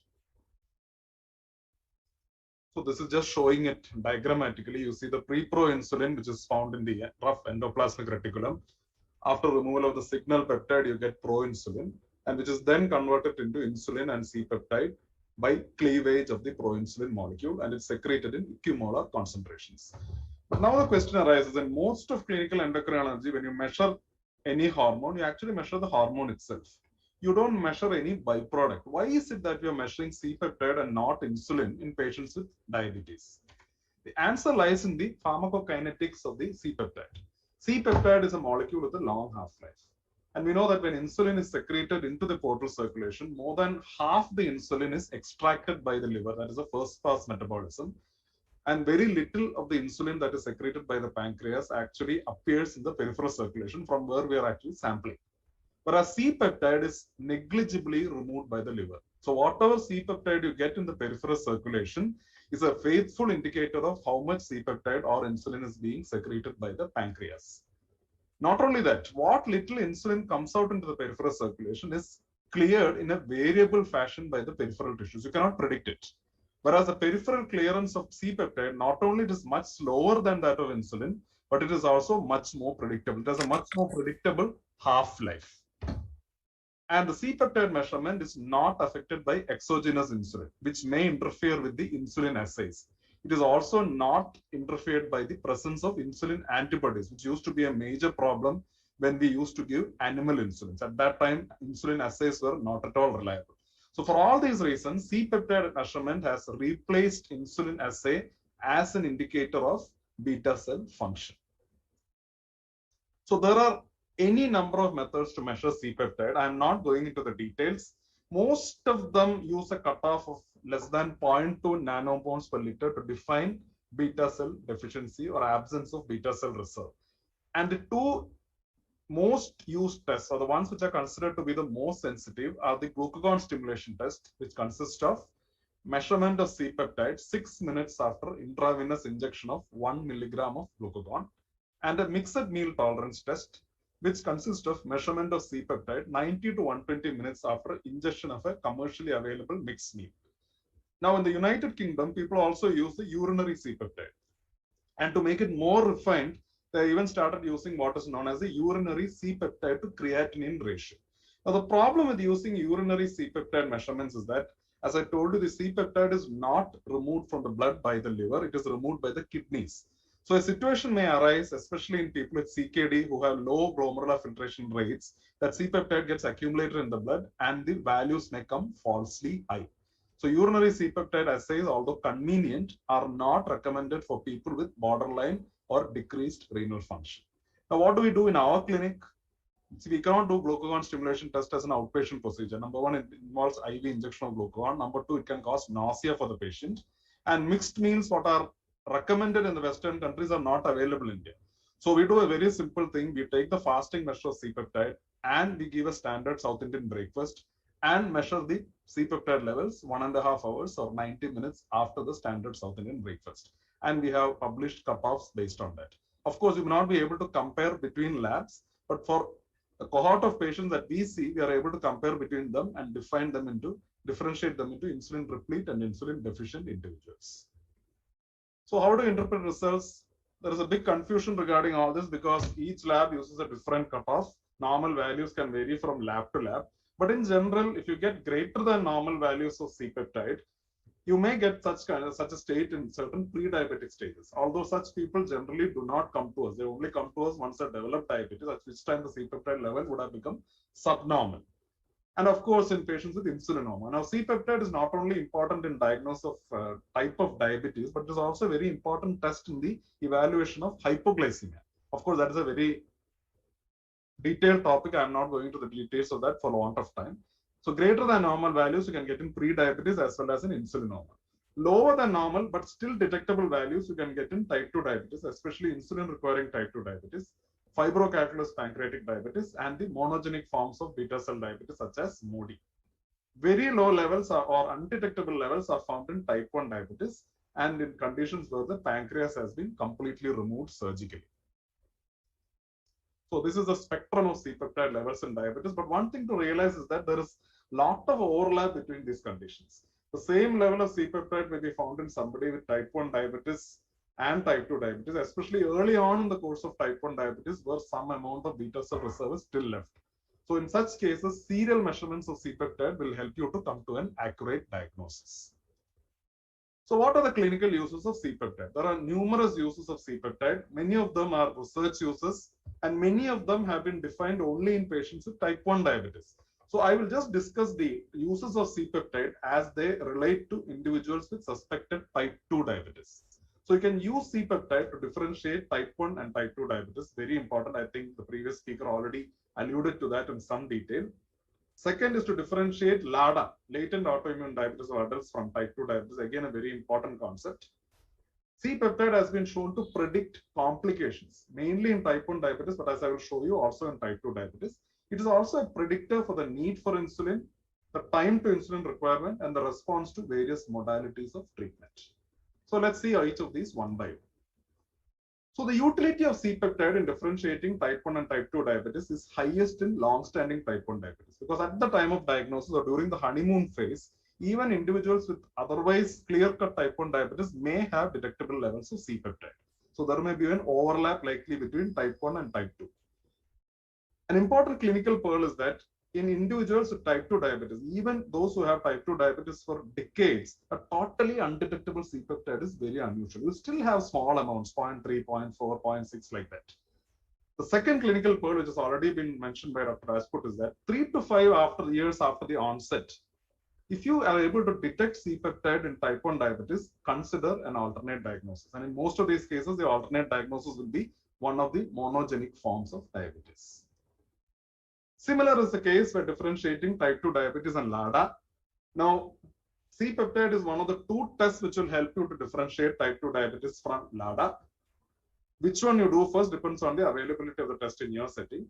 And C-peptide is important because not only it helps you in confirming the diagnosis, but it also tells you that this particular individual needs insulin. He will get into trouble without insulin. And these are the guidelines published by the ADA for the diagnosis of LADA. They say that GAD antibody screening has to be done first, but many a time in our setting, we do C-peptide first because that is easier to do. And this is data from Dr. Banshi Sabu's group, in which they have shown that if you take individuals with type 1, type 2 and LADA, those with LADA have clearly diminished C-peptide responses, almost as bad as type 1 diabetes. So you'll be able to differentiate these two by means of C-peptide measurements. So C-peptide may also be useful in subclassification of type 2 diabetes. Now, all of us know that recently Leaf Group and his colleagues from Sweden have actually subdivided type 2 diabetes into different clusters based on the phenotype as well as certain lab variables. And they have divided them into 2 insulin deficient phenotypes and 3 insulin replete or insulin resistant phenotypes. And C-peptide is one of the variables which they can be used for subclassifying individuals into these clusters. And that has got some bearing on the management of these patients. We have tried to replicate these clusters in Asian Indians, and we have found that most of the clusters are replicable in Asian Indians, but we also have 2 novel clusters, that is insulin resistant obese diabetes and combined insulin resistant and deficient diabetes. Here also C-peptide can be used as one of the variables for differentiating these individuals. Although we do have a model in which we don't use C-peptide also, because we are aware that not all clinicians in India have access to C-peptide measurements. So what is the role of C-peptide in predicting a success of different forms of therapy? Unfortunately, it may appear very clear that those who don't have C-peptide need insulin, those who have C-peptide need insulin. But the thing to remember is that it's a measure of insulin supply and not of insulin demand. So even individuals who have, within inverted commas, adequate C-peptide may still need insulin to control their diabetes. They may not be insulin dependent, but they will be insulin requiring. And this is very important because many people come to us with a C-peptide value showing fairly good. And then they refuse to take insulin because they say that we have enough insulin, why should you take insulin? So just tell them about the concept of supply and demand, which is very common in economics. Lower C-peptide levels, even in people who need insulin, the lower the C-peptide level, the more likely you are to need intensive insulin therapy rather than basal insulin therapy. Similarly, individuals with type 2 diabetes who have higher C-peptide levels tend to respond better to combination sulfonylurea and metformin, very logical. Higher fasting C-peptide is associated with better response to thiazolidinediones, pioglitazone and rosiglitazone. Higher C-peptide levels after glucagon stimulation have been associated with response to GLP-1 receptor agonist. And lastly, and very important in the current scenario, low C-peptide may identify individuals who, when given SGLT2 inhibitors, are at risk of euglycemic ketoacidosis. But all these are from very small observational studies. No randomized clinical trials have been done to show whether C-peptide levels actually predict response or non-response to any form of diabetes therapy. It is also interesting that presence of C-peptide correlates with remission of diabetes after bariatric surgery. You can see here a study from China in which they have found that people at the highest levels of preoperative C-peptide had 90.3% remission of diabetes after bariatric surgery, compared to 55.3% of individuals who were in the lowest tertile of C-peptide. And so much so that now C-peptide is considered as one of the variables in the ABCD index, which predicts remission of diabetes after bariatric surgery. Anyone who has a score of more than 6 is considered to be a good chance of remission of diabetes. And you can see that C-peptide is one of the variables which is being measured for this particular index. So there are some negative points also here. This study was from, again from China, in which they looked at the interaction between C-peptide levels and insulin therapy in individuals with type 2 diabetes. And here what they have found is that there are 4 categories of individuals: people with low C-peptide who are given insulin, people with low C-peptide who are not given insulin, people with normal or high C-peptide who are not given insulin, and people with normal or high C-peptide who are given insulin. And they find that it's a striking increase in the mortality in individuals who are given insulin in spite of having a normal or high C-peptide levels, which probably tells you that you should not be giving insulin in this particular subgroup of patients who are probably obese, insulin resistant, and have components of the metabolic syndrome. So not only C-peptide can tell you what treatment to give, it can also predict what treatment not to give. What about C-peptide and diabetes complications? A lot of data is available for the association of C-peptide with diabetes complications in type 1 diabetes. For type 2, there is not that much of information available. This is one study from the US in Hispanic individuals, Latino individuals, 585 individuals, in which they looked at the relationship between fasting insulin and C-peptide with diabetic retinopathy. And what they have found is that at least in the less severe forms of retinopathy, up to the level of PDR, the lower your C-peptide, the more severe will be your retinopathy. Now the question arises, why is it that in severe proliferative diabetic retinopathy, you find a high C-peptide? And this is very simple when you think back to what I said about the renal clearance of C-peptide. Most of these individuals with PDR also have nephropathy. As you know, these two go together. And when we adjust for the serum creatinine, this downslope is restored. So basically, individuals with lower C-peptide have higher risk of retinopathy, at least in this particular population. Taking that further, this is another larger study, 2,000 individuals followed up for 14 years in Italy, in which they looked at the relation between C-peptide and the incident complications as well as mortality. And they found that there is not much difference in the mortality, irrespective of what level of C-peptide you had at baseline. First, second, third, tertiary, there doesn't seem to be much difference in the mortality. But if you look at the complications, nephropathy, retinopathy, neuropathy, all the microvascular complications, you find that higher the C-peptide, lower the C-peptide, more is the risk of incidence of these complications. But for cardiovascular disease, you find that the relationship is inverted. The higher the C-peptide, the more the risk of cardiovascular disease. Probably telling you that these people have hyperinsulinemia, obesity, insulin resistance, and the metabolic syndrome. Probably the treatment of these individuals need to be different. So now we have predicted the complications. Can you predict type 2 diabetes in the population using C-peptide levels? This is again another study from Netherlands and Belgium, and in which they found out that they looked at 5,000 subjects without diabetes with C-peptide levels available. And they found that individuals at the highest tertile of C-peptide has the highest risk of incident type 2 diabetes, which is probably logical when you think about it, because these are individuals whose pancreata are actually overworking due to insulin resistance. So it's only a matter of time before the pancreas fails. So even after adjusting for the available glucose levels, insulin levels, and risk factors such as BMI, family history, and so on, this relationship of high C-peptide, increased risk of type 2 diabetes was maintained. So finally, I will just talk about a few interesting things about therapeutic use of C-peptide. Now, people are all thinking, why the C-peptide? Just a byproduct, or does it have any potential therapeutic uses?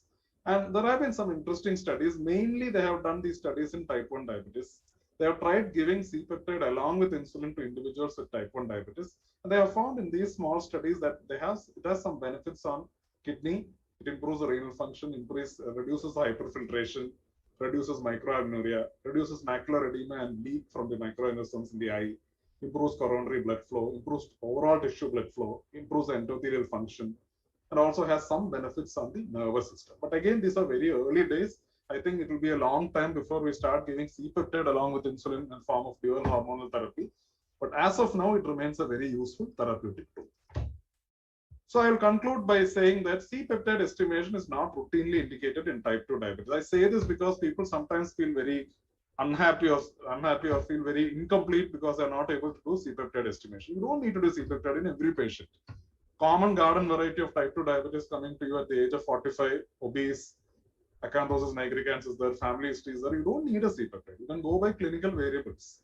But in certain individuals where the diagnosis is ambiguous, as we said, LADA, we don't know whether it's type 1 or type 2. We don't know whether it's a monogenic diabetes or type 1 diabetes. We don't know whether it's a flatbush diabetes. We have heard about that during the last lecture. So in all these cases, do not hesitate to do the C-peptide. But the important thing here is that you should rely on a lab which is actually reliable. Accurate estimation is very important. And you should logically interpret. Many a time what we find is that people just measure the fasting C-peptide and they find it is low. The fasting C-peptide is low because the fasting glucose is low. Only if the C-peptide is low in the presence of an elevated fasting plasma glucose, you can think about the beta cell not functioning properly. Otherwise, why should the beta cell produce insulin when the glucose levels are low? Always you should correlate it to the level of the target metabolite.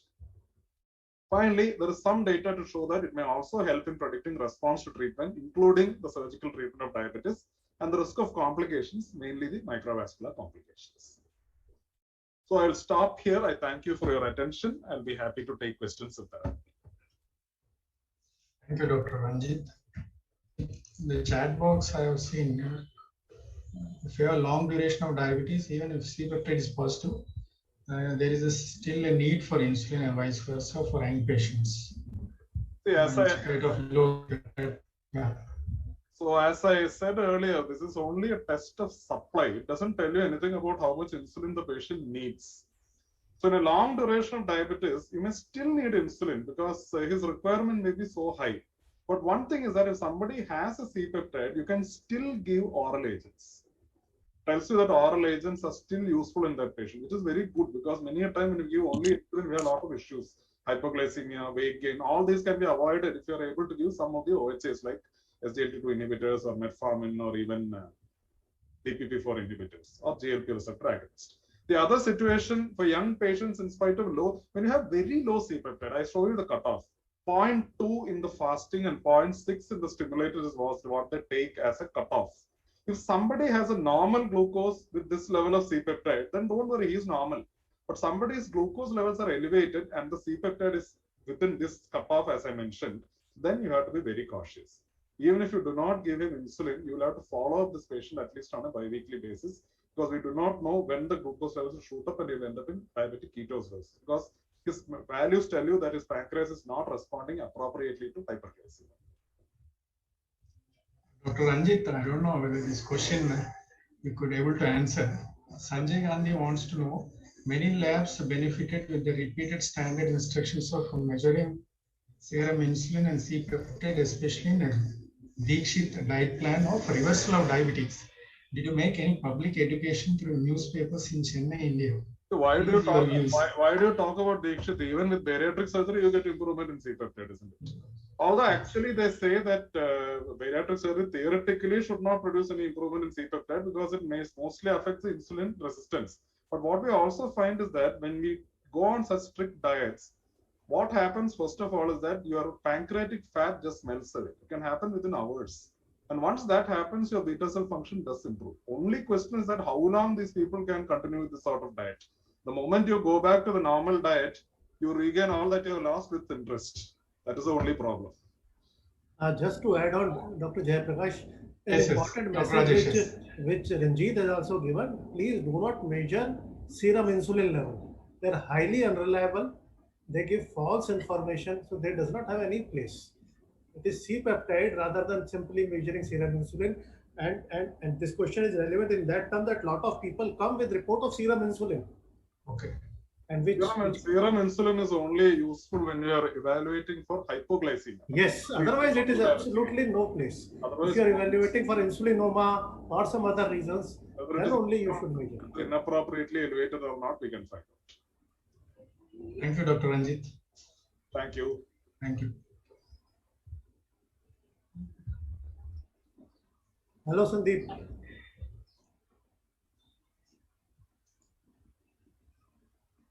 So yes, I'm no more mute. Next chairperson is there, Dr. Sailesh.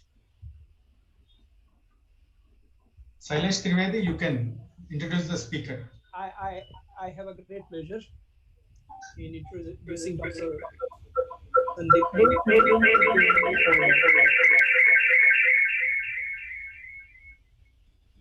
Well, I have a great pleasure in introducing Professor Sandeep K. Mathur, who is a senior professor and head of the Department of Endocrinology, in charge molecular research lab at Jaipur SFS Medical College. He has been a recipient of Commonwealth Academic Staff Fellowship 2023. He has various merit awards by Government of Rajasthan. And he's a endocrinologist and Governor of He has more than 50 publications. He has more than 50 publications, mostly in high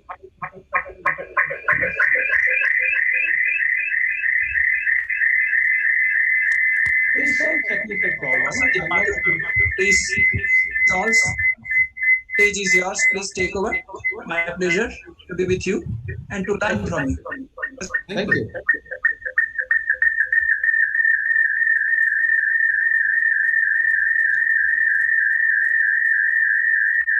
Hello.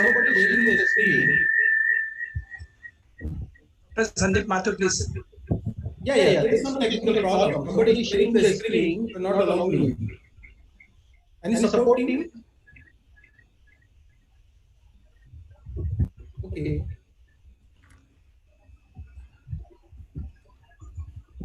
Yes. Yeah.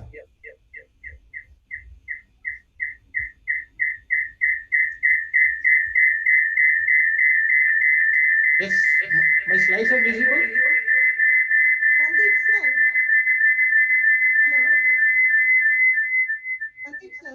आपने दो device से login किया है, एक device को unmute कर दो please.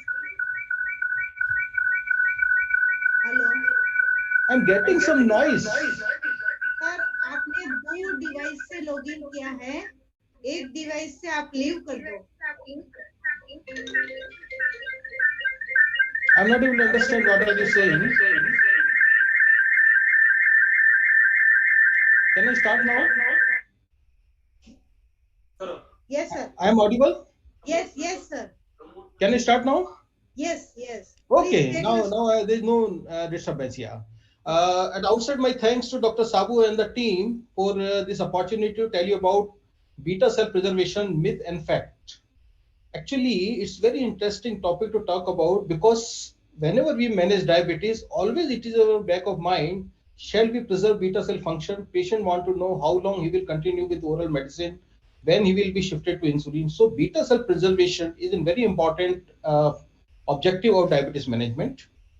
So agenda of my presentation next 20 minutes is, first of all, I'll tell you about the role of beta cell dysfunction in pathophysiology of type 2 diabetes, pathobiology of beta cell dysfunction in type 2 diabetes. Then I will tell you effect of current anti-diabetic drugs on beta cell dysfunction. Then I will tell you about clinical evidence, trial evidences on role of anti-diabetic drugs on beta cell preservation. And lastly, I will tell you ray of hope, beta cell preserving and drugs in pipeline. Dr. Sandeep sir. So what is the role of beta cell dysfunction in the pathogenesis of type 2 diabetes?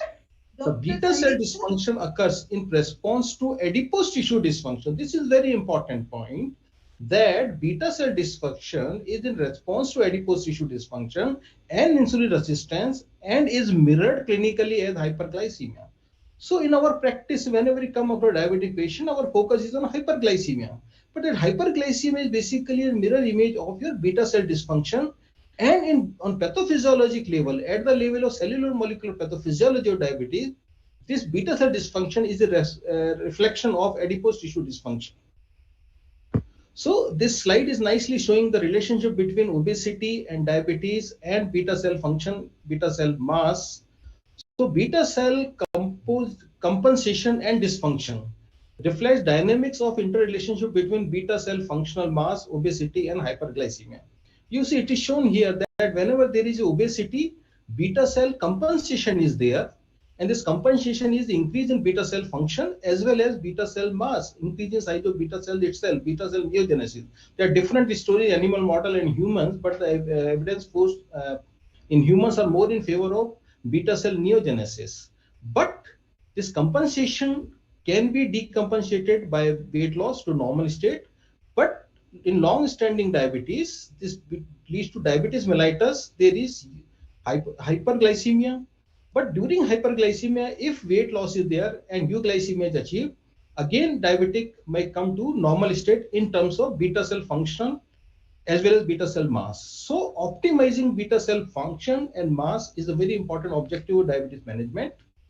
And here I would like to tell you one thing, that earliest defect in diabetes is rise in your insulin resistance, but other facet of the coin is the rise in insulin resistance reflects increased beta cell workload. It is initially compensated, as I mentioned previously, but gradually there is a decline in beta cell, there is a decline in insulin secretion. But simultaneously in the pancreas of the patient, there is actually not only decrease in beta cell mass, but also there is a loss of functional mass, that is beta cell dysfunction is there. So by the time the diabetes is diagnosed, only about 50% of beta cell function is lost, and mass is also significant. How much mass is lost varies from patient to patient. But this mass loss is now said to be reflect basically beta cell de-differentiation. Cells are there, they are alive, they are not dead, but they are not functioning, so they are not picked up on insulin staining. So loss of mass may reflect actually loss of function in other way. If there is a ray of hope, if the loss of the mass reflects loss of function, there is a ray, because cells are alive, they can be revived. So a very complex issue, still need more investigation. Now coming to pathobiology of beta cell dysfunction. You see, cell physiology of beta cell dysfunction, there are two things. You see, normal islets of Langerhans, beta cells secrete insulin in response to glucose. So first defect is basically reduced beta cell number. I already mentioned, this is a naturally smaller beta cell mass, defective beta cell proliferation, and beta cell death. All actually apoptosis is said to be one of the mechanism of beta cell death. And now question has been raised on the apoptosis theory of the beta cell dysfunction. But anyway, this is beginning of that new science. But beta cell functional mass loss means beta cells are there, they are alive as already mentioned, but they are not producing insulin. So the immunochemistry, they are not detected on the histochemistry. Another important component of beta cell dysfunction is endoplasmic reticulum ER stress and oxidative stress. And these are the major cellular pathophysiologic factors in dysfunctional beta cell. So dysfunctional beta cell means there is a ER stress as well as oxidative stress that leads to decreased insulin different and very important actually component of beta cell dysfunction is dedifferentiation, loss of identity, and transdifferentiation. That means beta cells are no more having molecular markers of mature beta cell. They are primitive cells, and they are loss of NGN3 actually marker. Also, they lost their identity on immunochemistry, as well as their transcription profiling. But identity, the cells are still alive, and beta cell can also differentiate into alpha cells. Story of beta cell dysfunction at cellular physiology level. Now going to the pathogenesis of beta cell dysfunction. Actually, beta cell dysfunction mainly contributed by obesity or insulin resistance or adipose tissue dysfunction. So nutrient surplus as well as adipose tissue, more than adipose tissue holding capacity will lead to high glucose, high triglyceride, high fatty acid cholesterol. Recently, it has been realized that prostaglandin E2 is also an important factor coming after adipose tissue dysfunction. At one end, this type of pathophysiology but in susceptible person who have genetic susceptibility, there are certain genetic polymorphs.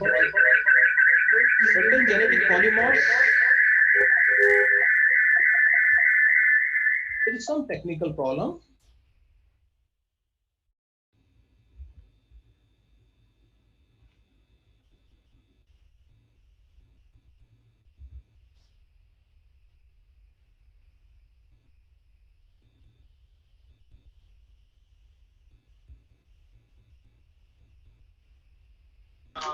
Hello. Yeah. Sir, please continue. Okay. Let me. Yes. So actually, what happens from your obesity or your adipose tissue dysfunction or adiposopathy, there is a glucolipotoxicity, and this glucolipotoxicity means increased fatty acid flux, triglyceride flux, cholesterol flux, prostaglandin E2 flux.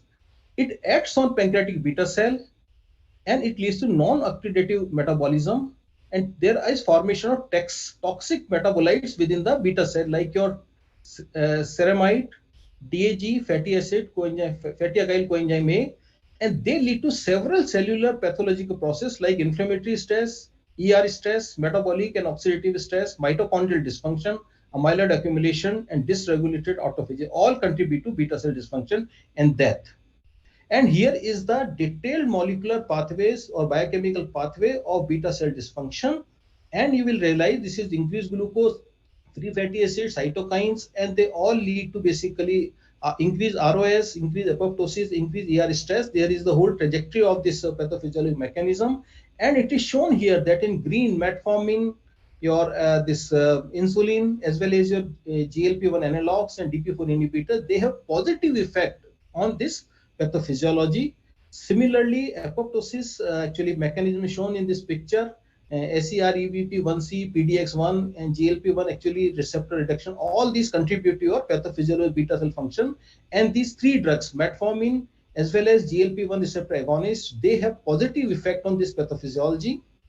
Now, very interesting pointing at gene association level, your beta cell dysfunction basically is a reflection of your adipose tissue dysfunction. Actually, we find functional interactome of gene showing association with type 2 diabetes and its intermediate phenotypic traits point towards adipocentric mechanism in its pathophysiology. In fact, HOMA beta network enrich adipose tissue pathway related pathway. That means beta cell dysfunction, in other words, is a other side of the coin or your adipose tissue dysfunction. In fact, we have shown there is a common pathology in both of these cells. That means saying beta cell dysfunction at one end, insulin resistance other fact, or your adipose dysfunction at other end is not true. These are two facets of the same molecular pathophysiology. And I think with this background, we have shown here the transcription profile of these two organs, these cells very strongly overlap with each other. Similarly, we have previously shown that HOMA beta related genes, which are diabetes genes, are also expressed in adipose tissue. So at the gene level and gene expression level, these two organs have great similarity. That's why a novel therapy for beta cell dysfunction improvement should also reduce insulin resistance and adipose tissue dysfunction. Now coming as early intensive glycemic control and beta cell preservation, as lipoglucotoxicity, cytokines play a role in the beta cell dysfunction, can intensive metabolic control, halt the natural history of T2DM. First study published in Lancet 2008 that intensive insulin therapy, can cause remission in type 2 diabetes. In fact, subsequently, even animal model, it was proved the beta cell which were dysfunctional were become normally functioning after insulin pellet therapy. Similarly, the patient who were initially intensively treated with diabetics, after even discontinuation of insulin, there was improvement in your disposition index as well as your HbA1c. So early intensive therapy has positive effect on long-term beta survival and functioning. But recent studies which were focused on glargine as well as your liraglutide, they find whatever improvement in beta cell function, these drugs is not sustained. It is only temporary. This is not permanent. Now coming to effect of current anti-diabetic drugs on beta cell dysfunction. What is the effect of current anti-diabetic drugs on dysfunctional beta cell? The evidences I am saying here. Metformin actually ameliorates your beta cell apoptosis. In fact, your endoplasmic reticulum stress, your mitochondrial dysfunction, as well as your formation of immature granules, insulin secretion granules, all three problems can be ameliorated in vitro in cells in culture with the help of metformin. Similarly, metformin also reduces ER stress. So metformin is otherwise considered drug which reduce insulin resistance, but in vitro in pancreatic beta cell, it has cellular positive effect on its dysfunction. Similarly, in the presence of metformin, islets usually maintain ability to significantly increase their insulin release in response to glucose, even when previously exposed to high glucose concentration. Means glucotoxicity on beta cell is prevented by your metformin. Similarly, metformin has very positive effect on free fatty acid induce your beta cell dysfunction. These are the evidences. Similarly, your metformin also protect your beta cell in terms of decrease insulin release with high lipid exposure. So lipotoxicity is prevented by metformin. So don't say metformin acts on liver only, but it acts on your pancreatic beta cells also. Here is a story of how apoptosis of beta cell is prevented by your metformin. These are animal experimental evidences. But favorable effect of metformin, remember, at the other hand, sulfonylureas enhance your beta cell apoptosis. So sulfonylureas have no merit, though they increase insulin secretion, but they have no positive effect on beta cell biology. Similarly, pioglitazone, when given acutely, it reduces insulin secretion, but this prevents beta cell apoptosis. So pioglitazone, a drug which acts on your insulin resistant level or adipose tissue level, has also positive effect on beta cell biology. In fact, acute effect of pioglitazone is to reduce insulin secretion. It is followed by enhanced insulin secretion when pioglitazone is discontinued. So positive effect of pioglitazone, which is on the biology of beta cell, not much investigated, that need to be investigated, and that has positive even after it has been withdrawn. It has more enhanced insulin secretion. So its biological effect on beta cell unfortunately not been studied in detail. Similarly, your GLP-1 analogs and DP4 inhibitors. Actually, there is a difference in beta cell of the rodents as well as the humans. So the GLP-1 actually stimulation or activation influences transcription of large number of genes which are otherwise playing a role in the beta cell pathophysiology. For example, insulin biosynthesis, there is no effect of on human beta cell with GLP-1 analog. But beta cell functional insulin secretion related genes, beta cell they were positive.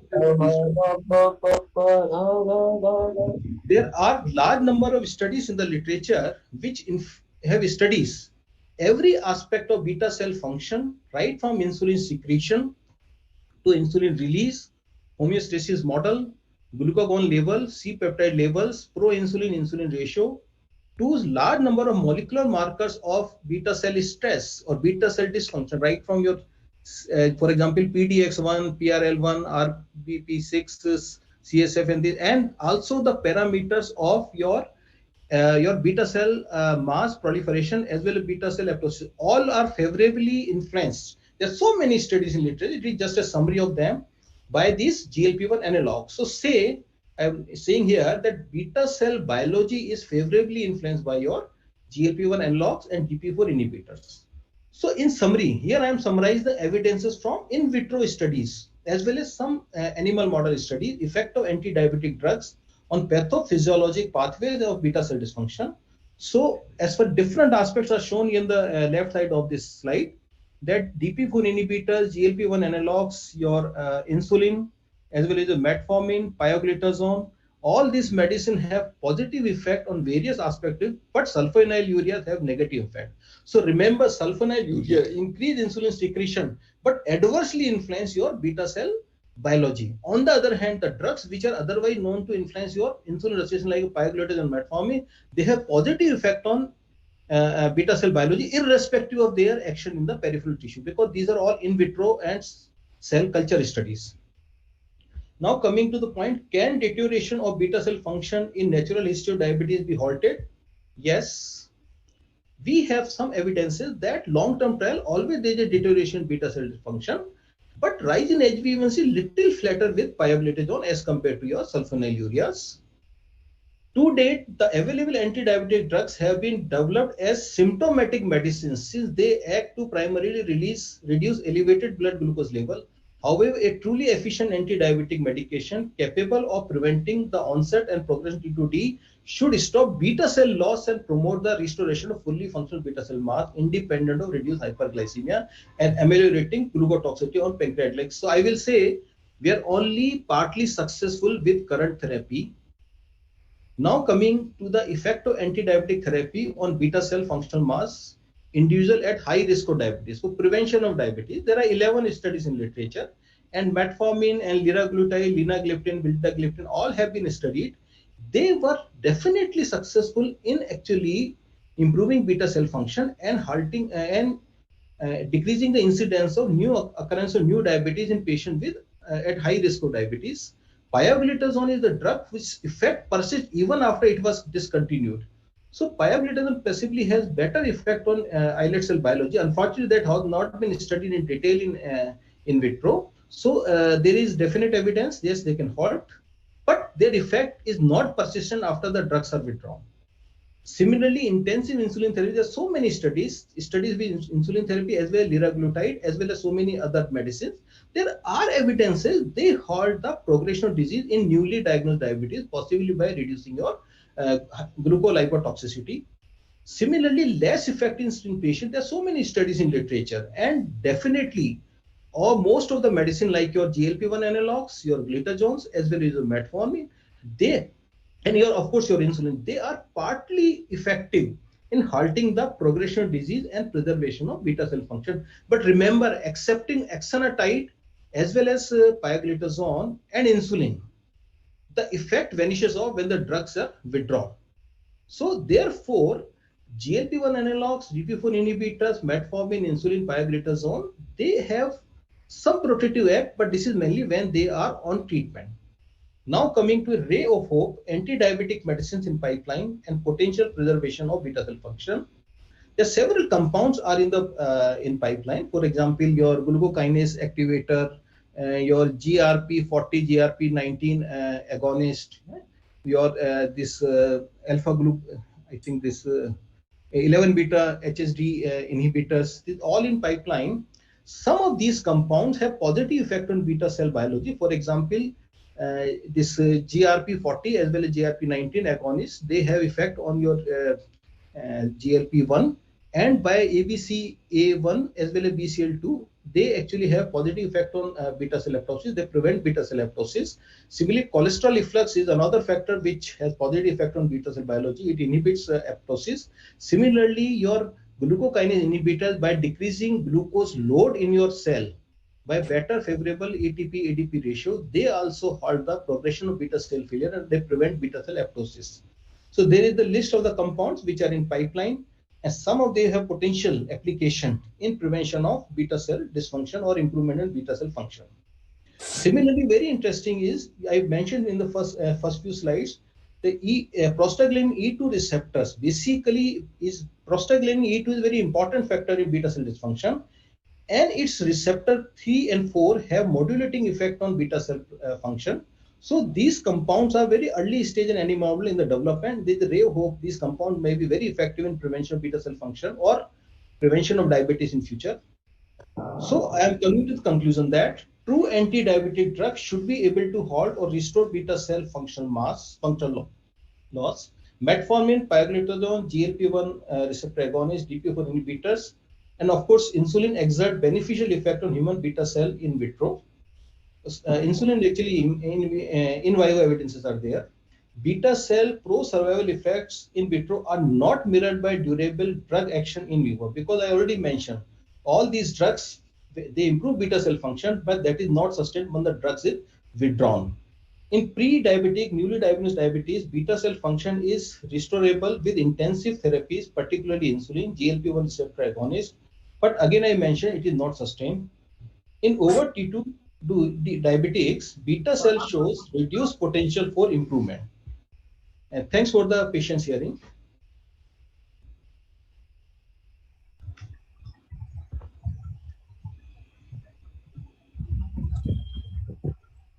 I'm audible?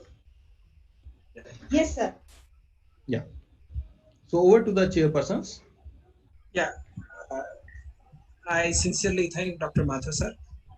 You elaborated the subject, even though it was a basic, coming to the basic Very lengthy subject in short but time. you made it so convenient for everybody to understand. I must sincerely, thank you, so that everybody can understand. And second point is highly technical, but you made it easy to understand, lucid, and absolutely seamless talk. So once again, I sincerely thank you for giving a wonderful talk. Initially, I could not introduce you. Probably there was some noise which was coming with your introduction only, probably. So I extend my sincere apologies, but then the fault lies with no the... problem. Yeah. Sandeep, I have one question. Please. Yes. De novo diabetes with high sugars, like fasting of 200 and PP of 360 with HbA1c of more than 10. Do you recommend early insulin initiation, short-term insulin therapy? Yeah. Yes. I will suggest you intensive insulin therapy for at least 3 months. There are trials for 2 weeks to 3 months. The 3 months are the best. And there are trials with insulin as well as metformin. Insulin for 3 months followed by metformin. There were no good results. But in my personal practice, I prescribe pioglitazone, metformin, as well as 3 months insulin therapy. This is my routine practice. Okay. Because I tell my patients, your beta cell reserve like your bank account. If you spend rapidly and you will not restore it, you will have problem in the future.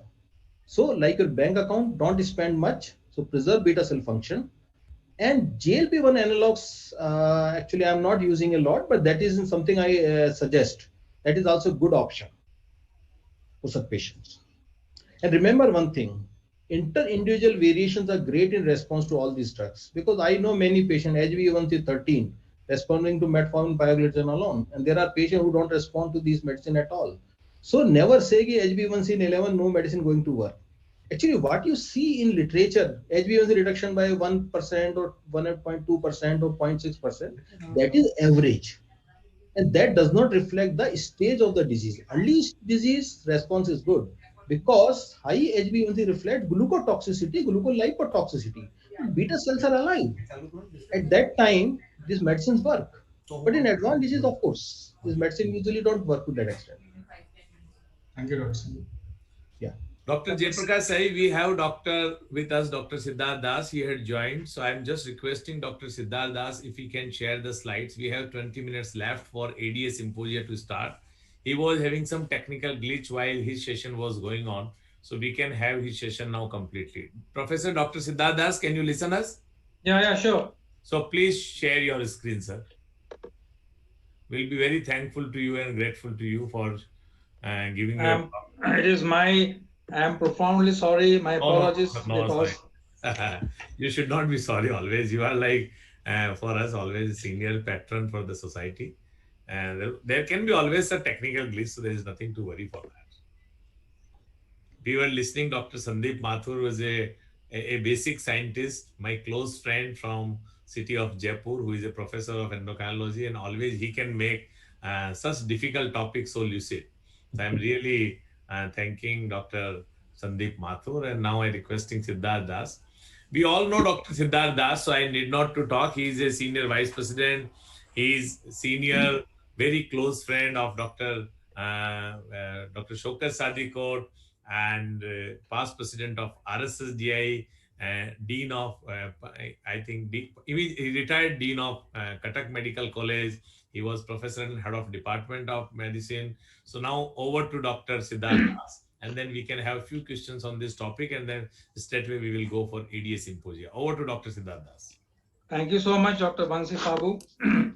I'm indeed grateful to Diabetes India for giving me this opportunity, but my profound apologies because of technical snag, I could not join the session as supposed to be. Well, now this topic which has been assigned to me is very interesting. Obesity, insulin resistance, and type 2 diabetes mellitus in Indian context. And Dr. Anuj Maheshwari gave an excellent lecture on sarcopenia.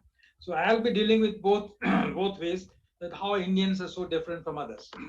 Now, obesity is defined as a disease state in which excess of fat has accumulated to an excess that health may be adversely affected. See, this statement is very important from WHO's statement because some amount of fat has to be there. But when that amount of fat is excess and causes health hazards, it is called as obesity. Now, physiological role of excessive adipose tissue mass in the world where food supplies are intermittent, the ability to store energy in excess of what is required for immediate use was essential for survival. So this is a nature's evolution, it's natural evolution of man, that some fat has to be stored in the body for exigencies of situation. Adipocytes are adapted to store excessive energy efficiently as triglycerides and then release them as free fatty acids. In the presence of nutrition abundance and sedentary lifestyle and influenced by genetic endowment, this system increases adipose energy stores and produces adverse health consequences. The Stonehenge sculptures also, way back about 12, you can find that obesity has been depicted in different sculptures and different idols. You can see this is the Venus of von Willendorf, where you can see obesity in a woman, which was about 400th century BC. Now, coming to classification of obesity, if you look at the Western standards, you see obesity starts from the BMI of more than 30. But if you look at the Indian standards, which is given by ICMR, ideal body weight is 19 to 21, and above 21, when you cross 23, overweight, and beyond 25 is obesity. That's why the definition of obesity in Indian context is different than in the Western context. Now, body fat distribution can be of pear-shaped or apple-shaped. Women typically collect fat in their hips and buttocks, which is given a pear shape. Men usually build up fat around their bellies, giving them an apple shape. Persons with fat mainly around the waist are more likely to develop obesity-related health problems. Women with a waist measurement of more than 35 inches and men more than 40 inches have a higher health risk because of fat distribution. But some men are also pear-shaped and women are also apple-shaped. Now, the difference between central obesity and peripheral obesity, coming to central obesity first. Central obesity with excess of visceral fat, the products enter the portal circulation and adverse effect on liver, and there is beta cell hypotoxicity, adverse effects on the beta cells too. More of white adipose tissue are large visceral adipocytes, and they cause excess lipid storage. Besides, they induce insulin resistance and other associated hormonal and metabolic abnormalities in the body. If you look at the peripheral obesity, where the fat distribution is excess deposits around the waistline, so they are smaller adipocytes. They are more responsible for thermogenesis rather than storage of fat. They are metabolically active, and they help in and they can lead to fatty acid oxidation, lipolysis, and there's active respiratory chain producing cyclic AMP. So adipocyte differentiation is more, and they are less insulin resistant. That is why the group of drugs for thiazolidinediones, they used to call redistribution of fat from central obesity to peripheral, so that there's more of small fat cells which are insulin sensitive.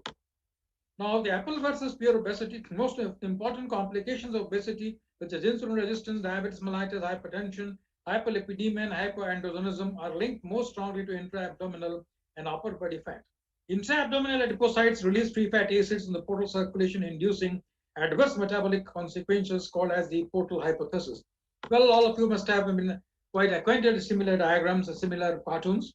Well, this is a visceral adipocytes, which is just not a fat storing cell. It is a huge endocrine organ. It produces not only leptin, free fatty acids, procoagulants like PIA. It also produces a lot of leukotrienes, inflammatory leukotrienes like TNF-alpha, interleukin-6, and besides many hormones including angiotensinogen, retinol binding protein, and estrogen. Thus, the energy balance regulating hormone leptin is in excess in case of portal hypothesis or leading to abdominal obesity. Cytokines like tumor necrosis factors and TNF-alpha and interleukin-6 are high. Complement factors like adipation factor D are also high. Prothrombotic factors like PIA1 are high. And a component blood pressure regulating hormone, that is angiotensin gene, is high. So you can see that central obesity can lead to so many bad effects on the body, leading to a variety of health problems from hypertension to a pro-inflammatory state to a pro-thrombotic state, besides obesity and lipotoxicity affecting the beta cells and hepatocytes. Now, adiponectin in adipose tissue derived from protein, which is found in abundance, enhances insulin sensitivity, lipid oxidation, and has a vascular protective role, but is reduced in obesity. Other adipose tissue produced proteins like resistin or retinol binding protein are increased in obesity and they induce insulin resistance. Besides this, obesity linked inflammation, including infiltration of macrophages into tissues. This is why obese are more prone to develop macrovascular diseases, and induction of endoplasmic reticulum stress response to contributes to producing insulin resistance. Now, coming to obesity, insulin resistance, and type 2 diabetes mellitus in the Indian context, what are the realities?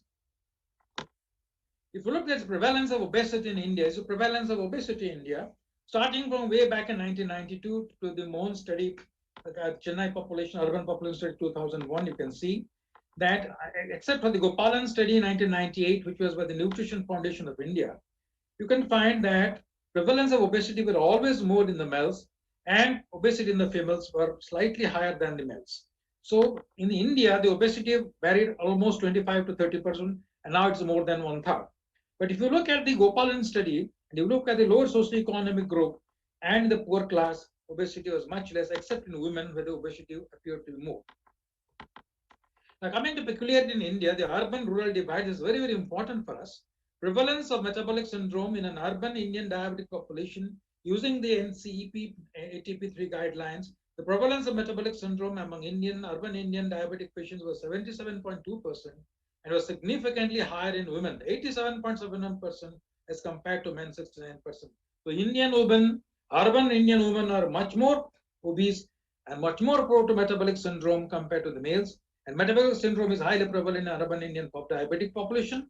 It should be identified by regular screening in individuals from the general population to avoid or delay the progression to type 2 diabetes in order to reduce diabetes-related morbidity and mortality. Now, obesity and insulin resistance is a two-way equation. Obesity leads to insulin resistance, as we have already discussed. Now, how insulin resistance leads to obesity. Now, insulin is an anabolic hormone. It is just not a hormone which is used for glucose homeostasis. Insulin has unique properties as a hormone when compared to other hormones. Apart from because insulin works through, insulin has got a very widespread activity in the body. Apart from glucose homeostasis, insulin induces protein synthesis, lipogenesis, and regulation of various genes in insulin-responsive cells. So it is a hormone which stimulates the genetic endowment of an individual and can lead to tissue proliferation. Insulin also has anti-inflammatory and anti-apoptotic actions and protects endothelial mitochondrial function. Insulin acts on liver, adipose tissue, skeletal, and cardiac muscle layers, either having stimulatory or inhibitory effects.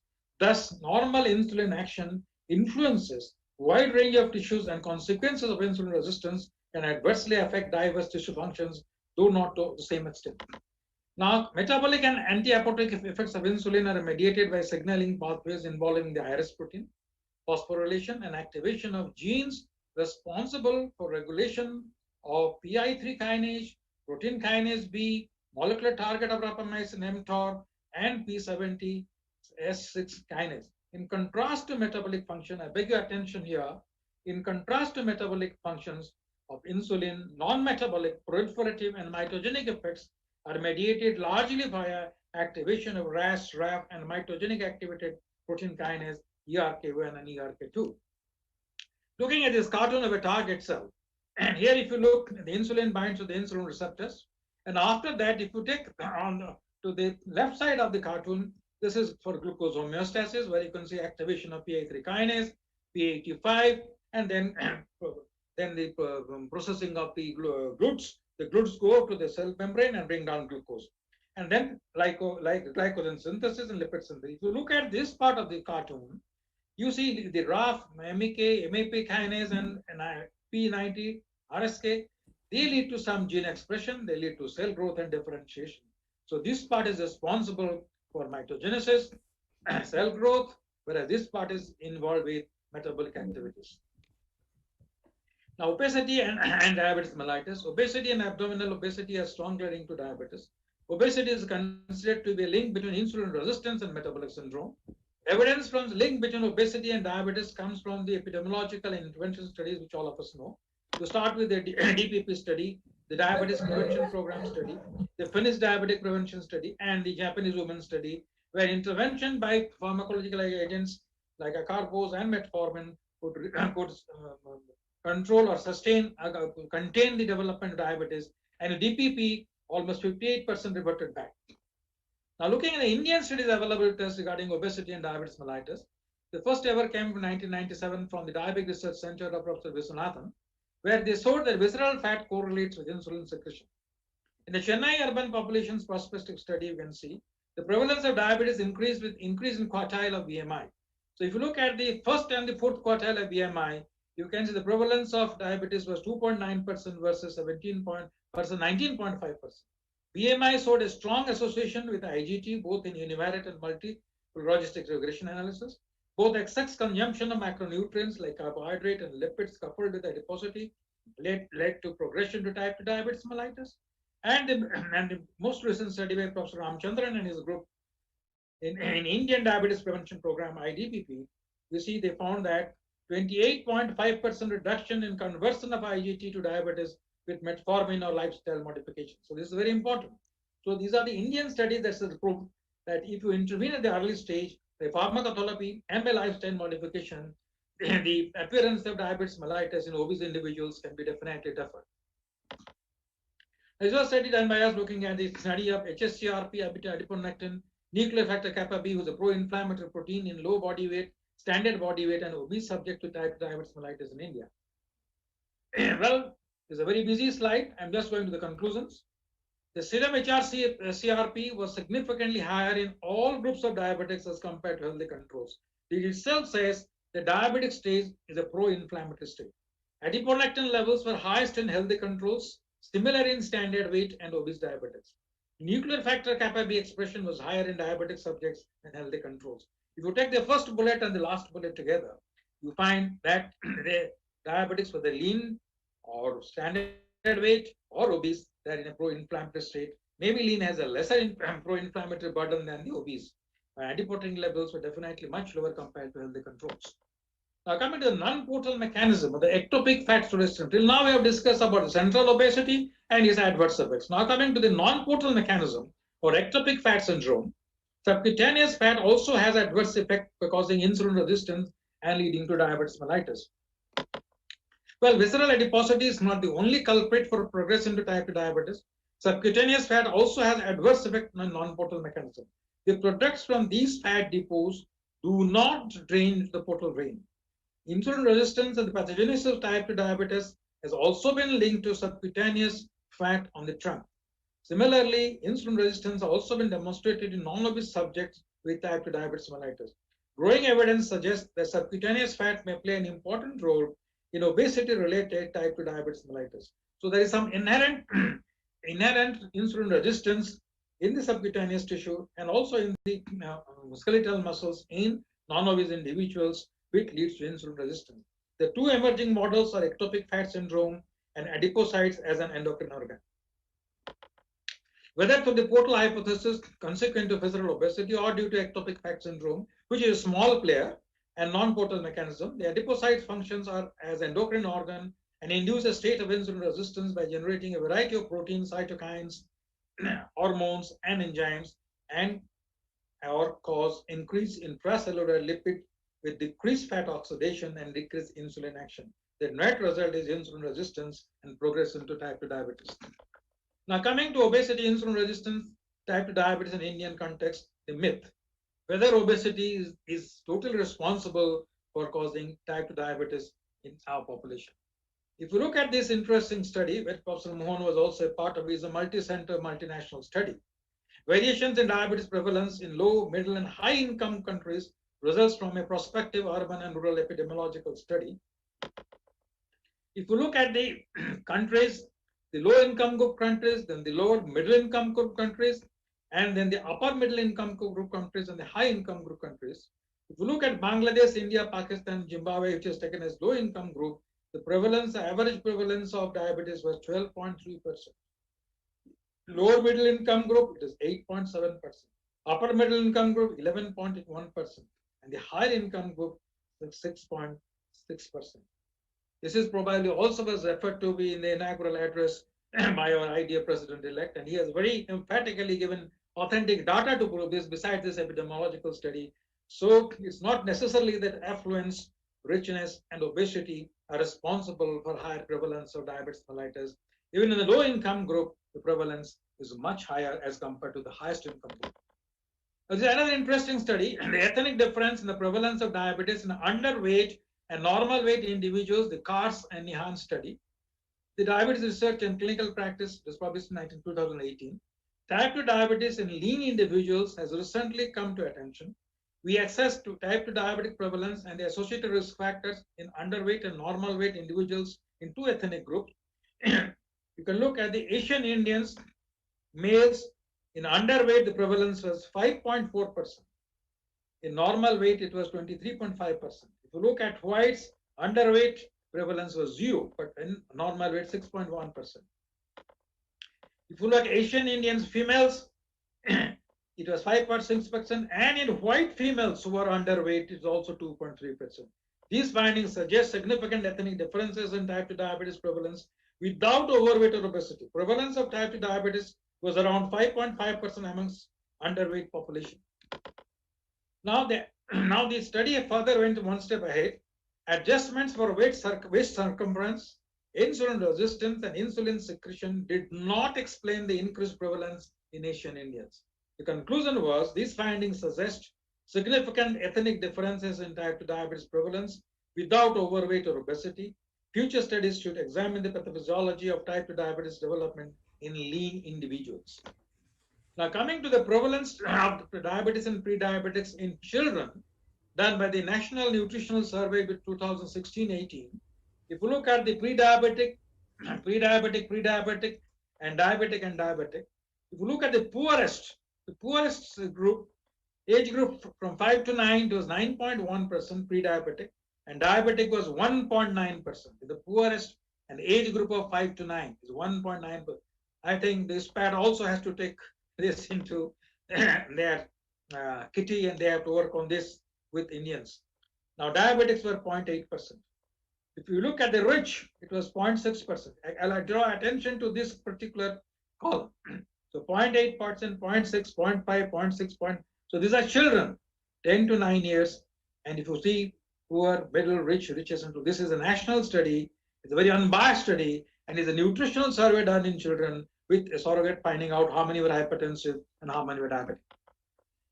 At the same BMI categories, diabetic prevalence adjusted for age, sex, and residency location varied markedly, especially at the low BMI values, with highest prevalence of diabetes among low-income group countries. The higher rate of diabetes in low-income countries is not fully explained by the conventional risk factors such as family history of diabetes, urban residency, low education, low physical activity levels, tobacco consumption, unhealthy diet, increased BMI, and waist hip ratio and ethnicity. Populations that are particularly susceptible to one risk factor may develop diabetes at a lower threshold than the other population. This is very important. So all diabetics all over the world is not the same. And in India too. In India too, if you look at the INDAB study and any of the Indian epidemiological studies, including our PODIS study, you will find that there is great regional variation in the prevalence of diabetes. It could be ethnic, it could be partly good diet, could be genetic. It has to be again further worked out. Ethnicity could be an important factor explaining the variability of diabetes prevalence in each country category. Southeast Asians have a higher rate of diabetes at a younger age, despite much lower BMI and poor nutritional status levels compared to Caucasians, Arabs, and people of other ethnicity. Thank you. This is a very, very precious photograph for me with my dear friend, departed friend Sokat and Bansi. when Shaukat honored me with the Lifetime Achievement Award in February 2019. And he left the world in 2019. Thank you all. Thank you, Dr. Siddharth Das. It was real great. And once again, we are thanking you for making it possible. There was some technical glitch in your afternoon session.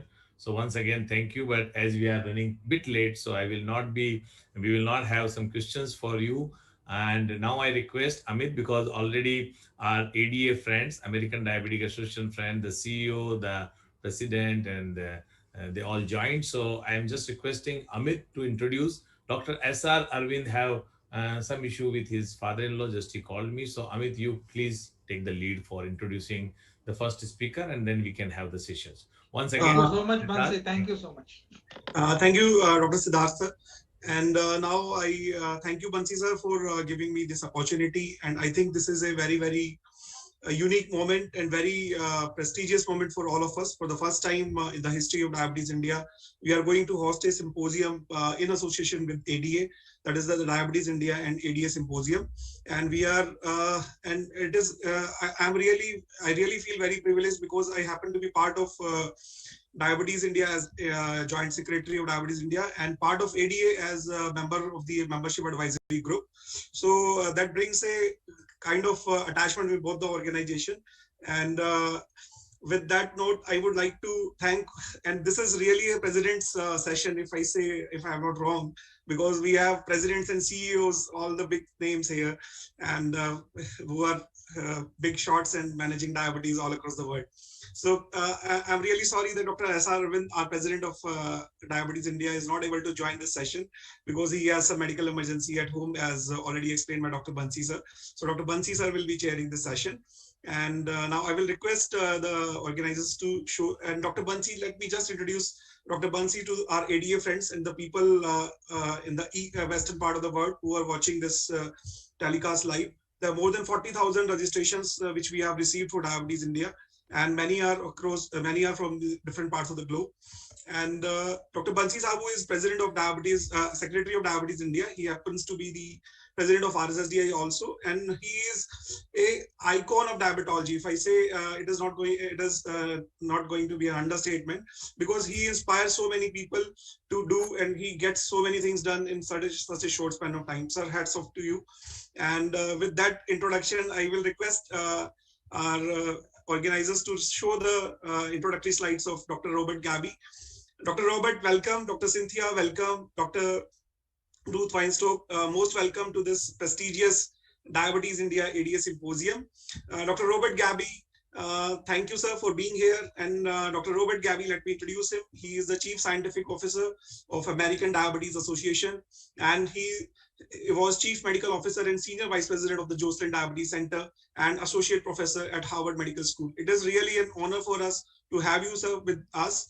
And now I will request you to please open, you can share your screen, you can proceed with the presentation, sir.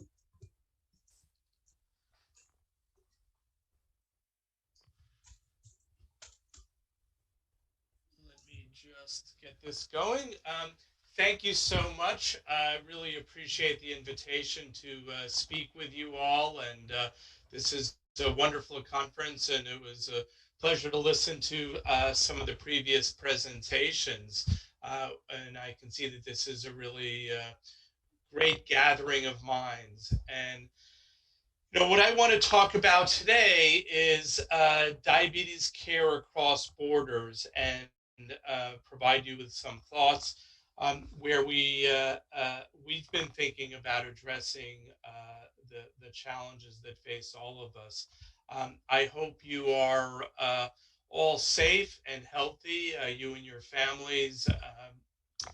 This is a challenging time, and we read of the pandemic in India and have deep concern, and know that our hearts are with you during this challenging time. And I think when we think about diabetes and a global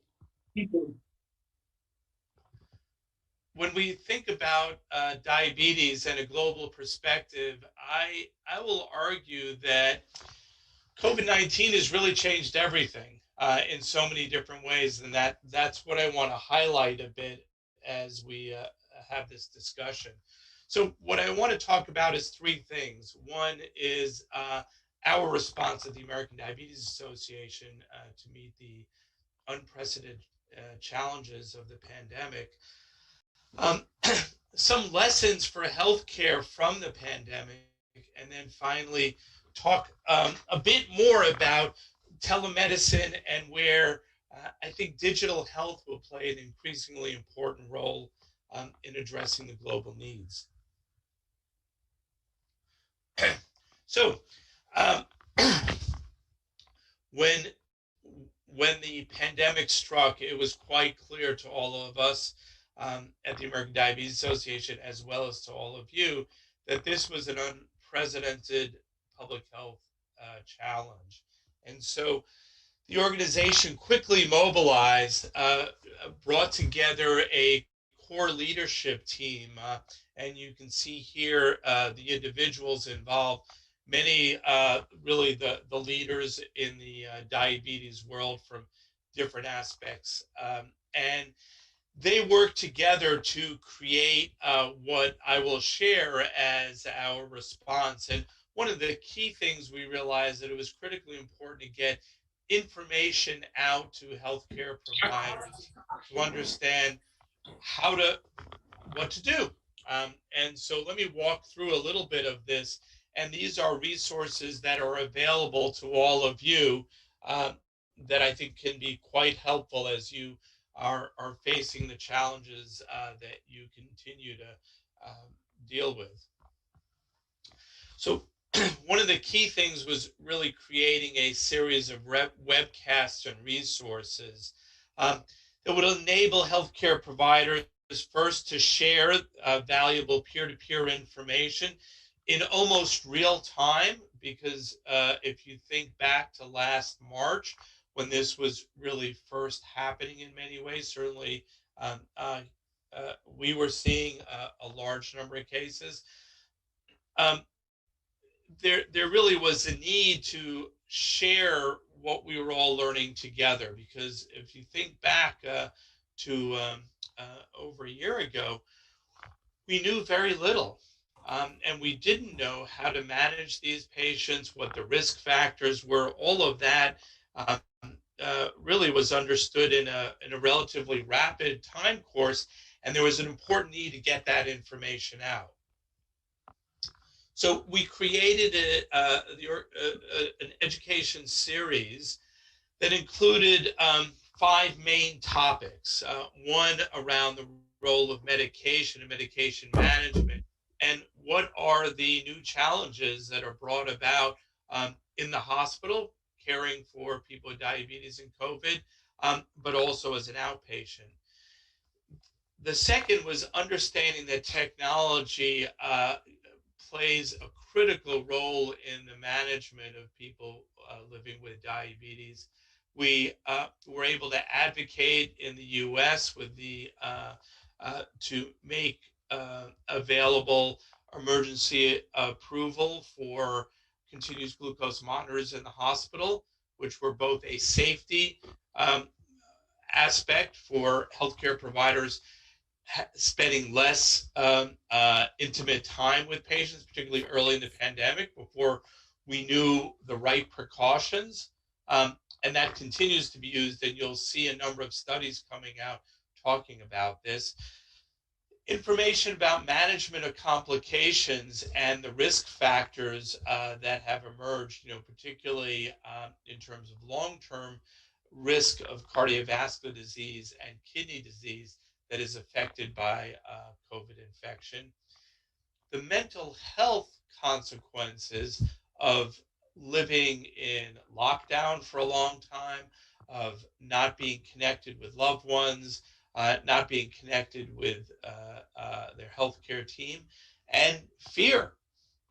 All of these very real, and we had seminars specifically talking through that. And then as telehealth became adopted more rapidly, really globally, information on how do you make that happen in your practice. This gives you a sense of the most frequently viewed webinars. And again, these are available on the American Diabetes Association website. And I encourage you to take advantage of this content. We were pleased to see, and these are numbers as of the end of last year.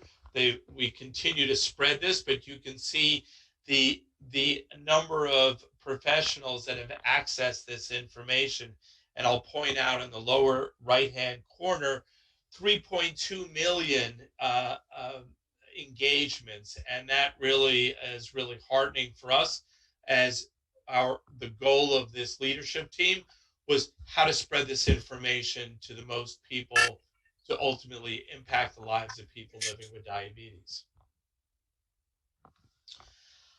Another resource, and again, encourage you to access this, is a series of podcasts. We've come to realize that for many clinicians, podcasts are a great way for them to stay up to date.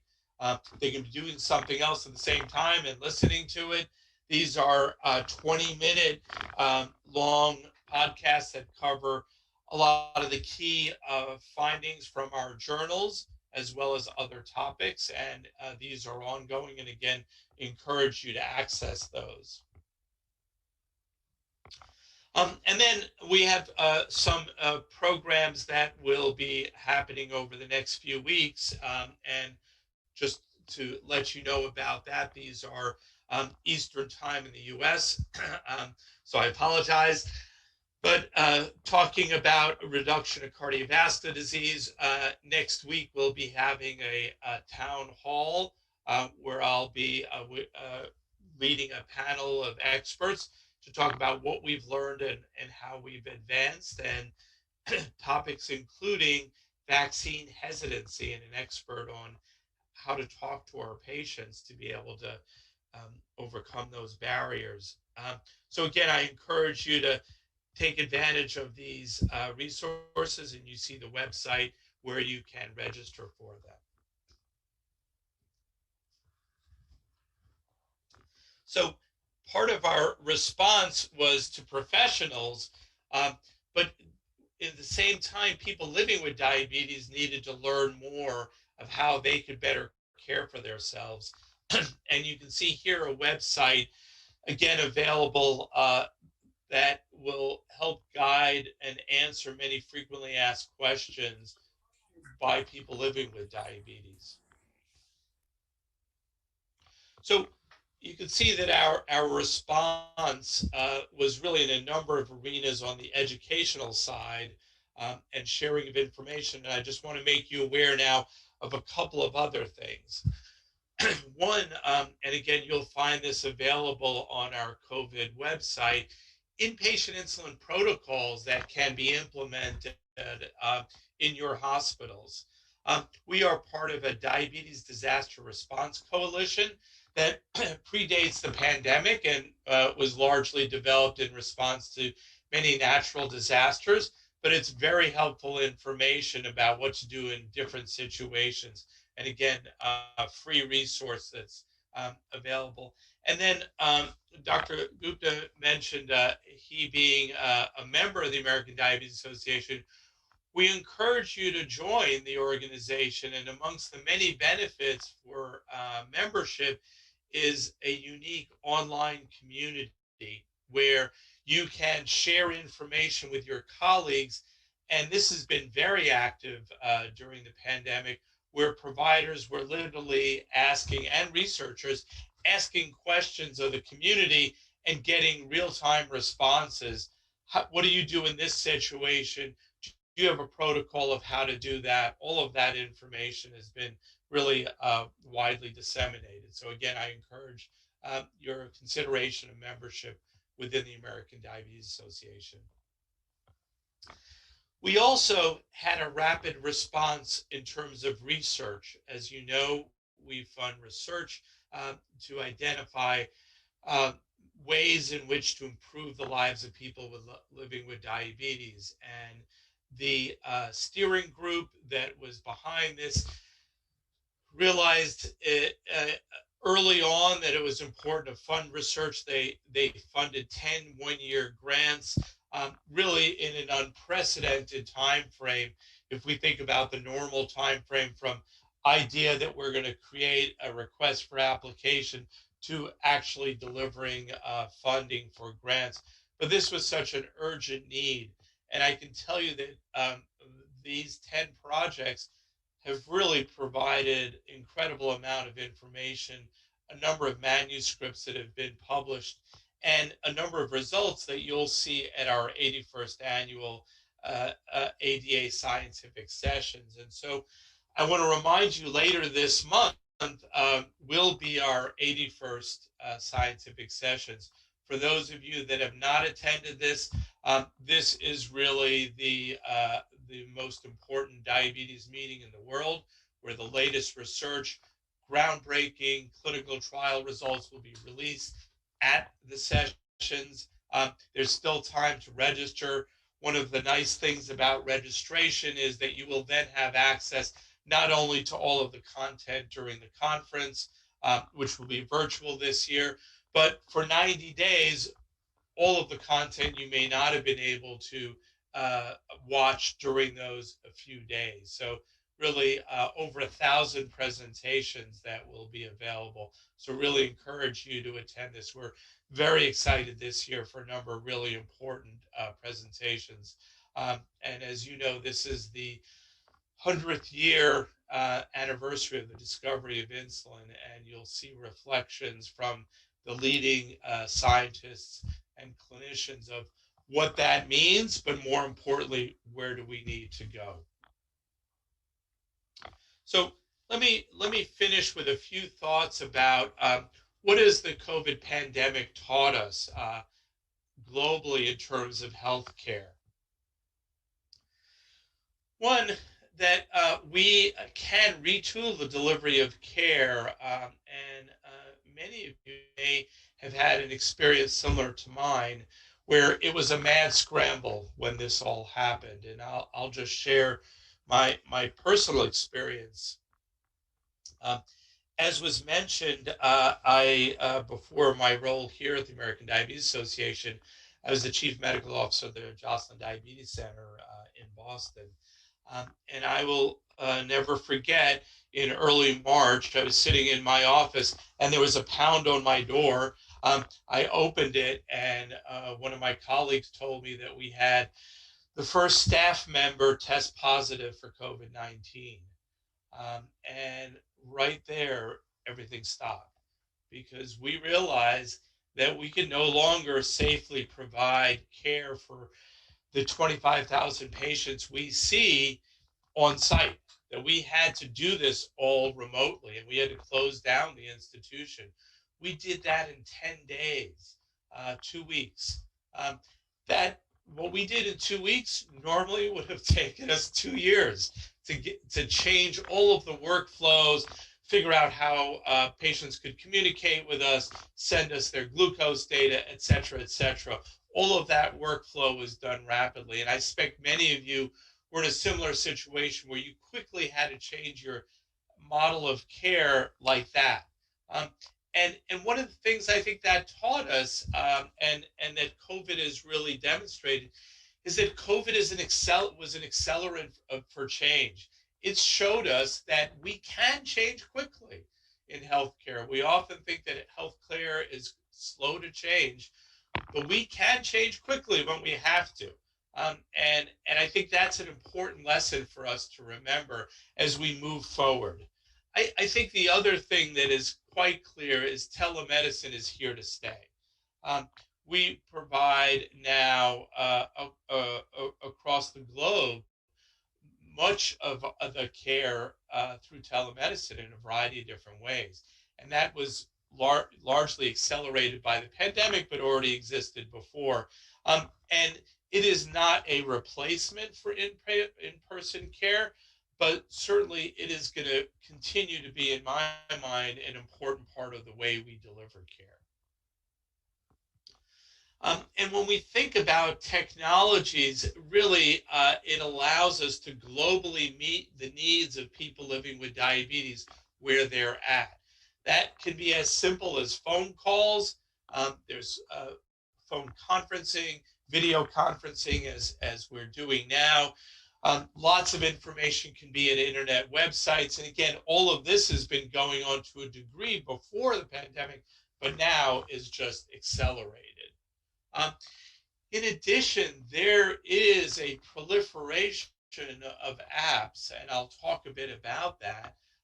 There is streaming media that can educate individuals with diabetes, digital communications, and then store and forward imaging, and I'll just mention an example of that.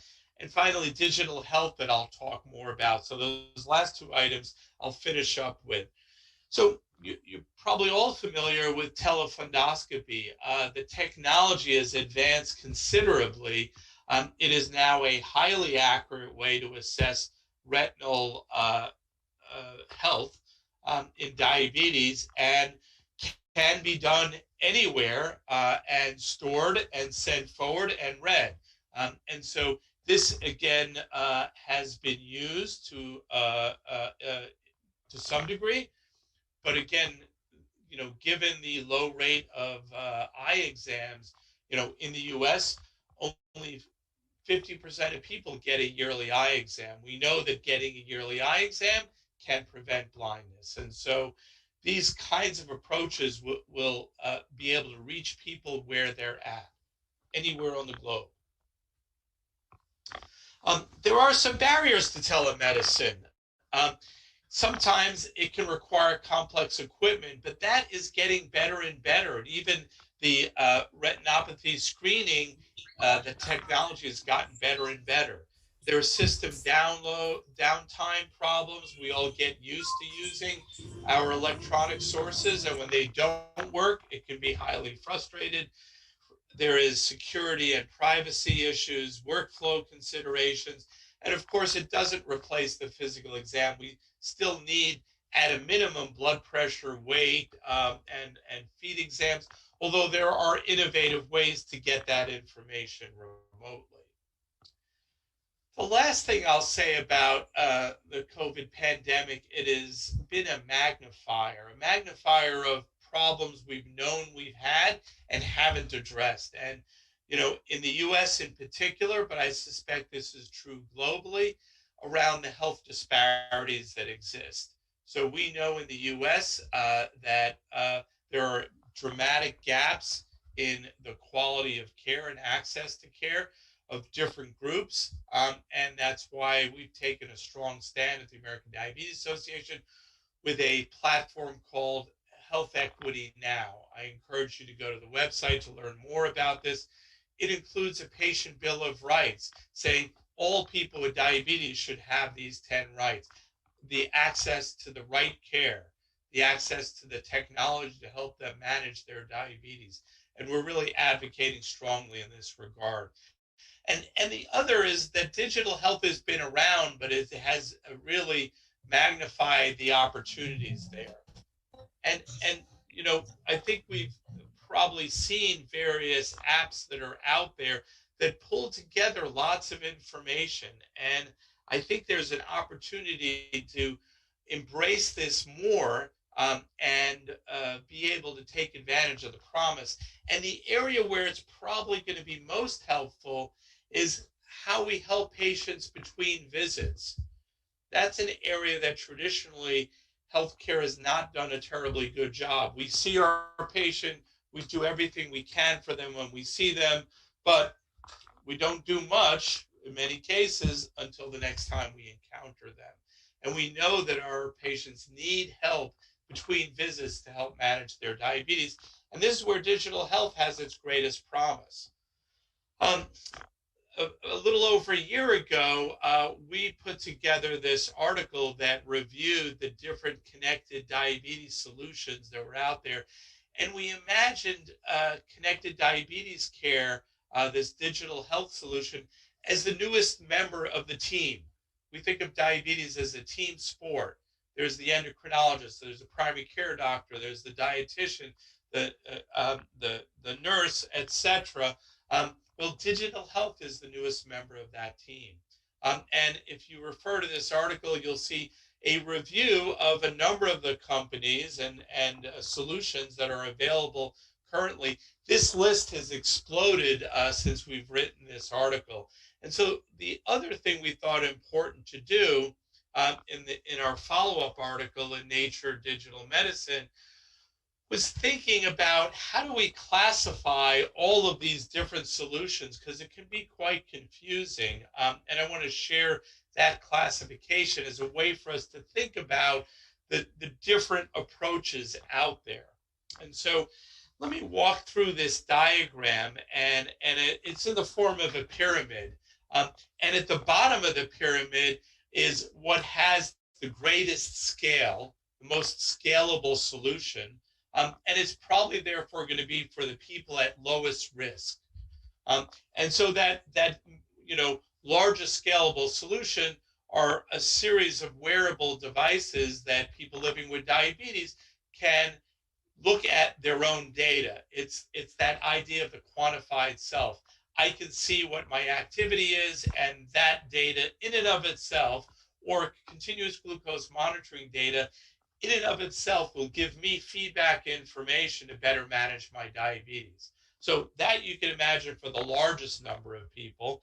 Then you move up from there, and there are various software tools that can help the traditional healthcare professional environment in a brick and mortar setting, whether that's additions to the electronic health record that provide decision support tools in real time to be able to make the right decision at the right time. So then if you move to that next level, it could be some coaching that is done using artificial intelligence, that texting back and forth with a patient done by an artificial intelligence system is scalable. It can be given to millions and millions of people and doesn't require the human power effort. And then you move to that next level of risk that is less scalable and therefore probably for people at higher risk. And that is providing sort of non-physician engagement with individuals with diabetes. So this can be health coaches or nurses or other individuals that can coach people living with diabetes using digital tools, but also often with some conversation. And then that top of the pyramid, which is the least scalable because of the number of healthcare providers, but probably useful for those at highest risk. And that's a virtual diabetes clinic where individuals are meeting with physicians that are prescribing medication and doing that level of care.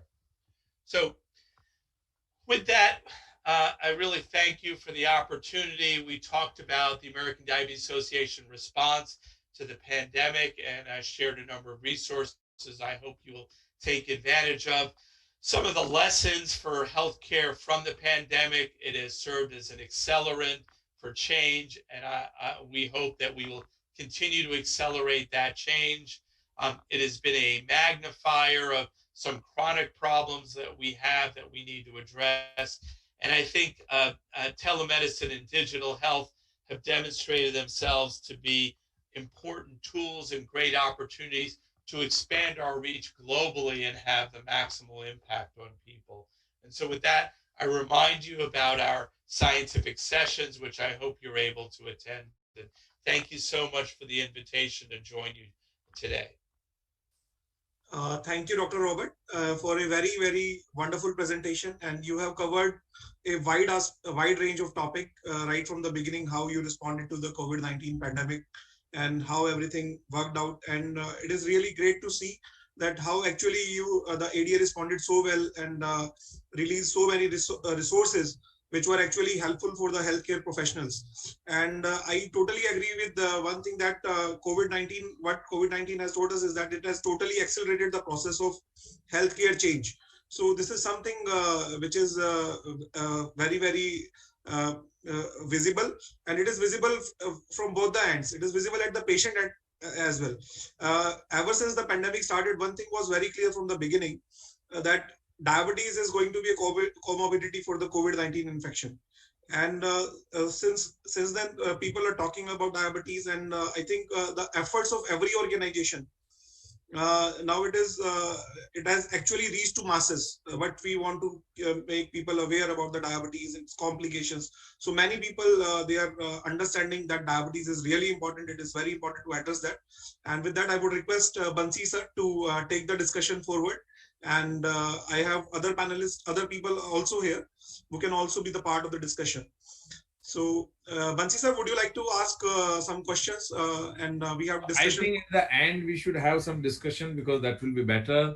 We have enough time. That will be better. So can I have the next slide to introduce our next speaker? Thank you, Dr. Robert. I hope But you we don't will mind. request Robert to be here for some more time. I unfortunately have another commitment, so I won't be able to join later, but I really appreciate everyone's attention and the invitation to join you all. I apologize. I have another meeting that I need to attend after this. Thank you, Robert. Thank you. Thank you. You want to make any last moment, any comment or your last message?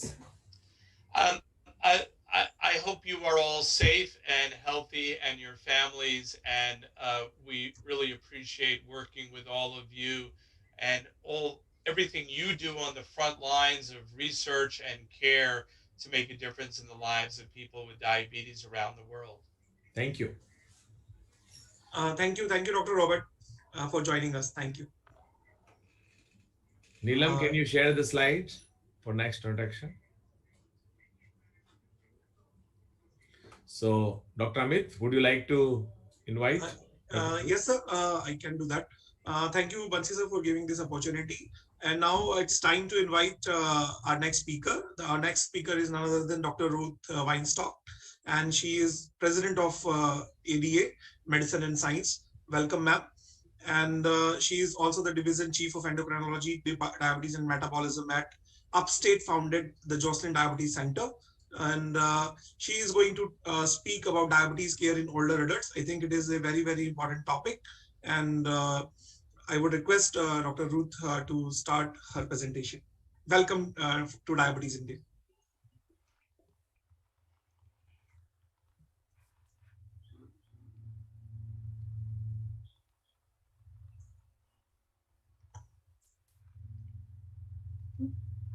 Thank you very much.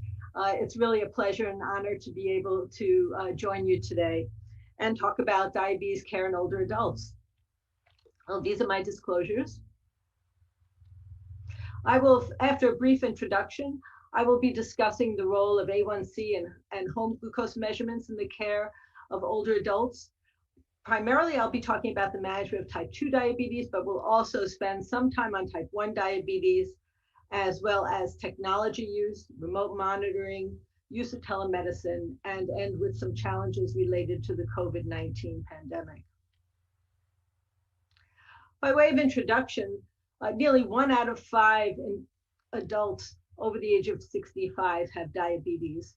And in 2019, the most people in this age group with diabetes were in China, followed by the United States and India, although India is predicted to exceed the US in a couple of decades, a distinction I'm sure you hope to prevent. Some general concepts about diabetes in older adults. As we age, our beta cell function declines, so there's progressive insulin deficiency. And there also can be insulin resistance associated with obesity, stress, and inflammation. With aging, there is commonly a reduction in muscle mass, and there can be progressive impairment of cognition, vision, hearing, and physical functioning, as well as impaired counter-regulation and hypoglycemia awareness, which contributes to increased hypoglycemia. And polypharmacy also can be a problem and cause some undesired side effects. So some general recommendations for diabetes care in older adults is to individualize the treatment plans, based on the type of diabetes, the presence of comorbidities, the overall status of the patient. Are they healthy or are they frail? Their life expectancy, the reliability of food intake, and their cognitive status. This figure is from a very recent publication in Diabetes Care. And if you look at the middle panel, this shows hospitalization for severe hypoglycemia in older adults followed for over 10 years, starting at age 70, 75, 80, and 85. The middle panel indicates individuals who are considered to be overtreated with either insulin or more commonly sulfonylurea drugs, and overtreatment was defined as having 3 consecutive A1Cs less than 7%.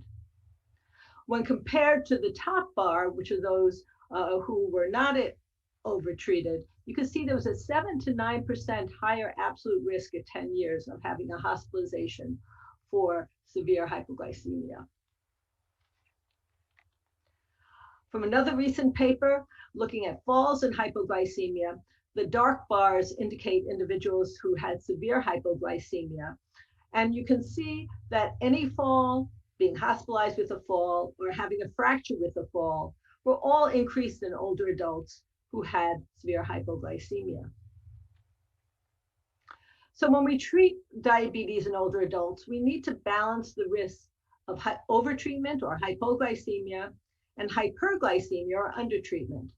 Unfortunately, both are common and both are underreported, primarily because continuous glucose monitoring, or CGM, is rarely used in this population. So much hypo and hyperglycemia is not detected. We know that hypoglycemia is associated with more ER visits, hospital transfers, and higher mortality. And hyperglycemia increases the risk for dehydration, dizziness, falls, and more severe infections. So it's important for us to try to identify and address both hypo and hyperglycemia at routine visits. Unfortunately, A1C has limited utility in predicting hypoglycemia and glycemic excursions, particularly when people are treated with insulin. You can have an A1C of over 9% and wide glycemic excursions and be spending significant amount of time in the hypoglycemia range. A1C is also inaccurate in the presence of anemia and advanced renal disease, which are also more common in older adults. So ideally, we would be more dependent on glucometrics, that is the time below range, or hypoglycemia, the time within the target range. But that requires CGM use or very frequent blood glucose monitoring, which can be challenging because of support, lack of support and the cost. So in general, we recommend avoiding high A1Cs and low A1Cs, particularly if the individual is frail and being treated with drugs that can cause hypoglycemia, such as insulin and sulfonylurea drugs. This table is taken from the American Diabetes Association 2021 Standards of Medical Care. This is available on the ADA website. You can get a lot more information on that website, and these standards of care are continually updated during the year. When deciding on treatment goals in the older adults, we divide the adults into healthy, intermediate health, and poor health. For those older adults who are healthy, there's no reason to change their A1C goals or glucose goals. The A1C goal can still be less than 7 to 7.5%. With fasting, preprandial glucose is 80 to 130 or 4.4 to 7.2 millimole per liter, and bedtime up to 180 milligrams per deciliter or 10 millimole. However, when the individual has multiple coexisting chronic conditions, impairments of ADLs, activities of daily living, or mild to moderate cognitive impairment, they're more prone to hypoglycemia and fall risk, and it's therefore recommended to change the goals, increase the A1C goal to less than 8%, and to be less strict with the glucose goals to avoid hypoglycemia. Once the individual develops very poor health or moderate to severe cognitive impairment and has a limited life expectancy, then really avoid reliance on A1C altogether. One could argue it shouldn't even be measured. And instead use glucose targets of 100 to 200 milligrams per deciliter or 5.6 to 11 millimole per liter. Optimum nutrition and protein intake is recommended.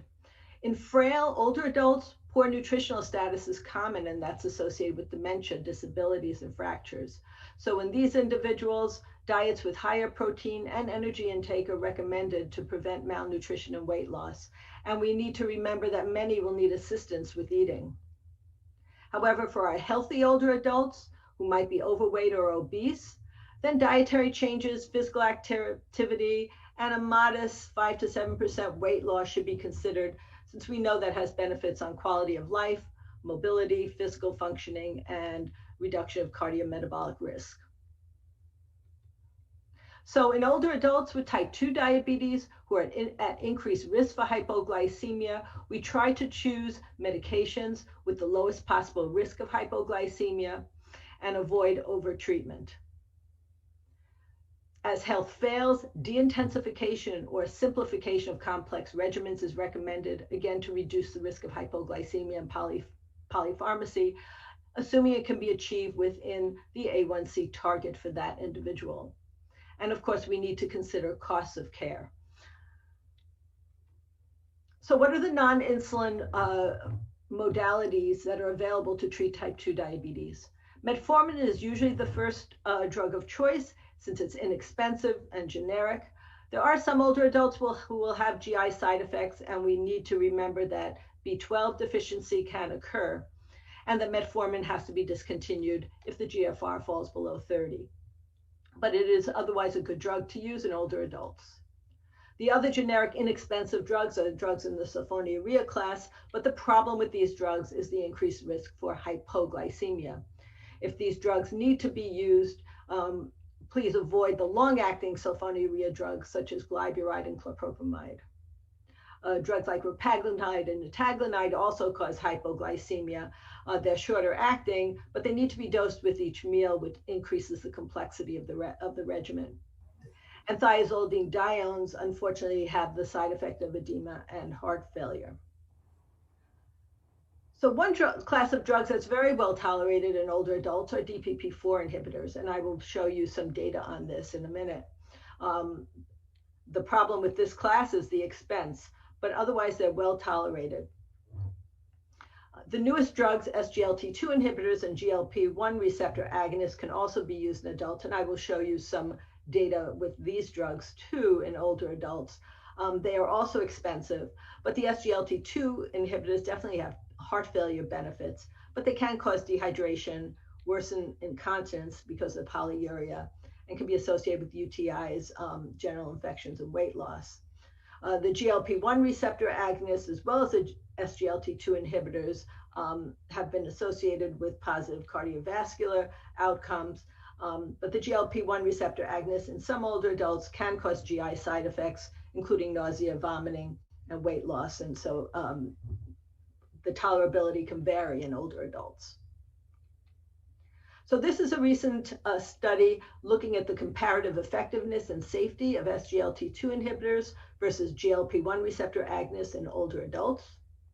On the left-hand side of the slide, you can see that the risk of major adverse cardiovascular events was the same with a GLP-1 receptor agonist or SGLT2 inhibitor, but hospitalizations for heart failure with the SGLT2 inhibitor, shown with the red line, was reduced compared to the GLP-1 receptor agonists.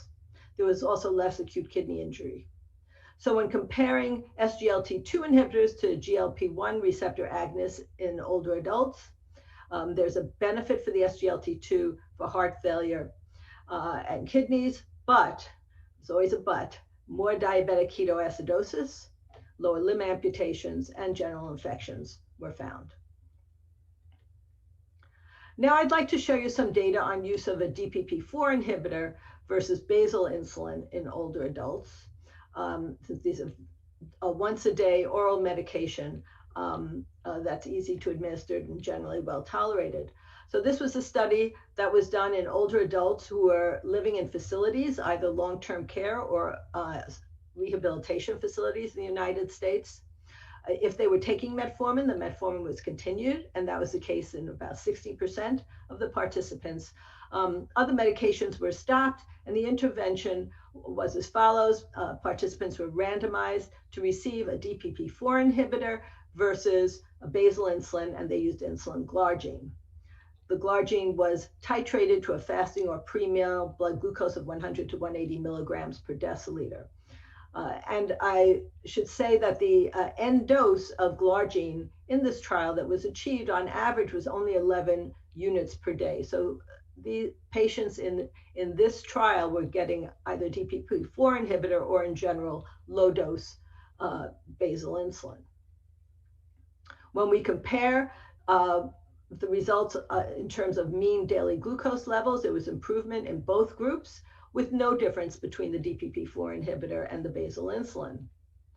Similarly, A1C change at 3 and 6 months, both basal insulin and DPP-4 inhibitor both achieved significant reductions in A1C, with no difference between the DPP-4 inhibitor and insulin glargine.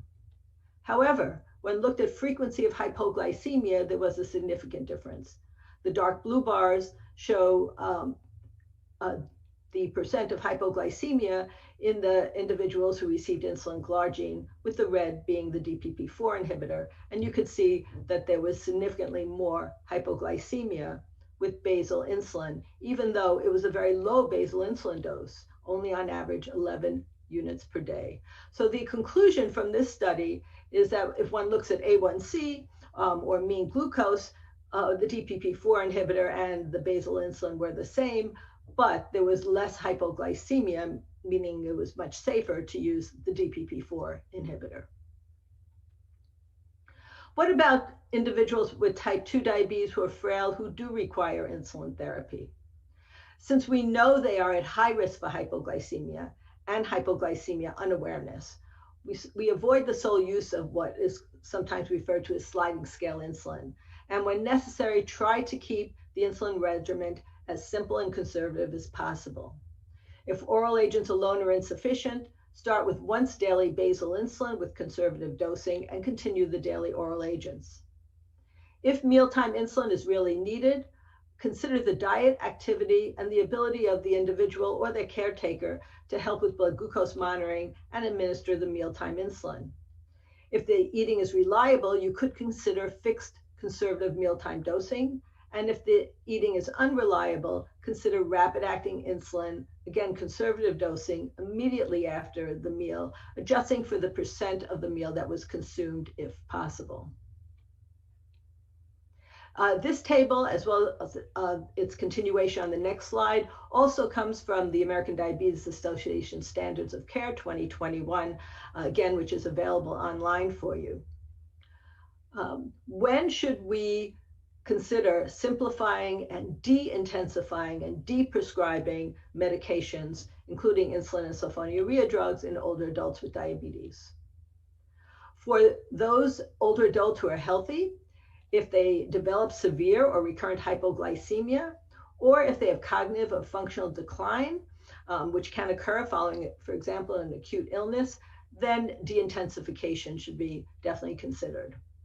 For those older adults who are more complex with intermediate functioning, multiple chronic illnesses, mild to moderate cognitive impairment, again, if they have severe or recurrent hypoglycemia, if they become unable to manage their insulin regimen, it's too complex, or if there's a change in their social circumstances, such as loss of a caregiver, or in the presence of polypharmacy, then again, regimen simplification should be considered. For our very complex patients who have poor health, and for our patients that are close to the end of life, we avoid reliance on A1C altogether. There's no benefits of tight glycemic control in this population. We want to avoid hypoglycemia, try to maintain the cognitive and functional status that they have, and keep them comfortable. So if they're on an insulin regimen, try to reduce the number of injections, reduce the number of finger sticks, to reduce discomfort, and to try to relieve excessive caregiver stress.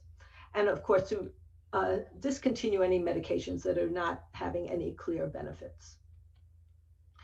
So we want to individualize and simplify regimens in our patients as they age and develop comorbidities and more disabilities, to decrease the number of medications, use once daily medications if possible, again, considering their overall status, life expectancy, cognitive status, comorbidities, the reliability of their food intake, how frail they are, the availability for them to obtain specific medications, their cost, as well as their ability to administer injectables, the availability of glucose monitoring, with the goal to avoid hypoglycemia and symptomatic hyperglycemia, and avoid, when if possible, insulin sliding scales and long-acting sulfonylurea drugs. This table algorithm is also from the standards of care and is available online for you. And this discusses some suggested ways that one could simplify complex insulin therapy when that is indicated as people age and develop disabilities and cognitive dysfunction. So for example, if they are on a basal insulin, you could change the timing from the basal insulin from bedtime to morning and titrate it based on the fasting glucose results over the previous week. If half of the fasting glucose levels are above the goal, you could increase the dose by 2 units. And if more than 2 or less than 80 milligrams per deciliter or 4.4 millimole per liter, reduce it by 2 units.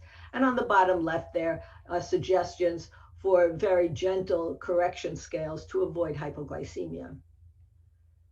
If the individual is on mealtime insulin and you want to simplify their regimen, if the mealtime insulin is less than 10 units per dose, you could try discontinuing the mealtime insulin and add a non-insulin agent. If the GFR is 45 or higher, we usually start with metformin. And if it's less than 45, or if metformin is not tolerated, you could proceed to a second-line agent. As I mentioned, there are a number of possibilities, including DPP-4 inhibitors, SGLT2 inhibitors, and GLP-1 receptor agonists. If the mealtime insulin is over 10 units per dose, you could try decreasing it by 50% and again, adding a non-insulin agent.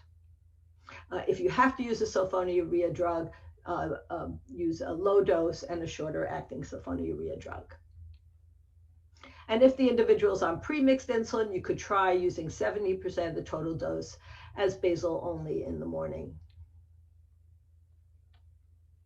What about type 1 diabetes in older adults?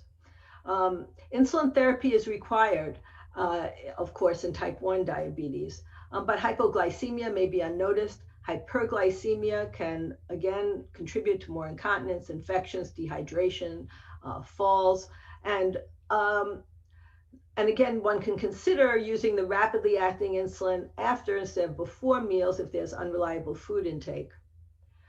In older adults, particularly when they start developing cognitive impairment, carbohydrate counting is usually not realistic, so we dose conservatively to avoid hypoglycemia.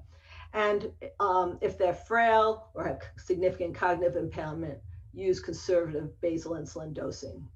For people on insulin pumps, periodically we need to assess the ability of them to self-manage their disease with their pump, in conjunction with their caregiver if they have one, to make sure that they are using the pump and are administering insulin in a safe manner.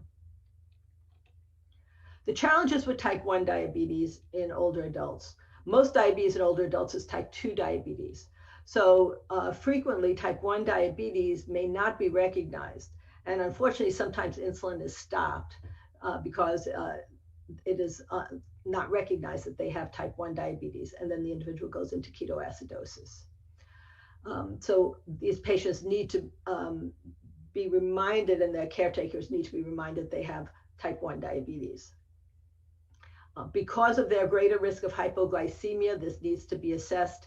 And if at all possible, continuous glucose monitoring should be considered to reduce hypoglycemia. Doing frequent figure sticks is very challenging in this population.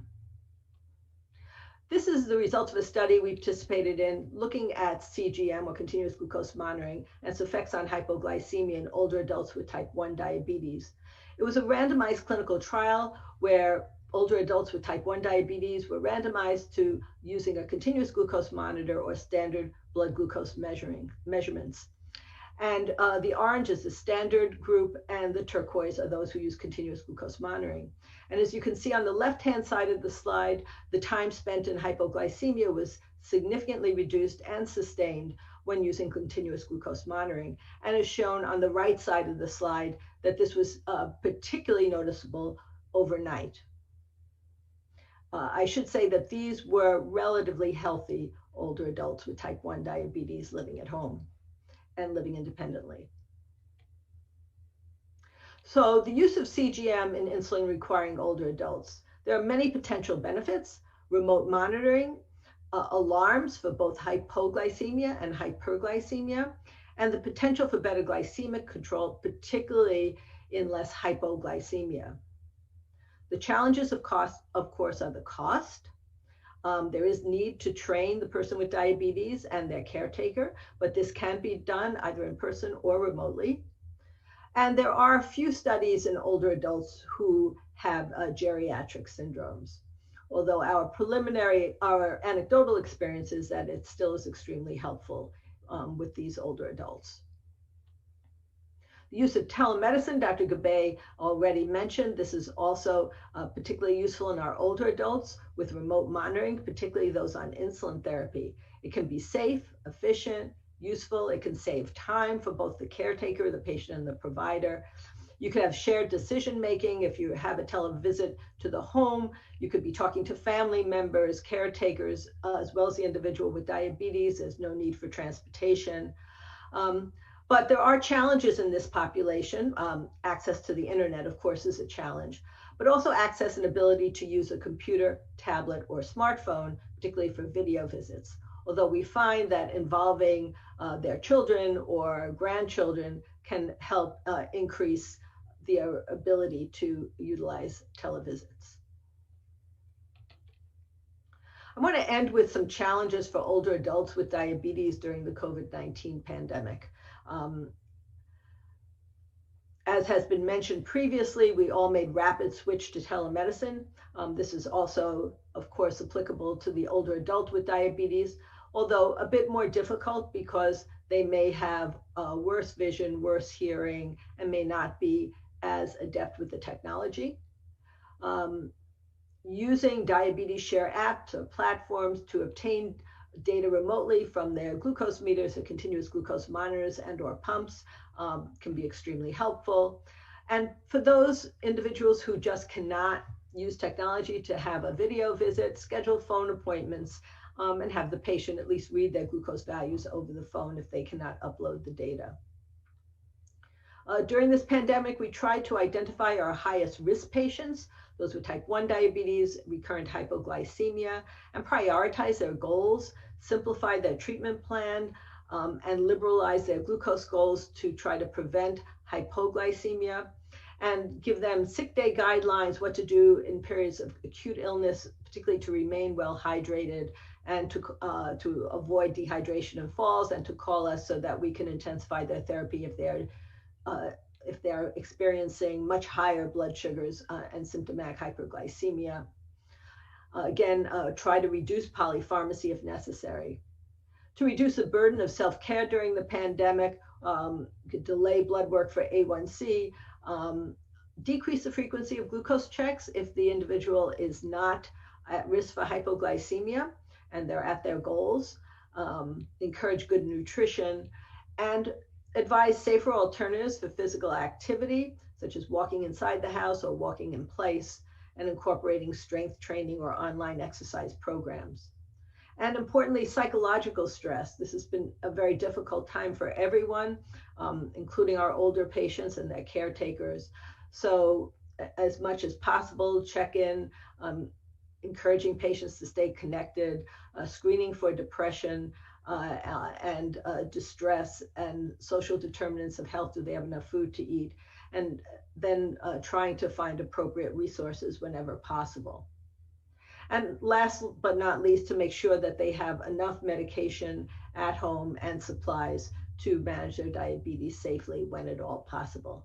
And for people with type 1 diabetes who are using insulin pumps, to make sure that they have backup insulin injection plan in case their device fails.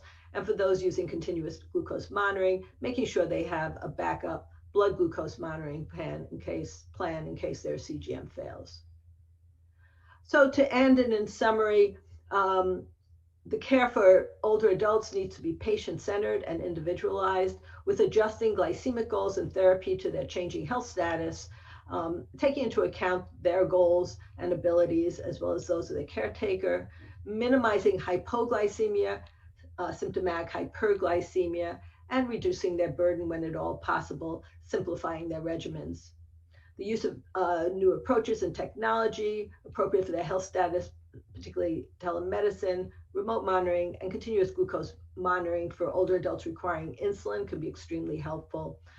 But of course, we know there are financial challenges and that hopefully we can be addressing through our organizations.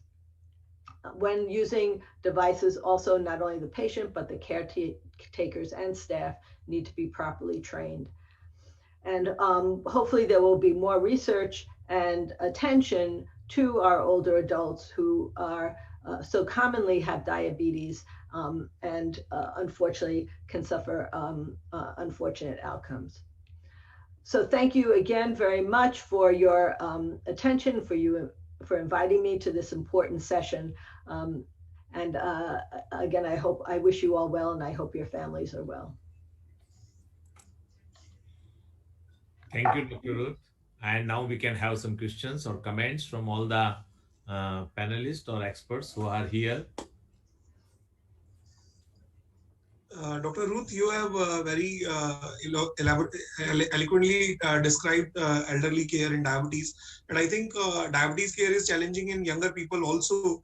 But at the same time, with the age, the challenges they add up, and it is very sometimes the problem with the elder population is that most of the time they are on our treatment. Most of the time, the treatment regimes are very complex, and they most often also they are subjected to multiple time testing and many other challenges as well. So I think you have rightly described, and you have rightly, the message from your talk is very clear that we need to think of simplifying the treatment strategies. We need to look for disintensification or de-intensification of therapy. We also should consider de-prescribing of the drugs, and we should address the other issues as well. And revising the targets is also very important. So we have Dr. Kamalakar Tripathi, Dr. Cynthia is also there. If you have, ma'am, any comments or any questions you would like to ask, you are most welcome. Yes, Dr. Kamalakar Tripathi, you have to unmute. You have to unmute. You are muted. Sir, Kamalakar Tripathi, sir, please unmute. He is not able to unmute. I don't know. Yes, sir. Dr. Ruth, in India, we commonly use sulfonylurea. Sulfonylurea is very, very commonly used medication in our country in compared to Western world, where the sulfonylurea is to be used only in the condition when the cost is an issue. Even in India, in compared to SGLT2, recently now in last 6 months, with the SGLT2, we have almost the cost of that SGLT2, dapagliflozin, is available at the cost of sulfonylurea. So if the cost is not an issue, like in India, and you are in India, where you will push, I mean, in your American Diabetes Association guideline, then where you will put the sulfonylurea, because in ADA ESD guideline, you have very, categorically put the sulfonylurea extremely right side, where that you had, extremely left side, that when the cost is an issue, then and then you use it. Otherwise, you have the other choices. Now, cost is not an issue for India, except the GLP-1. Almost all other molecules are at the same cost. Well, you bring up excellent points. And of course, Cost is actually also an issue in the United States. So where I practice, we have a lot of, unfortunately, people who cannot afford many of these drugs. So I do use sulfonylureas sometimes in my older adults because they can only afford metformin and sulfonylurea drugs. Actually, we don't have any SGLT2 inhibitors that are inexpensive in the US. So if you do need to use a sulfonylurea drug, I would use the shortest acting one available, like glipizide, and try to monitor, try if possible to monitor to make sure that that they're not developing hypoglycemia, because as you know, the drugs are well tolerated. The only problem is, which is a big problem, is hypoglycemia. So one of the things that I would love to see happen, and this we can get covered in the US, continuous glucose monitors, there are professional versions of continuous glucose monitors. So for example, in our clinic, we can lend someone a CGM for a week, and their insurance company will pay for the one sensor that entails. That's very inexpensive. So if I have someone on a sulfonylurea drug, for example, and I'm concerned that they would not recognize hypoglycemia, I'd like to have them wear it for a week. And then I just feel better that they're not having hypoglycemia, and they don't need to wear it all the time necessarily. I mean, certainly it would not be covered, at least in the United States. It wouldn't be able to afford to do that. And then periodically, if their eating habits change. In terms of the SGLT2 inhibitors, clearly if the individual has heart failure or heart disease, kidney disease, we know that those drugs are advantageous. I do have some older patients who have had problems with chronic UTIs, urinary tract infections, and putting them on an SGLT2 inhibitor, it made that much worse, and their incontinence much worse, and so I had to stop it. So I think it's worth trying an SGLT2 inhibitor, making sure the individual can also does not get dehydrated, which can happen. There are no increased in falls, so again, it's an individualized approach. Someday we may have better markers for who will respond better to what drug, but for now, I think we use our best judgment, try what the individual can afford, and then change course depending upon what happens in terms of side effects. So Ruth, in compared to, sulfonylurea, and if I compare with the insulin, in your clinical experience, particularly with elderly patients, where you will get more hypoglycemia, the risk of hypoglycemia. I feel personally that premixed insulin are causing more hypoglycemia in compared to the short-acting sulfonylurea. With longer-acting insulin, you can still titrate better and you may not have that much hypoglycemia. But how you compare that? Yeah, so I agree with you, and I'm not aware of any trial that compared insulin to sulfonylurea, that randomized insulin to sulfonylurea in that way in this population. But I agree. I think that a conservative dose of a short-acting sulfonylurea drug can be given, carefully in older patients. And basal insulin as well. The importance for the basal insulin when you're titrating to the fasting glucose level. Sometimes the fasting glucose level is influenced by snacking and eating more the night before. And if you titrate it to then the higher glucose levels because someone brought them something to eat or they were eating, near bedtime, then when they don't have that bedtime snack, they can get hypoglycemic. So you just have to be really careful with the basal insulin and make sure that when you are titrating the basal insulin to fasting, it's a true fasting glucose, that they haven't eaten a lot of carbohydrates, snacking, watching TV the night before or whatever, so that you don't over basal their dose. Dr. Sachin want to ask something. Yes, please, sir, please go ahead. Ma'am, this second wave, we have seen a lot of black fungus mucormycosis in India. What is the status of this black fungus in post-COVID diabetic patient in US? So I have not seen that. And I have not seen data in the US on that. So I'm sorry, I can't answer that question. We actually are trying to do we're part of a consortium where we're trying to monitor people who have survived COVID and went home with diabetes, and not only for long-term symptoms, but other problems. But I'm sorry, I don't know the answer to that. But I feel for you. Thank you.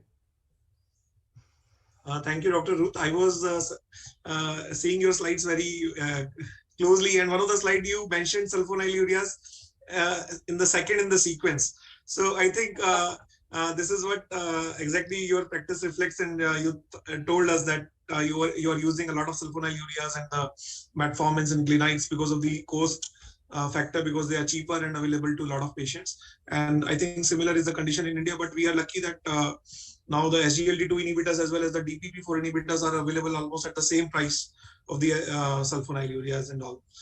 And so I would definitely use then DPP4 instead of a sulfonylurea if I had the choice.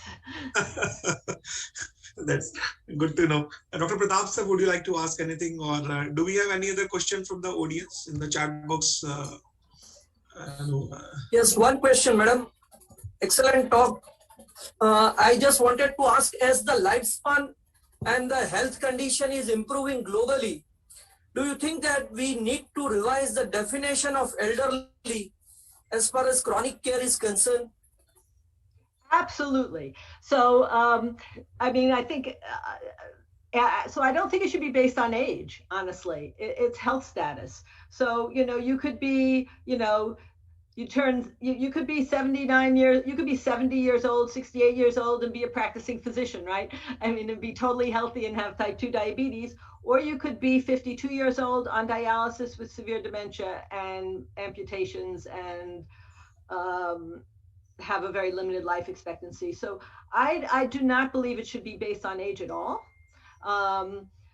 It should be based on the health status of the individual.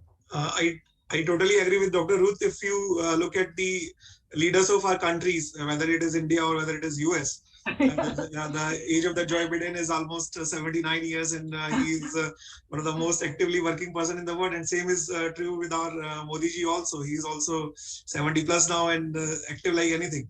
So I think the definition for the elderly needs to be changed. And in time, I think associations like Diabetes India and ADA may look into this and see how we what are the parameters which can actually define someone as elderly. Yeah, so I try not to use the word elderly. Right. Thank you. So if there are no other questions, Dr. Cynthia would like to make any comment before we proceed for your presentation. You have been waiting patiently for almost 1.5 hours throughout this symposium, and this symposium belongs to ADA itself. Because for the first time we are partnering as Diabetes India and ADA, and this is a symposium of, this is a moment where the two organizations are coming together, and we are having both the presidents together. Maybe it is very rare that both the presidents as well as the president of our RSSDI as well as Secretary of Diabetes India in the same session. Yeah, absolutely. No, I'm grateful to be here as well, and wholeheartedly agree, of course, with my colleague, Dr. Weinstock.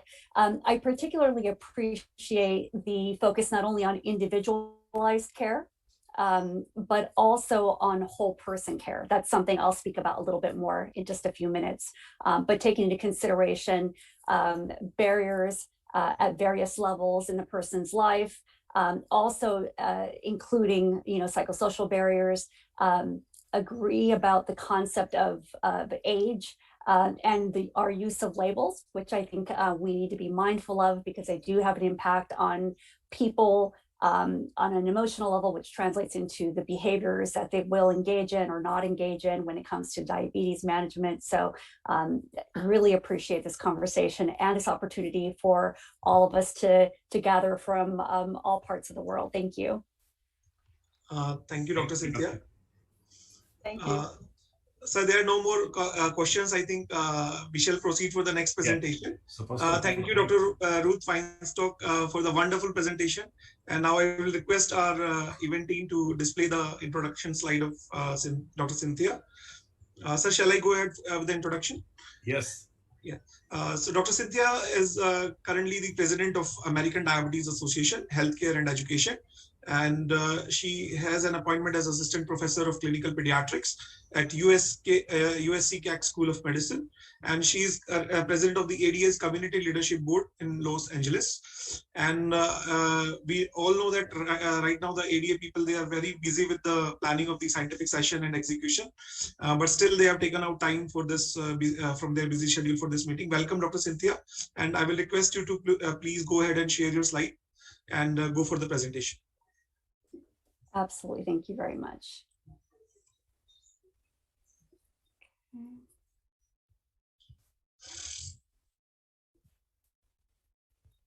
Apologize. Let me.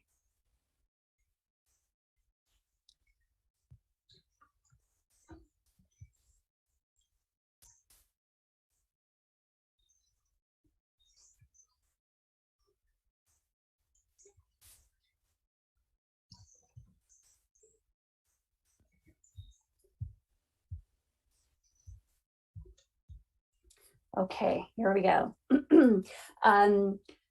Again, it's an honor to spend this time with you today.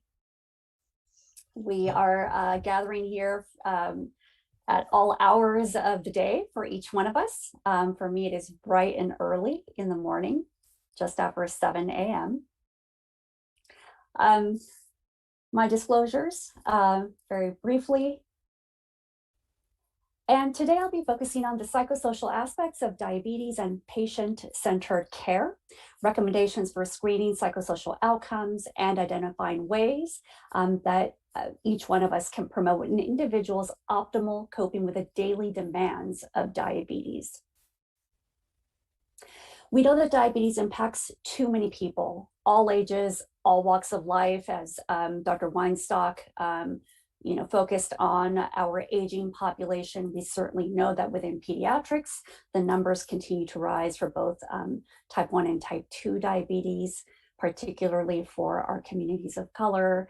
And we also see during the pandemic that there has been reports of increased DKA at diagnosis for type 2 diabetes in children. And more recently, there was a report for the same in children with type 1 diabetes.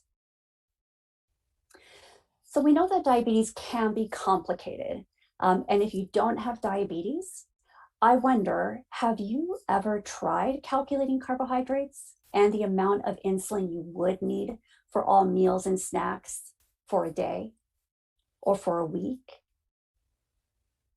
Diabetes can be a daunting collection of tasks, and this is one of my favorite images of the mental work that goes into simply eating food or having a beverage for a person with diabetes.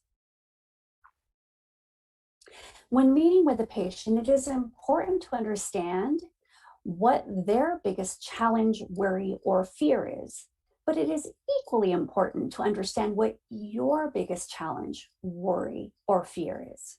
As healthcare providers, we all deeply care for the people that we provide care with. And we also care about health outcomes. And in our efforts to provide the best care, our challenges, our worries, and our fears can impact the way that we interact with people in our offices or during our health appointments. There is a bidirectional relationship between psychosocial factors and diabetes. There is a lot of literature that looks into this more closely. It looks into numerous psychosocial factors and their bidirectional relationship with diabetes. Some of the more common psychosocial issues that can impact an individual's health management include, for example, difficulty emotionally adjusting to the daily demands of diabetes. Some people experience mood symptoms and trauma directly related with their diabetes experience or diabetes management, their experience of having been in a hospital at diagnosis or for an episode of DKA. We also know that individuals who have experienced mood symptoms or traumas independent of diabetes can impact their overall mental health and behavioral health, which can then have an impact on diabetes management behaviors. Additional factors that can impact health management include health beliefs. There was a comment that was made earlier today about the belief of overweight or obesity as a cause for diabetes. There are also beliefs around the effectiveness of treatments, where as a healthcare provider, you may be recommending the best possible treatment for a person who in turn may have heard from someone that they deeply trust or who may themselves believe for a variety of reasons that the treatment you are prescribing is not going to be helpful for them. Either it's not going to work or that it may actually be dangerous for them or for their child. Limited support is another challenge, and we have heard a lot more about this during these past several months. Limited financial resources that we discussed. We unfortunately have financial limitations all over the world. We know that in the US, there have been reports of up to 1 in 4 people with diabetes rationing their insulin. There are learning challenges. When we think about the math that goes into calculating insulin doses, for example, and we think of individuals who may have a difficult time thinking about numbers and managing numbers to correctly calculate this information, that can be a problem. When we think about individuals who either have vision limitations or who have visual spatial limitations, we can see how that can be challenging in the use of some of the diabetes technology that is available. Physical challenges can also come into play. So again, navigating, maneuvering, manipulating diabetes technologies can be challenging for individuals who have physical challenges. There are common barriers that are directly related to diabetes. Some of those involve diabetes conflict, diabetes distress, diabulimia, and other eating disorder behaviors, as well as fear of hypoglycemia. I'll talk a little bit about a couple of these.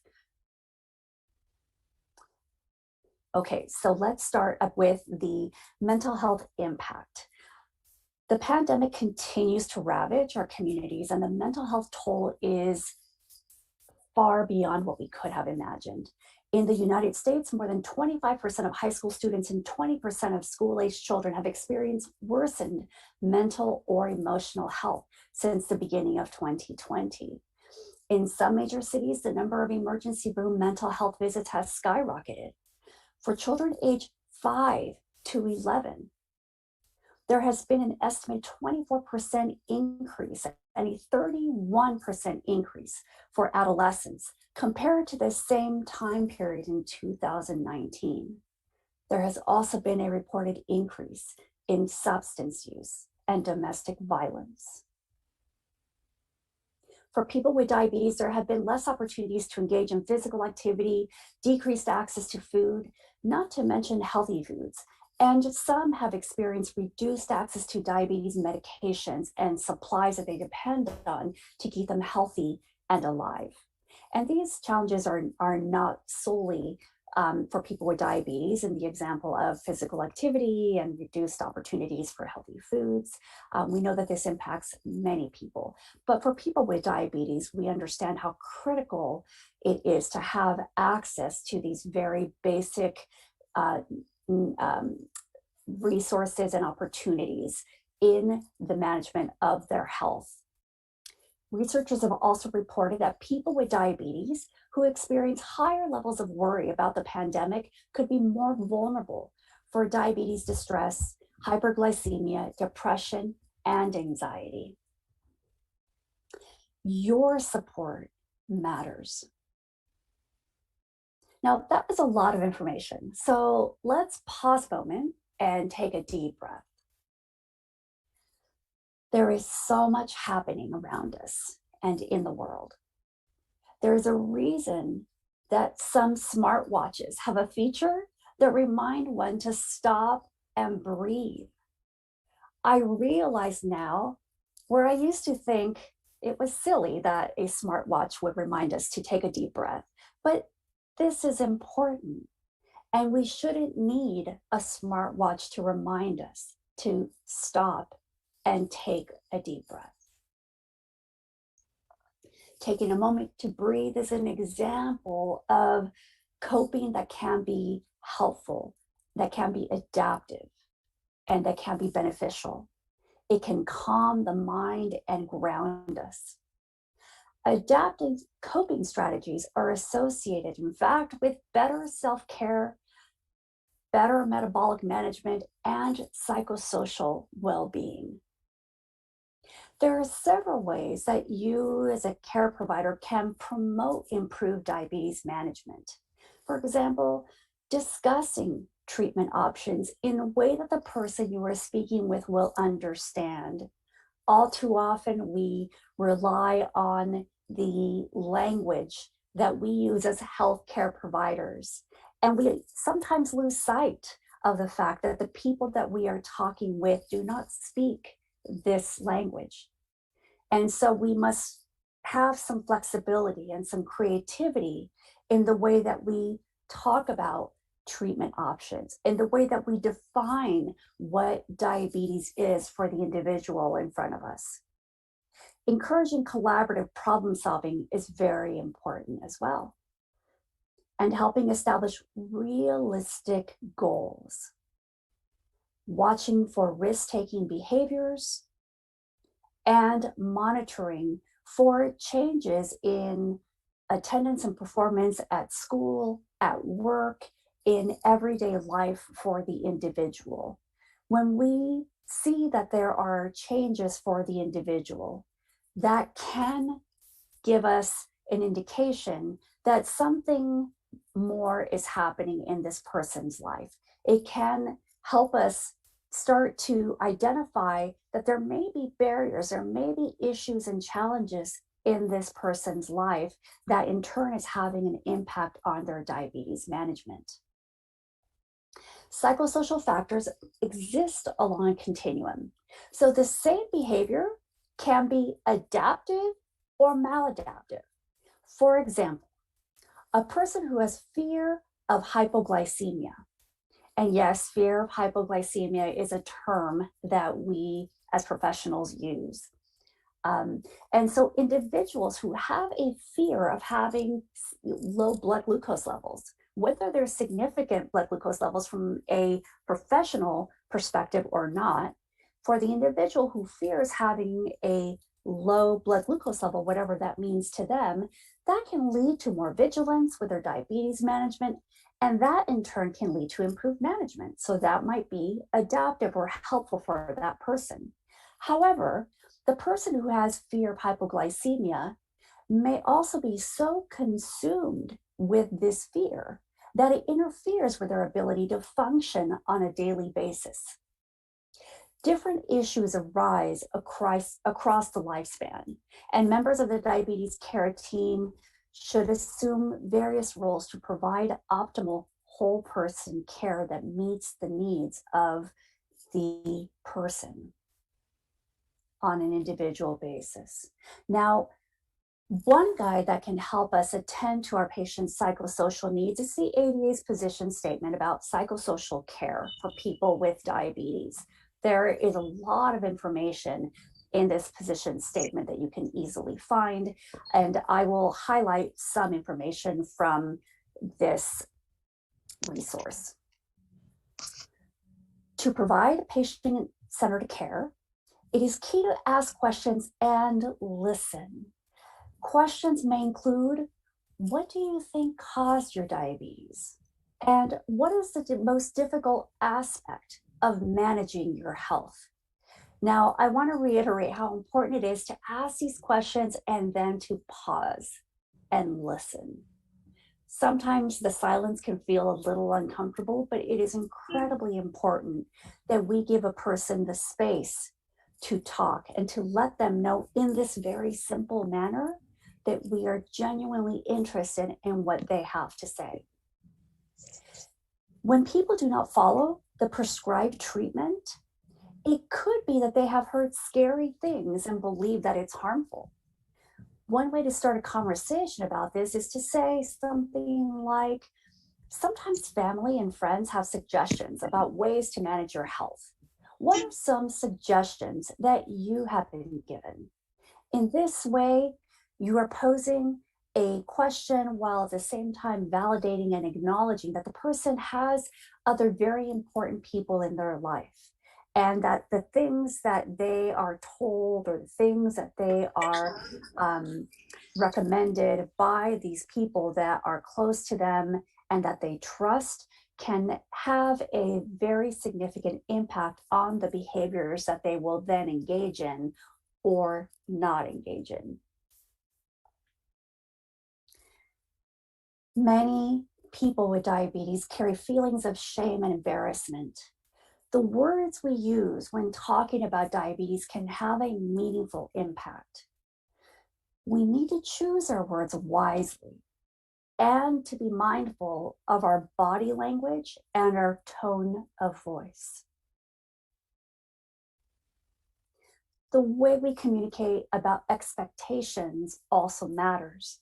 It matters because people with diabetes can experience diabetes-related distress when there is a perceived discrepancy between expectations of their self-care and their actual ability to perform. I've mentioned diabetes distress a few times now. This specifically refers to the emotional stress related to managing one's diabetes. A person who is experiencing diabetes distress may struggle with their self-care routine, may experience feelings of failure, disappointment, and powerlessness. They may also experience depressed mood or anxiety. Diabetes distress is more closely associated with higher A1C than depressed mood, interestingly enough. The good news is that this type of distress can be alleviated with diabetes education. Maintaining the person with diabetes at the center of our care can have benefits for both the provider and the person with diabetes. To do this, we can start a visit by talking about regular everyday things before we talk about diabetes.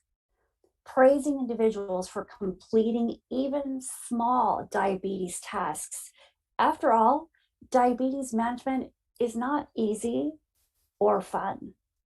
The more you praise and reinforce adaptive diabetes care behaviors, the better they and you will do and feel. Focus on evidence and the fact that the standards of care, for example, are designed to promote optimal health outcomes can be empowering, because sometimes diabetes can feel very daunting. Sometimes it can feel very confusing. It can feel very nebulous, like it's changing and shifting. There can be a feeling of not having control or power over this condition. And so reminding oneself and reminding the person with diabetes that there are guidelines, that there are people who study the genesis and the impact of diabetes on people of all ages and all types of diabetes, that people are doing this very important work, and that you and I, as professionals, are relying on this collective information to provide better care. Identifying and discussing anticipated social challenges can be really important as well. It can be helpful for the person with diabetes in the event that they are faced with peer pressure or a dilemma, if they can fall back on or remember that they have had a conversation with you about a similar anticipated challenge. Now, screening for psychosocial conditions can help identify barriers that people with diabetes may not share with you directly. Some people with diabetes simply don't think it's relevant to share psychosocial challenges with you because they may not see the direct connection between the psychosocial challenges and their diabetes care. They may never have talked with a provider about psychosocial challenges, and so they may not have the experience of sharing this information with you.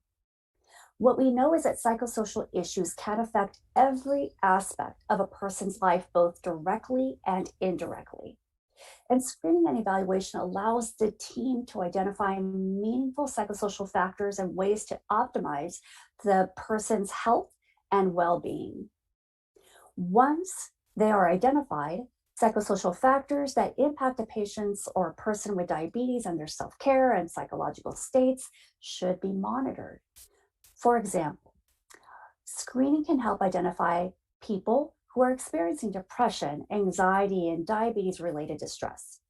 In addition to screening during a person's initial visit, periodic screenings when there are changes in the person's diabetes management, such as at the time of onset or exacerbation of complications or the initiation of new diabetes technology. Another beneficial time to screen is at the time of major life transitions. There are many opportunities.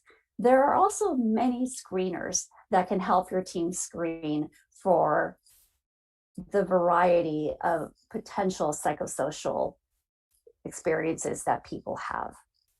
You may refer to the position statement for the psychosocial care of people with diabetes that I mentioned earlier for more information about specific screeners that can be used. Now, screening measures can help with the identification of significant psychosocial issues that negatively impact diabetes self-care or health outcomes. When discussing concerns, consider the individual's priorities and resources. I know this has been mentioned before, and I'm really glad that it was because it's important. Also, follow up to assess the individual's experience with any referrals or recommendations that you or your team have offered. This helps identify ongoing needs. The American Diabetes Association continues to develop resources for people with diabetes and for healthcare professionals. Dr. Gabe mentioned several resources when he spoke with us. I'll mention just a few. The American Diabetes Association partnered with the American Psychological Association to create the Mental Health Diabetes Education Program. This training program provides mental health professionals with information that helps them optimally treat the mental health needs for people with diabetes. The ADA has also created a first of its kind searchable online mental health provider directory, which is accessible by the public at large. As Dr. Gabe also noted, social isolation has had a negative impact on the mental health for many. During the past year, the ADA launched Imagine Camp. Youth from all over the world participated in this free virtual camp experience. The ADA also has a Safe at School campaign, which offers protections and comprehensive resources for students with diabetes, including COVID-19 specific guidelines, as questions began to arise about how a student with diabetes should navigate their education, whether they are taking courses virtually or starting to head back to schools in person. The ADA has also launched a platform called Health Equity Now to ensure that diabetes research better accounts for risks facing our diverse diabetes communities, to overcome socioeconomic barriers that raise risks for people by increasing access to quality care, and to offer more culturally relevant guidance and access to healthy foods. There is an intersection between mental health and diabetes. Diabetes is a complex disease, and mental health issues can impact diabetes self-care and health outcomes. Each person's mental health must be considered as part of their comprehensive diabetes care or whole person care. Person-centered communication, screening measures, and follow-up can also identify meaningful psychosocial factors to inform treatment planning, which in turn can lead to improved health. Collaboration and the use of existing guidelines are also key. Last, but certainly not least, to every healthcare provider, please take care of you so that you can better care for those around you. Thank you so much for your time and the opportunity to share just a little bit of information around the psychosocial considerations and care for people with diabetes. I would be happy to entertain any questions or comments that you may have. Thank you, Dr. Cynthia, for such a wonderful presentation. And it was just like music to the ear, and so much of information presented so nicely. And I'm happy to see Dr. Aravind sir back. I hope, sir, everything is fine at your end. And let me introduce Dr. Cynthia. Dr. Aravind is President of Diabetes India, and he is the man who has been behind the show along with Dr. Bansi Sabu. Sir, can you please unmute yourself, and if you have any questions or comments on Dr. Cynthia's talks? I had no questions. I had actually promised Ruth and Gabby that I would be seeing them and joining them, but I had to leave to take care of my father-in-law, who is 88 years. But I just came back from the hospital, and I thought it's my duty to say hello to the ADA group, because we plan to meet them again in August. And it was a great lecture by Cynthia, which I just heard. Thank you so very much. Thank you, sir. I really appreciate that you took out time among the medical emergency at your. Thank you, sir. Dr. Cynthia, I'm waiting for the question from the chat. Dr. Ruth is also here, sir. And Dr. Aravind, sir, Dr. Ruth is waving to you. I know. I just waving to Ruth. I just wrote to her saying that, I may not be there, but then it is so wonderful to see her. I mean, heard so much about her that it's time that we met in person sometime, and I'm sure it's going to happen. Thank you, Amit. You can continue, Amit. Yes. Dr. Cynthia, I would just like to highlight and ask you that mental health is really a very, very important component of diabetes care, but it is the one which is often not looked after very well. So in a busy clinical practice, what are the few key pointers which you would like to give us, so that even in our busy schedule, we at least these are the things which must look at, and so that everybody can get a message that how do we proceed in all the cases? An excellent question. Thank you. And I can really respect and appreciate the complexity of being in a space, whether it's in a clinic, hospital, and really needing to attend to the needs of people with diabetes and other comorbidities. It's very challenging, and time is of essence. So if we needed to prioritize the questions, I would start with at a patient level or the person with diabetes, of asking the person, what is your greatest challenge? But I would equally want to find out from the person, what has gone well? What do you feel has gone well? Because oftentimes the overall feel of the visit, the experience of the person with diabetes in the office with any one of us can be negatively impacted all too often by a simple number. So for a person that understands what an A1C is, and they're told what their A1C is, they may walk away only thinking about their A1C and how their A1C may not be in target, or it's too high, or they were just told that that they're not following guidelines. By asking the question of what is your challenge, or what's your greatest challenge, and what are you doing well, you may actually get a double take, or the person may look at you for a moment wondering what's happened, because I don't think a lot of people are accustomed to hearing from us about the positive aspects of diabetes. I would add to that something that's really important for each one of us as care providers, whatever specialty we are in, it really is important for us to take a moment to reflect on how difficult this work really is. Think about it for a moment. Spending time with people with diabetes day in and day out as a professional. You know that you have patients that are doing really well and that are having wonderful lives, they're thriving, they have a lot of energy, and they're active participants in their care, and this is wonderful. But we also know that we all see people who are really struggling, and they don't just struggle at one visit, they struggle for long periods of time. And that can impact our feeling when we know that Mr. or Mrs. or Miss so-and-so is next, and we're going to talk with them, and we know that this person has historically had challenges. We may walk in, you know, with an attitude or an approach that reflects our experience with that person.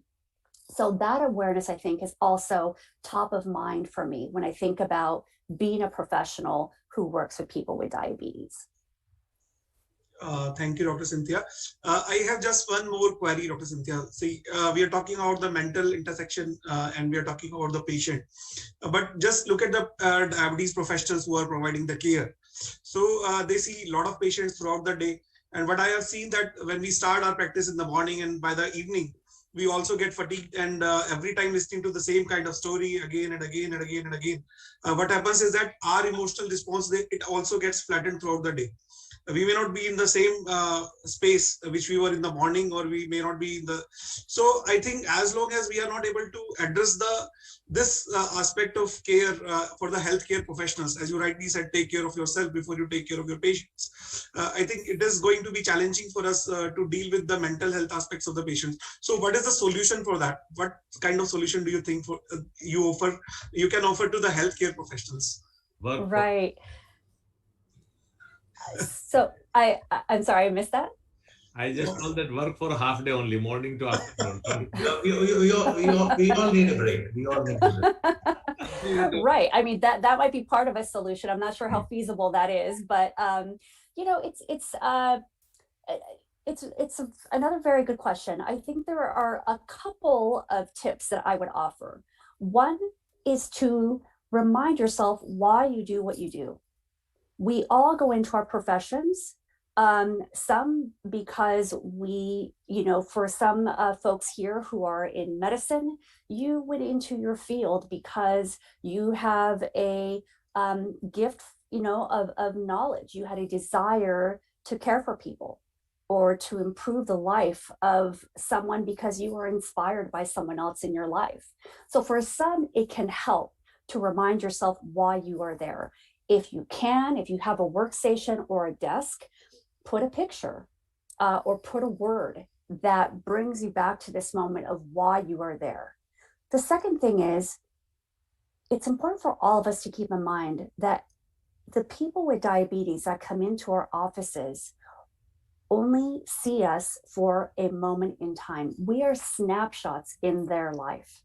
So while each one of us is spending hours on end every single day, yes, oftentimes hearing the same stories or variation on the theme over and over and over again, the person who is sitting in front of us or standing in front of us, you know, what matters to them is their life story, their child's life story, their father's life story.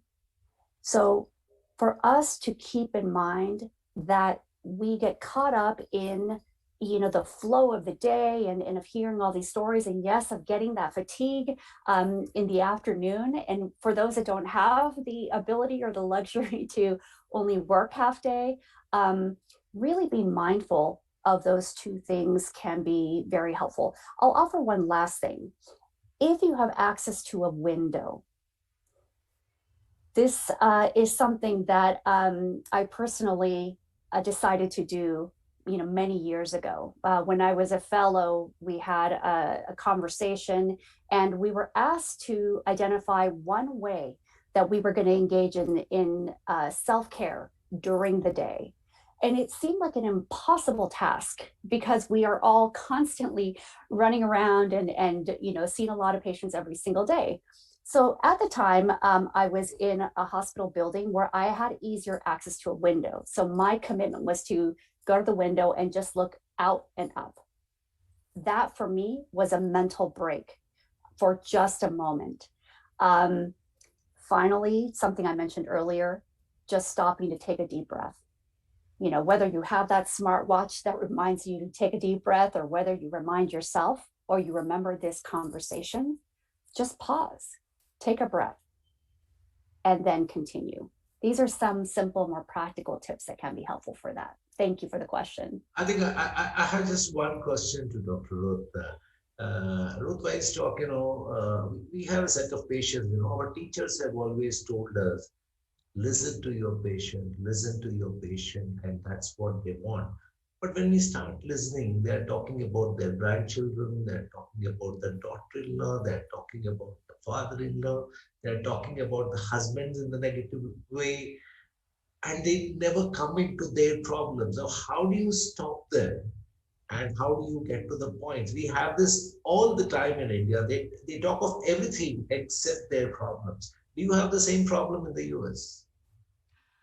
I think that that's universal. I try to be a good listener and redirect when I can. But when I try to remember, we have something in our electronic medical record called a sticky note, where it doesn't become part of the permanent record, but you could leave yourself little reminders. So if they're having, let's say, your father just had surgery, I would put that in a sticky note so I remember to ask them next time, how's your father? And then they know we're making that connection. That actually shortens that conversation, but it makes it more personal. And then they start telling me, then I ask, about other things. But certainly, you're not alone. I think that's worldwide. Sticky notes. No, I think we had to put sticky notes. Yeah. I think this has been a wonderful first Diabetes India ADA symposium.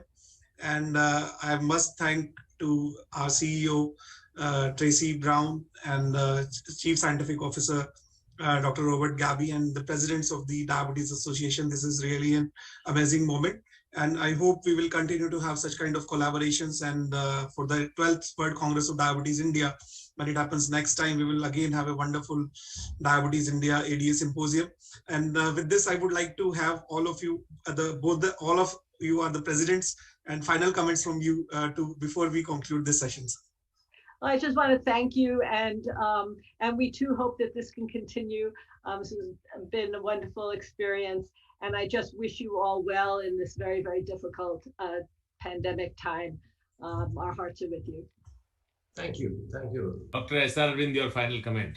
No, I have absolutely no comments. I would like to thank ADA for having agreed to partner with Diabetes India. It's great to have the ADA banner all the time. And it's kind of a crowning glory for Diabetes India, because not only the ADA, the EASD, and so many other organizations. I mean, thanks mainly to Banshi, and he has just worked really hard this time. Along with him, Amit has worked extremely hard to connect with everybody and to have this kind of a collaboration. I think this should only continue in future, because we only benefit by exchanging what we have in our, two parts of our country. And I think this should continue forever. And I really thank the ADA, and then have a great day there in the United States. It's going to be night. It's almost 8:30 p.m. in the evening here. So I think it's almost a dinner time for us, and then it's a breakfast time for all of you. So goodbye to all of you. Thank you. Thank you, Dr. Arvind. Thank Dr. Weinstock and Dr. Cynthia. Thanks, American Diabetic Association. And thanks, Amit, for this collaboration. And one request to both of you: on Friday evening, we have already written. If you can order the Indian dinner, and please send a photograph and a video. So here tomorrow evening, we can show you on our Saturday networking program, on networking dinner. That's my request to both of you. And once again, thanks to all of you, all those who are here as a expert, and those all participants who have joined. Tomorrow sharp at 1:30, we will be again meeting.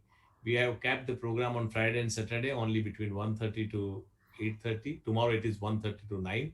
And tomorrow evening we have gala networking and gathering or dinner, whatever you call that. And the Indian dress, if possible, the Indian dress to be worn, and that would be wonderful. I mean, Indian, we all will be physical meeting. We would have taken all of you to get you all the Indian dress. I mean, that's not happening. Today that I'll be writing in the group, Arvind, that, please be in the Indian dress. That will be a great, Yeah, I mean, it would be wonderful to have that kind of. But we have written to all our international faculty, please get an Indian cuisine. I mean, the dinner should be Indian if they can have.